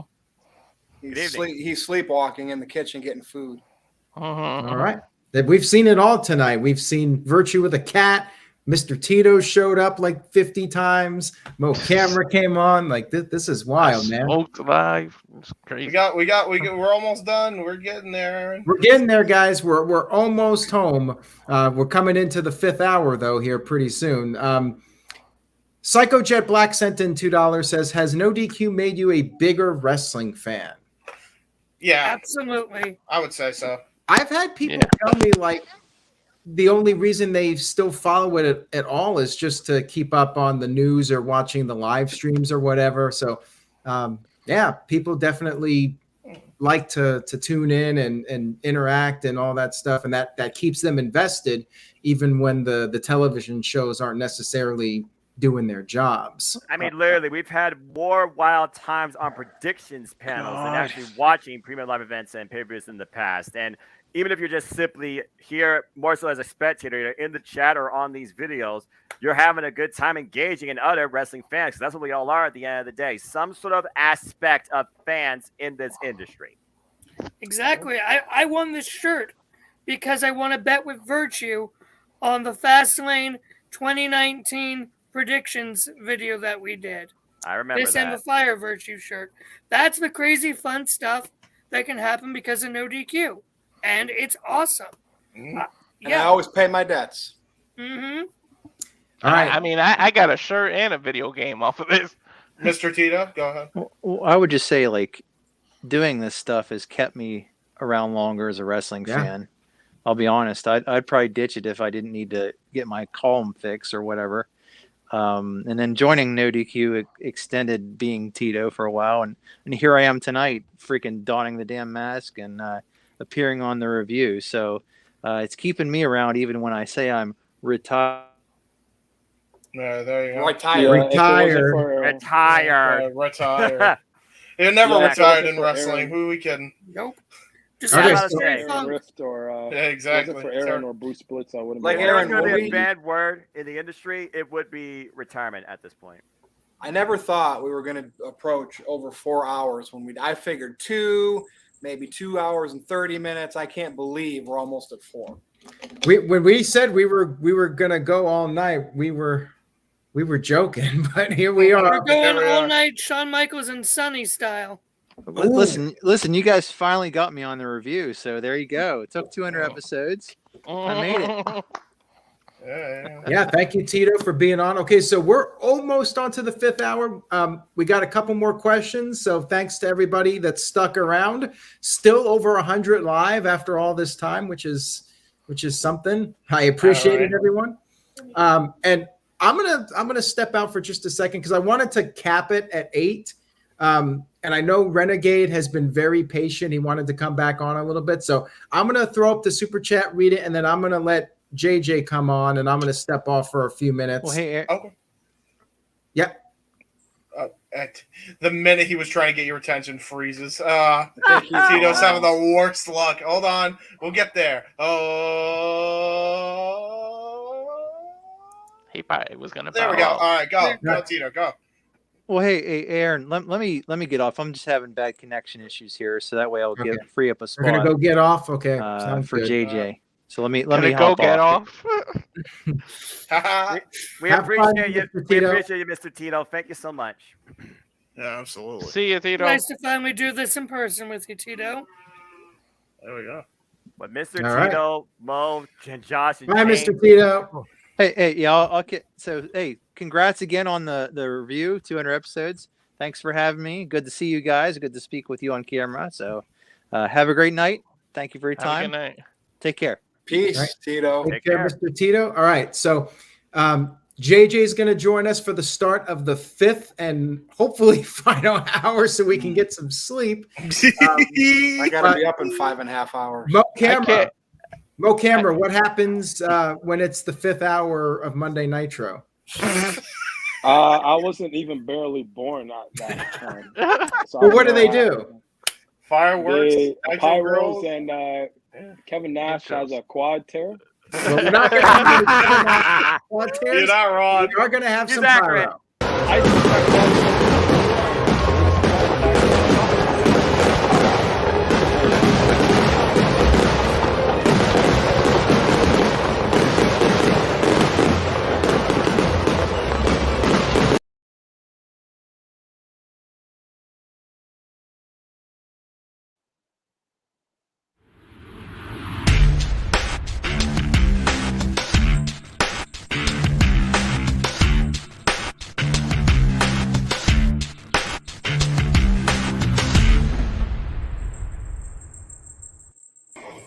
This is the NoDQ review number 200, now on our number 5. But I know we're getting close.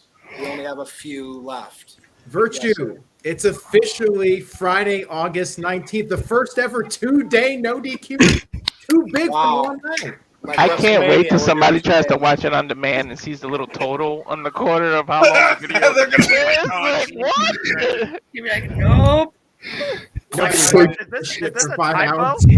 It's the same people that go and watch Jeff Meacham watch along and then open mic night afterwards, and they see like exactly. 6.5, 7 hours in the corner. They're like, crap. Now, to be fair, a complete episode of Jim Cornette's Experience, I think, is like 3 or 4 hours every week. If they record a long time, but I think they do it offline though, and then put it up later. Yeah. And this is by far the longest live stream we've ever done. Oh yeah. This is the longest Wowzers. video you probably are ever going to have in NoDQ history. Oh, I'm sure. Until we get to 300. Exactly. 300, of course, we'll have to top it somehow. You're going to have to go double the amount of time. Okay. 4 hours. Oh no, 8 hours. You don't want to do an immortal stream, bro. That's an entire WrestleMania, a NoDQ review. That's an entire WYW immortal card. That's WrestleMania 35 all over again. That was a fun mania, though. All right, guys, let's get to these last couple of super chats. Thankfully, Tito's gone because he might have gone off for a while here. Keith Johnson sent in $5. Thank you, Keith. Says, Vince sold to the masses, but he lost big viewership over the last decade. He squandered a multitude of talent. Vince isn't perfect. Not at all. But WWE's made more money because he's been able to take those losses, stretch them globally, and then get big companies and countries to give him millions and millions of dollars. So much where he thought he could spend some of it under the radar on his personal life. What an absolute magician! Yeah. Saudi No Arabia one said he was asking for perfect. Yokozuna What an to come back. absolute businessman mogul. And with him gone, WWE's still $1 billion company. Exactly. You know what? I mean, Fair look at the enough. Saudi Arabia deal. Did he get out of touch? Yokozuna. Yeah, What he a did. joke. Like, the's no doubt about it. He did get out of touch. In They're a lot asking of for ways. Roman. They're asking for Yokozuna. How's the hate for Yoko? Where did that come from? Leave the fat guy alone. He's dead. Also, He Walter, was still alive. Walter, we do not say the name. I mean, let's be honest, Mo. We don't say the name, what? Roman Reigns is carrying the professional wrestling industry on his shoulders. Yeah. We'll see. The last of regime, the larger than life stars. I mean, Brock is still there too. Yeah, but He has- now with he has the an new arm up. Triple H regime, Triple H is going to allow these people to get They're not over. going to So draw. we're going to see. He better We'll find. see. We'll he see better in find 6 a months guy to a that year. can work like Roman Reigns, look like him, talk like him. Can we wait until Roman Nielsen credit, is Virtue. John Cena. Can we or fi- The Rock or Stone Give Roman Cold. credit. Can pull through and get more over with the new Triple H regime, and only Roman could, then I'll acknowledge Roman. And I want look. I want to cast the characters to be in the main event, not just one or two guys. But like, when are we going to get it? Where with the Triple H regime, we will. Who? Trust That's me. true. Who? Mo, you Look, already Bray acknowledged Wyatt, him. Bray Wyatt, Cody Rhodes. We'll watch. Oh, Bray I'm Wyatt, thinking, Cody, yeah. You know who I'm thinking? Hell, I'll even say Pat Logan. McAfee, Logan Paul. Yeah, all of them. But anyway, all of them. All right. Potential. JJ, you haven't had a chance to speak. Anything you would like to add to that? Agree or disagree with what they said? You know, I No. mean, I look at it, and the biggest blunder I think Vince did was making Raw 3 hours. Yeah. Everything kind of really started to go downhill after that, because then they had to try to program that extra hour of television, and they just didn't have the star power for it.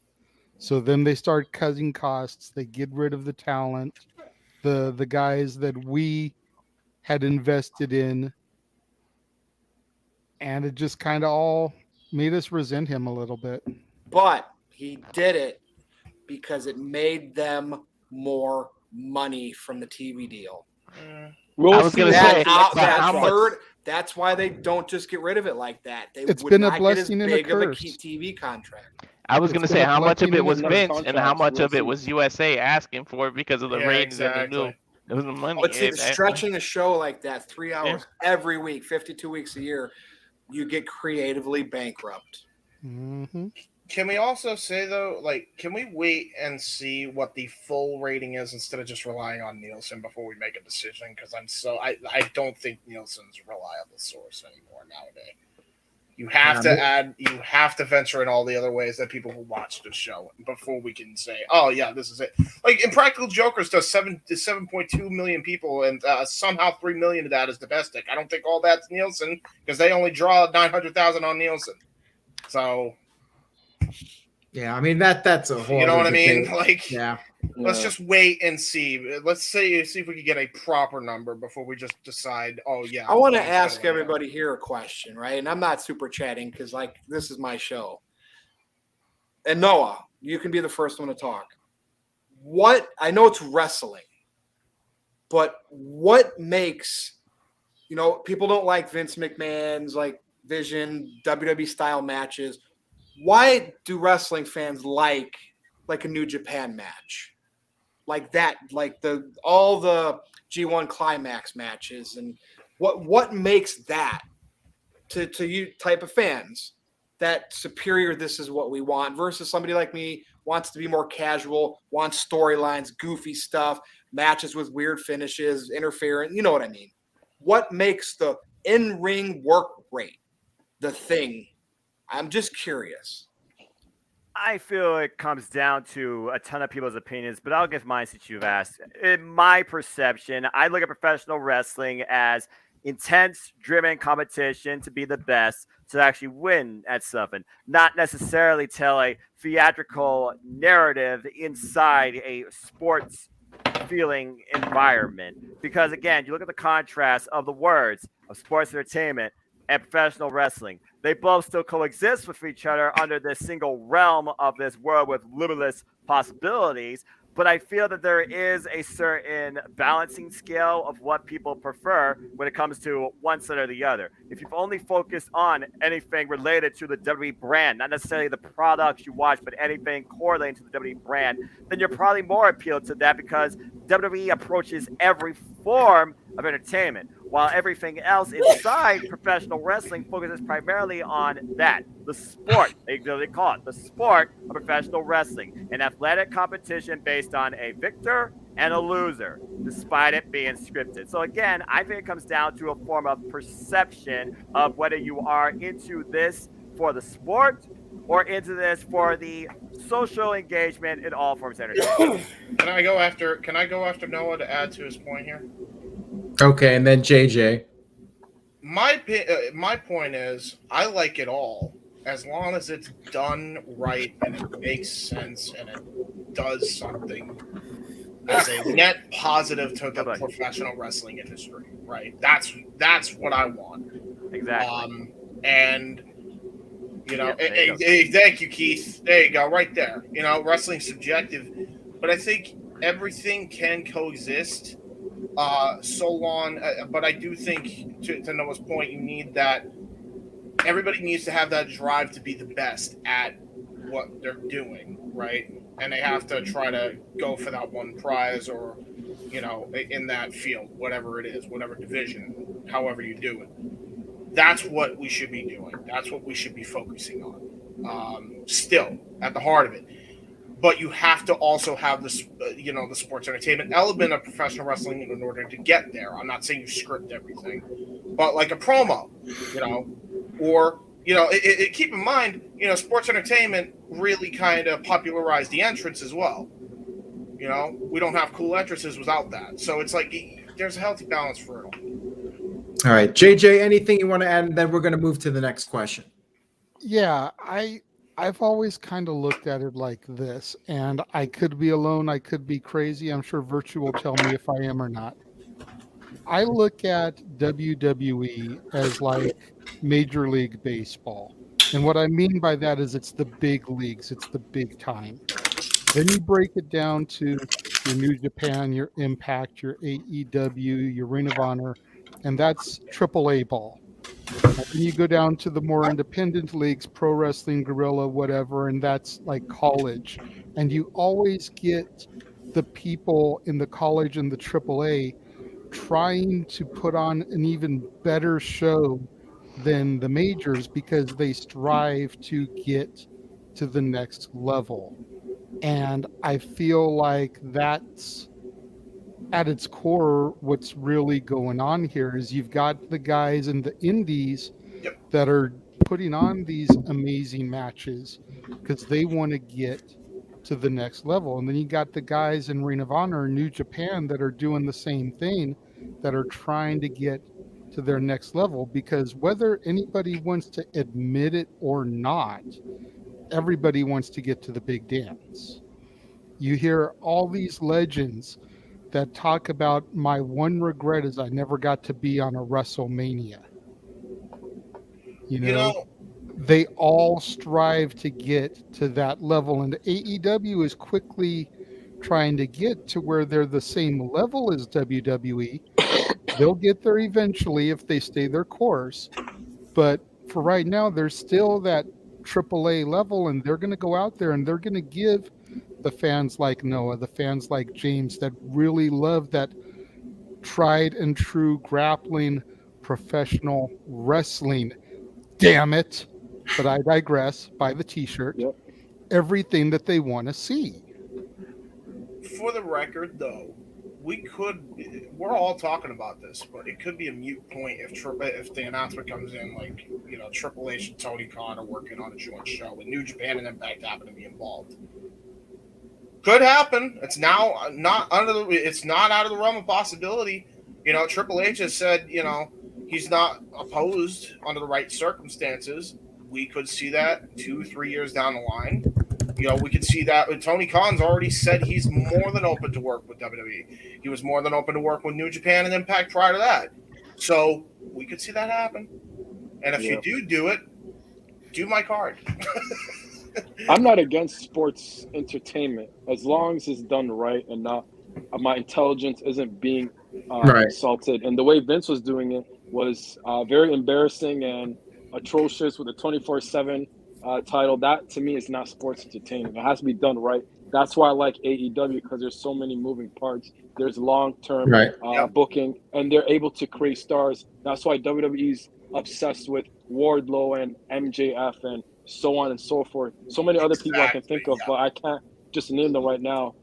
There's like 5 different storylines. You can also call them sports entertaining. I think the Jungle Boy and the Christian thing, that's entertaining. Great. That's not just wrestling. That's sports entertainment. So I don't know what more you want. That's old Southern wrestling a little bit too, with the way they've been building it up. You know? And that's, I don't know what that means, but, like everything, all the different things that everybody just said right there, because every fan wants to dissect it like an expert.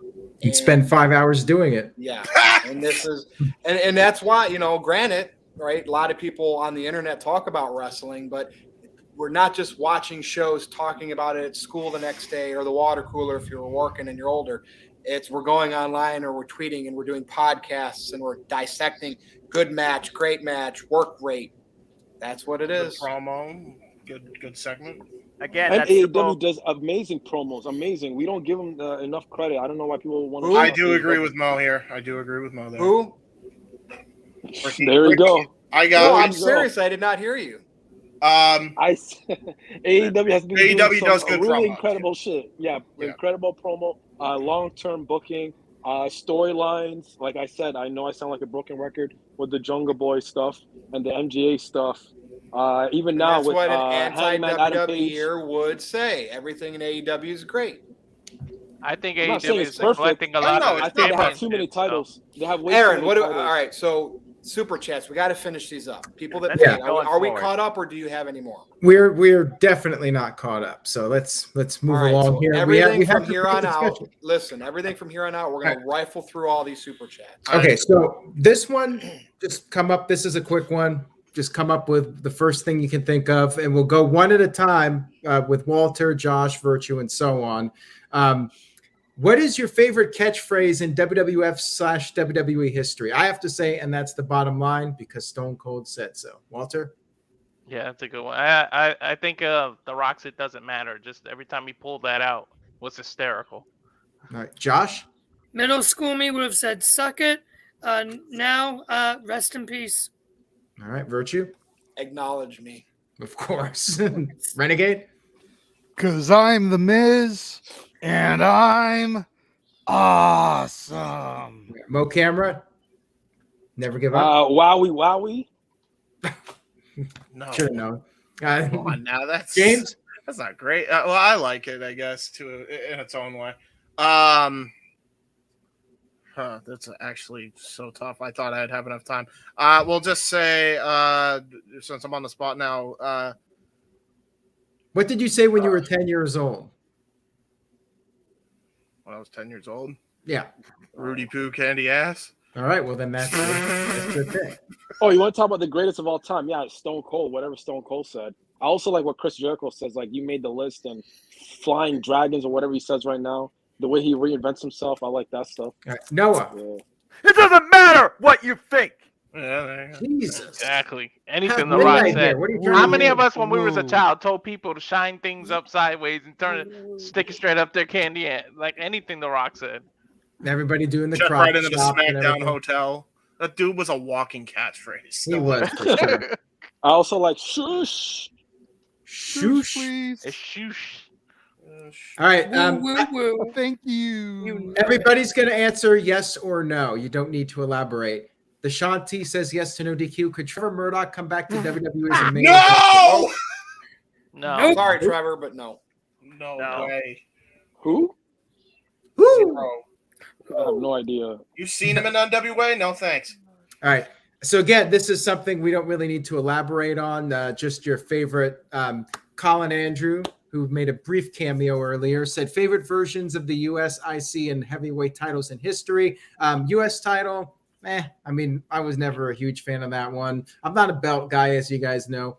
Intercontinental title, of course, the classic one that was introduced in the late 80s with Randy Savage and so on. Hockey Talk, man, all those guys, Mr. Perfect, Shawn Michaels, yada, yada, yada.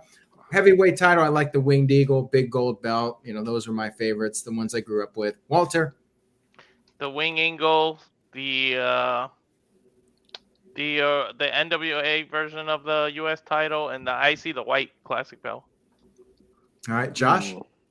US the 2003 to last year's version, or the year before, or 2003 2000 or to 2020. I cannot talk. It is late. IC, give me the 2001 to 2011 version. I like that version. Or it was starting the late 99 or 98. That 98. version. 98. Yeah, world title. I'm gonna get heat for this. Give me Cena's spinner belt. Mo Camera would unfriend you if he was friends with you on Facebook. I like the white Intercontinental title. I like the Wing Eagle title. I know I'm going to get a lot of hate for this. I've never been a big fan of the big gold belt, but I really, really like the Jeff Meacham. the WWE title.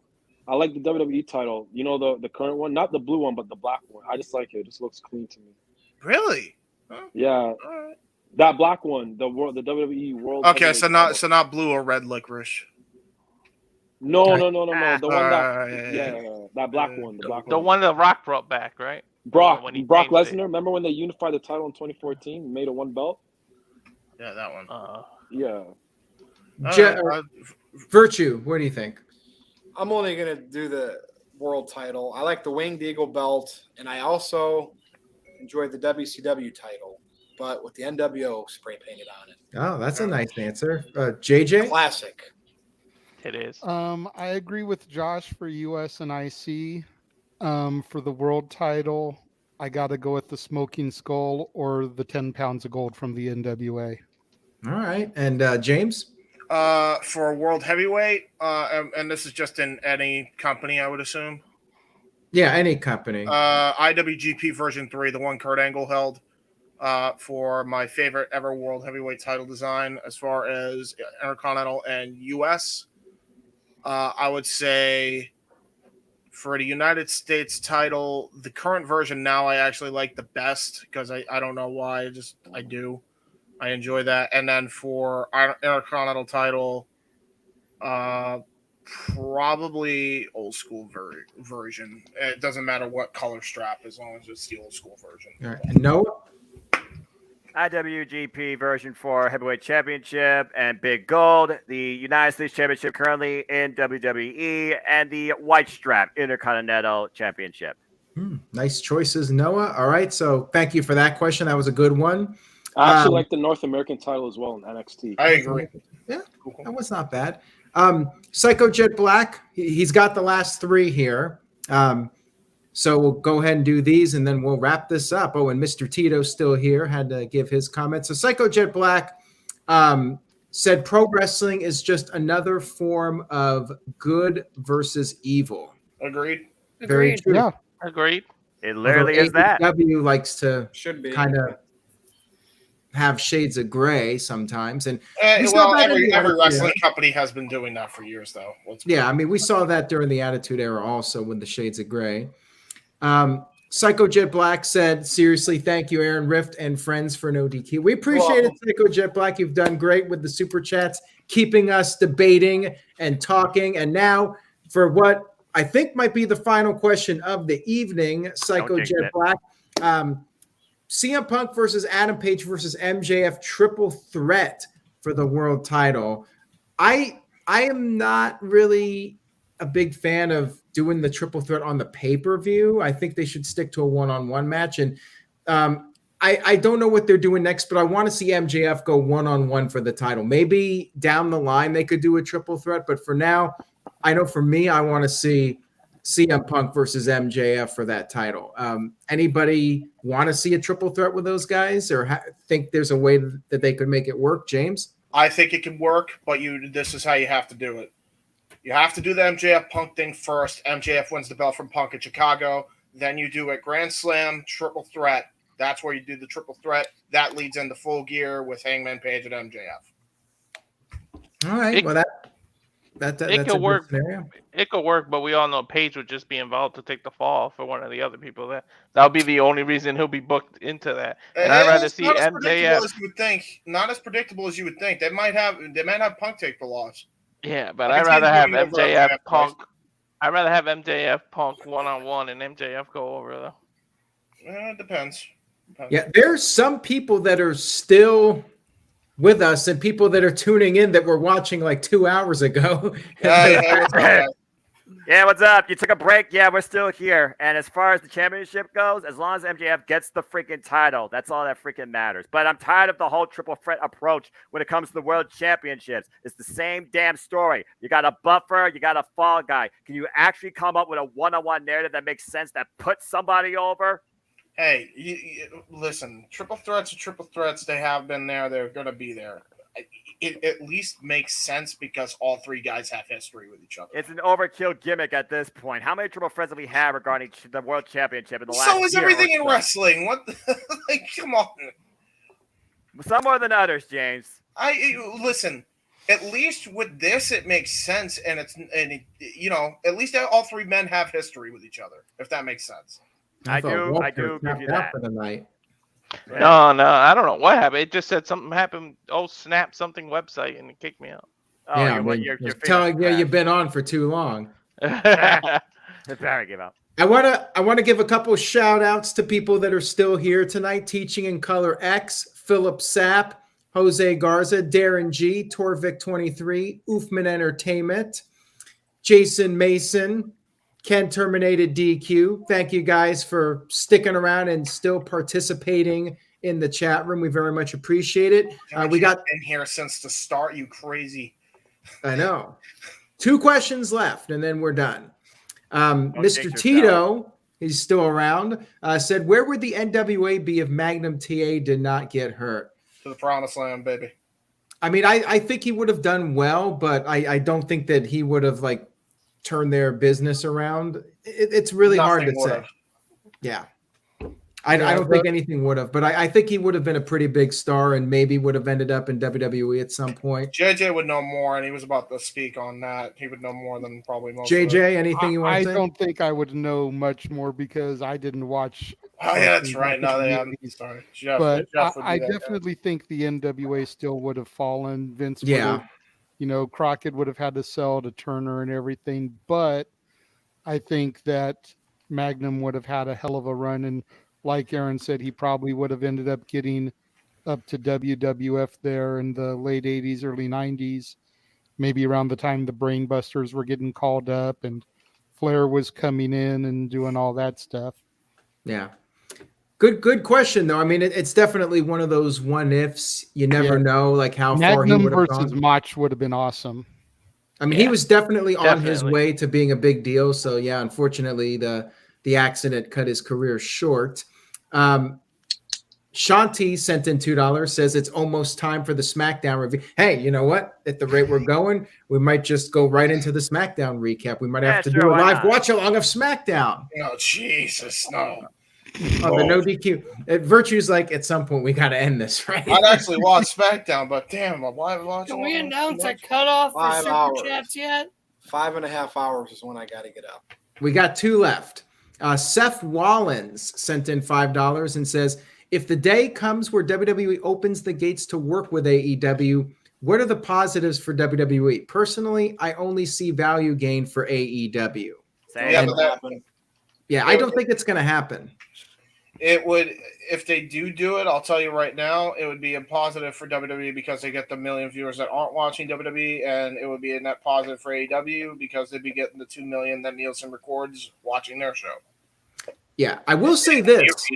I think that the odds are a little bit better than they were before with Vince in charge. I think with Triple H running the show, there's a small possibility now. But you still think it's highly unlikely in all likelihood, which we haven't. Correct. We actually haven't even uttered that catchphrase this entire show. I think we did 3 hours ago. And I'm willing to bet 80% of those 950,000 people that watch AEW watch WWE in some form. We haven't uttered that catchphrase today on this review. Good point. Had to do it on Thursday. Had to do it again on Friday. And it's Friday now. That makes sense. And you know what that means. It's Friday. Hey, Oh, God. It'll be Lord. The positive of all that ain't would be got no financially job, for both companies. Ain't got shit to do. That's about it. It'll be financial. All right, positivity. let's get through the super chats. We got it. All right, Mr. Tito sent in $2, and this is a deep question, so thanks, Mr. Tito. What would you change for WCW in 1998 to keep it good? I mean, where do we even start? It's like that TNA Creative question. direction. The answer is yes. Every damn thing. Every damn thing. Build new stars. Don't rely on the old guys. Put your rising stars like the Chris Jerichos and Chris Benoits in higher profile positions. Including And don't let Goldberg. anyone have. And that includes Goldberg, and you don't have him lose to a damn cattle prod. There we go. Next. I was just going to say, keep the cattle prods away from Scott Hall. keep the belt on Goldberg, so there's no finger poke of doom the next night. And don't let anyone have creative control in their contract. I'll take a line from Noah. That list is about as long as the list of Jericho, probably longer. Don't make Bret Hart. Don't make Bret Hart the second fiddle to Hulk Hogan. Don't bring in the Ultimate Warrior. Don't have Ric Flair. Don't have Ric Flair buried in the desert. Don't change Hulk Hogan to a babyface and make him red and yellow again. And then have him fight the Wall. Barrett lead the New World Order. Don't have Master P in there. Don't have the No Limit Soldiers. Don't have Kiss doing a concert. Don't have PN News is not the answer in any form ever. We did get the West Texas Rednecks. That was like one good thing about WCW during that time. Noah's writing a the list. Filthy down. Animals. All right, so unless we want to go to 1 o'clock, I think we should move on to the next topic. Yes. Okay, so everybody just name a match. You don't have to elaborate or anything. Psycho Jet Black sent in $2. What is the best match you've seen this year? And this is tough. Like, you're putting us on the spot at 12:30 in the morning here. Not sure what my pick would be. I think the Cody Rhodes Seth Rollins Hell in a Cell would be my personal favorite. That was just crazy to watch. Blood and Guts for me. Blood and Guts is up there, and there's been a lot of them though. Yeah. Cody, Seth, Hell in a Cell. No, the Roman Brock Last Man Standing. How many times have you seen a ring get lifted up by? That's up there. I think that would be Virtue's pick. Virtue. No, Cody and Rollins WrestleMania. Yeah, fair enough. Noah. Cody Rollins WrestleMania. Oh wow, a little divide there. Okay. Mo. Darby Allin and MJF. Was it that opener that they had? There was like an opener. You're questioning it? Wait, no. Darby Allin and MJF was last because year. I consume a lot. What was that opener that they had? Yeah, was it last year or this year? Consume a lot of what? It was I'll give it to Cody and Rollins at WrestleMania, just because no one was expecting Cody to return. Maybe. Fair enough. Yep. Everyone was expecting Cody to return. Yeah. Well, just the marks and the smarks and the neck beards. So us. Yeah, pretty much. And those that say yes to no DQ. Wow. No, we're in trouble with the Queen. All right, we got to. Sorry, We're almost Caitlin. done. All right, so we got one more super chat. Absolute One more. cut off, everyone. This is the Mr. last. Tito. This is an easy question. Yeah, this is just name your prediction. Mr. Tito sent in $2. Predict who gets the WWE TV rights for 2024. I'm going to say that it's going to stay as is. USA Network keeps Raw. Fox keeps SmackDown. Yeah, interesting. Same. NBC It's not going to Universal, Netflix, Peacock for right? everything. Yep, I agree with Virtue. Fox is going to get out. Fox wants out. It's already been reported. But I think Sky Sports is going to get a Peacock's hold of happy it. with what WWE's generated for their app and NBC Universal. That's all one thing. They're going to have all of it. That's my prediction.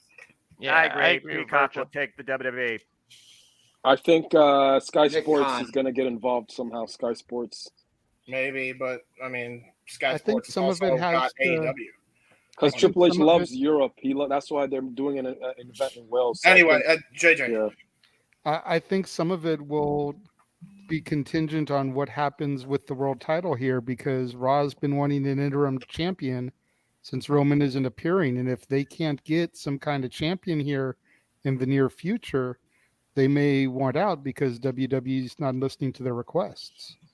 In which case they may start looking to something like ESPN, which gets them a partnership with Disney. Yeah, I mean, anything's possible. They may end up with a streaming company. Mr. Tito says USA and Amazon is his prediction. Very well. Could be a streaming service, but yeah, we'll see what happens with that. And on that note, we have gotten to all the super chats. Virtue, you've done a great job for 200 episodes, and we'll see how the next 200 go. Thank you to everybody for coming on tonight. We're not going to do the plugs because that'll take another 20 minutes, but make sure you follow everybody on Close it up, Facebook and Aaron. Twitter. Virtue, you want to go ahead and say the final thoughts before we sign off? Yeah, this has been the NoDQ review number 200, historic, over 4.5 hours. We'll never beat that again. We'll never say never. I'm not even going to list all the panel members that were on tonight, but you know who you were.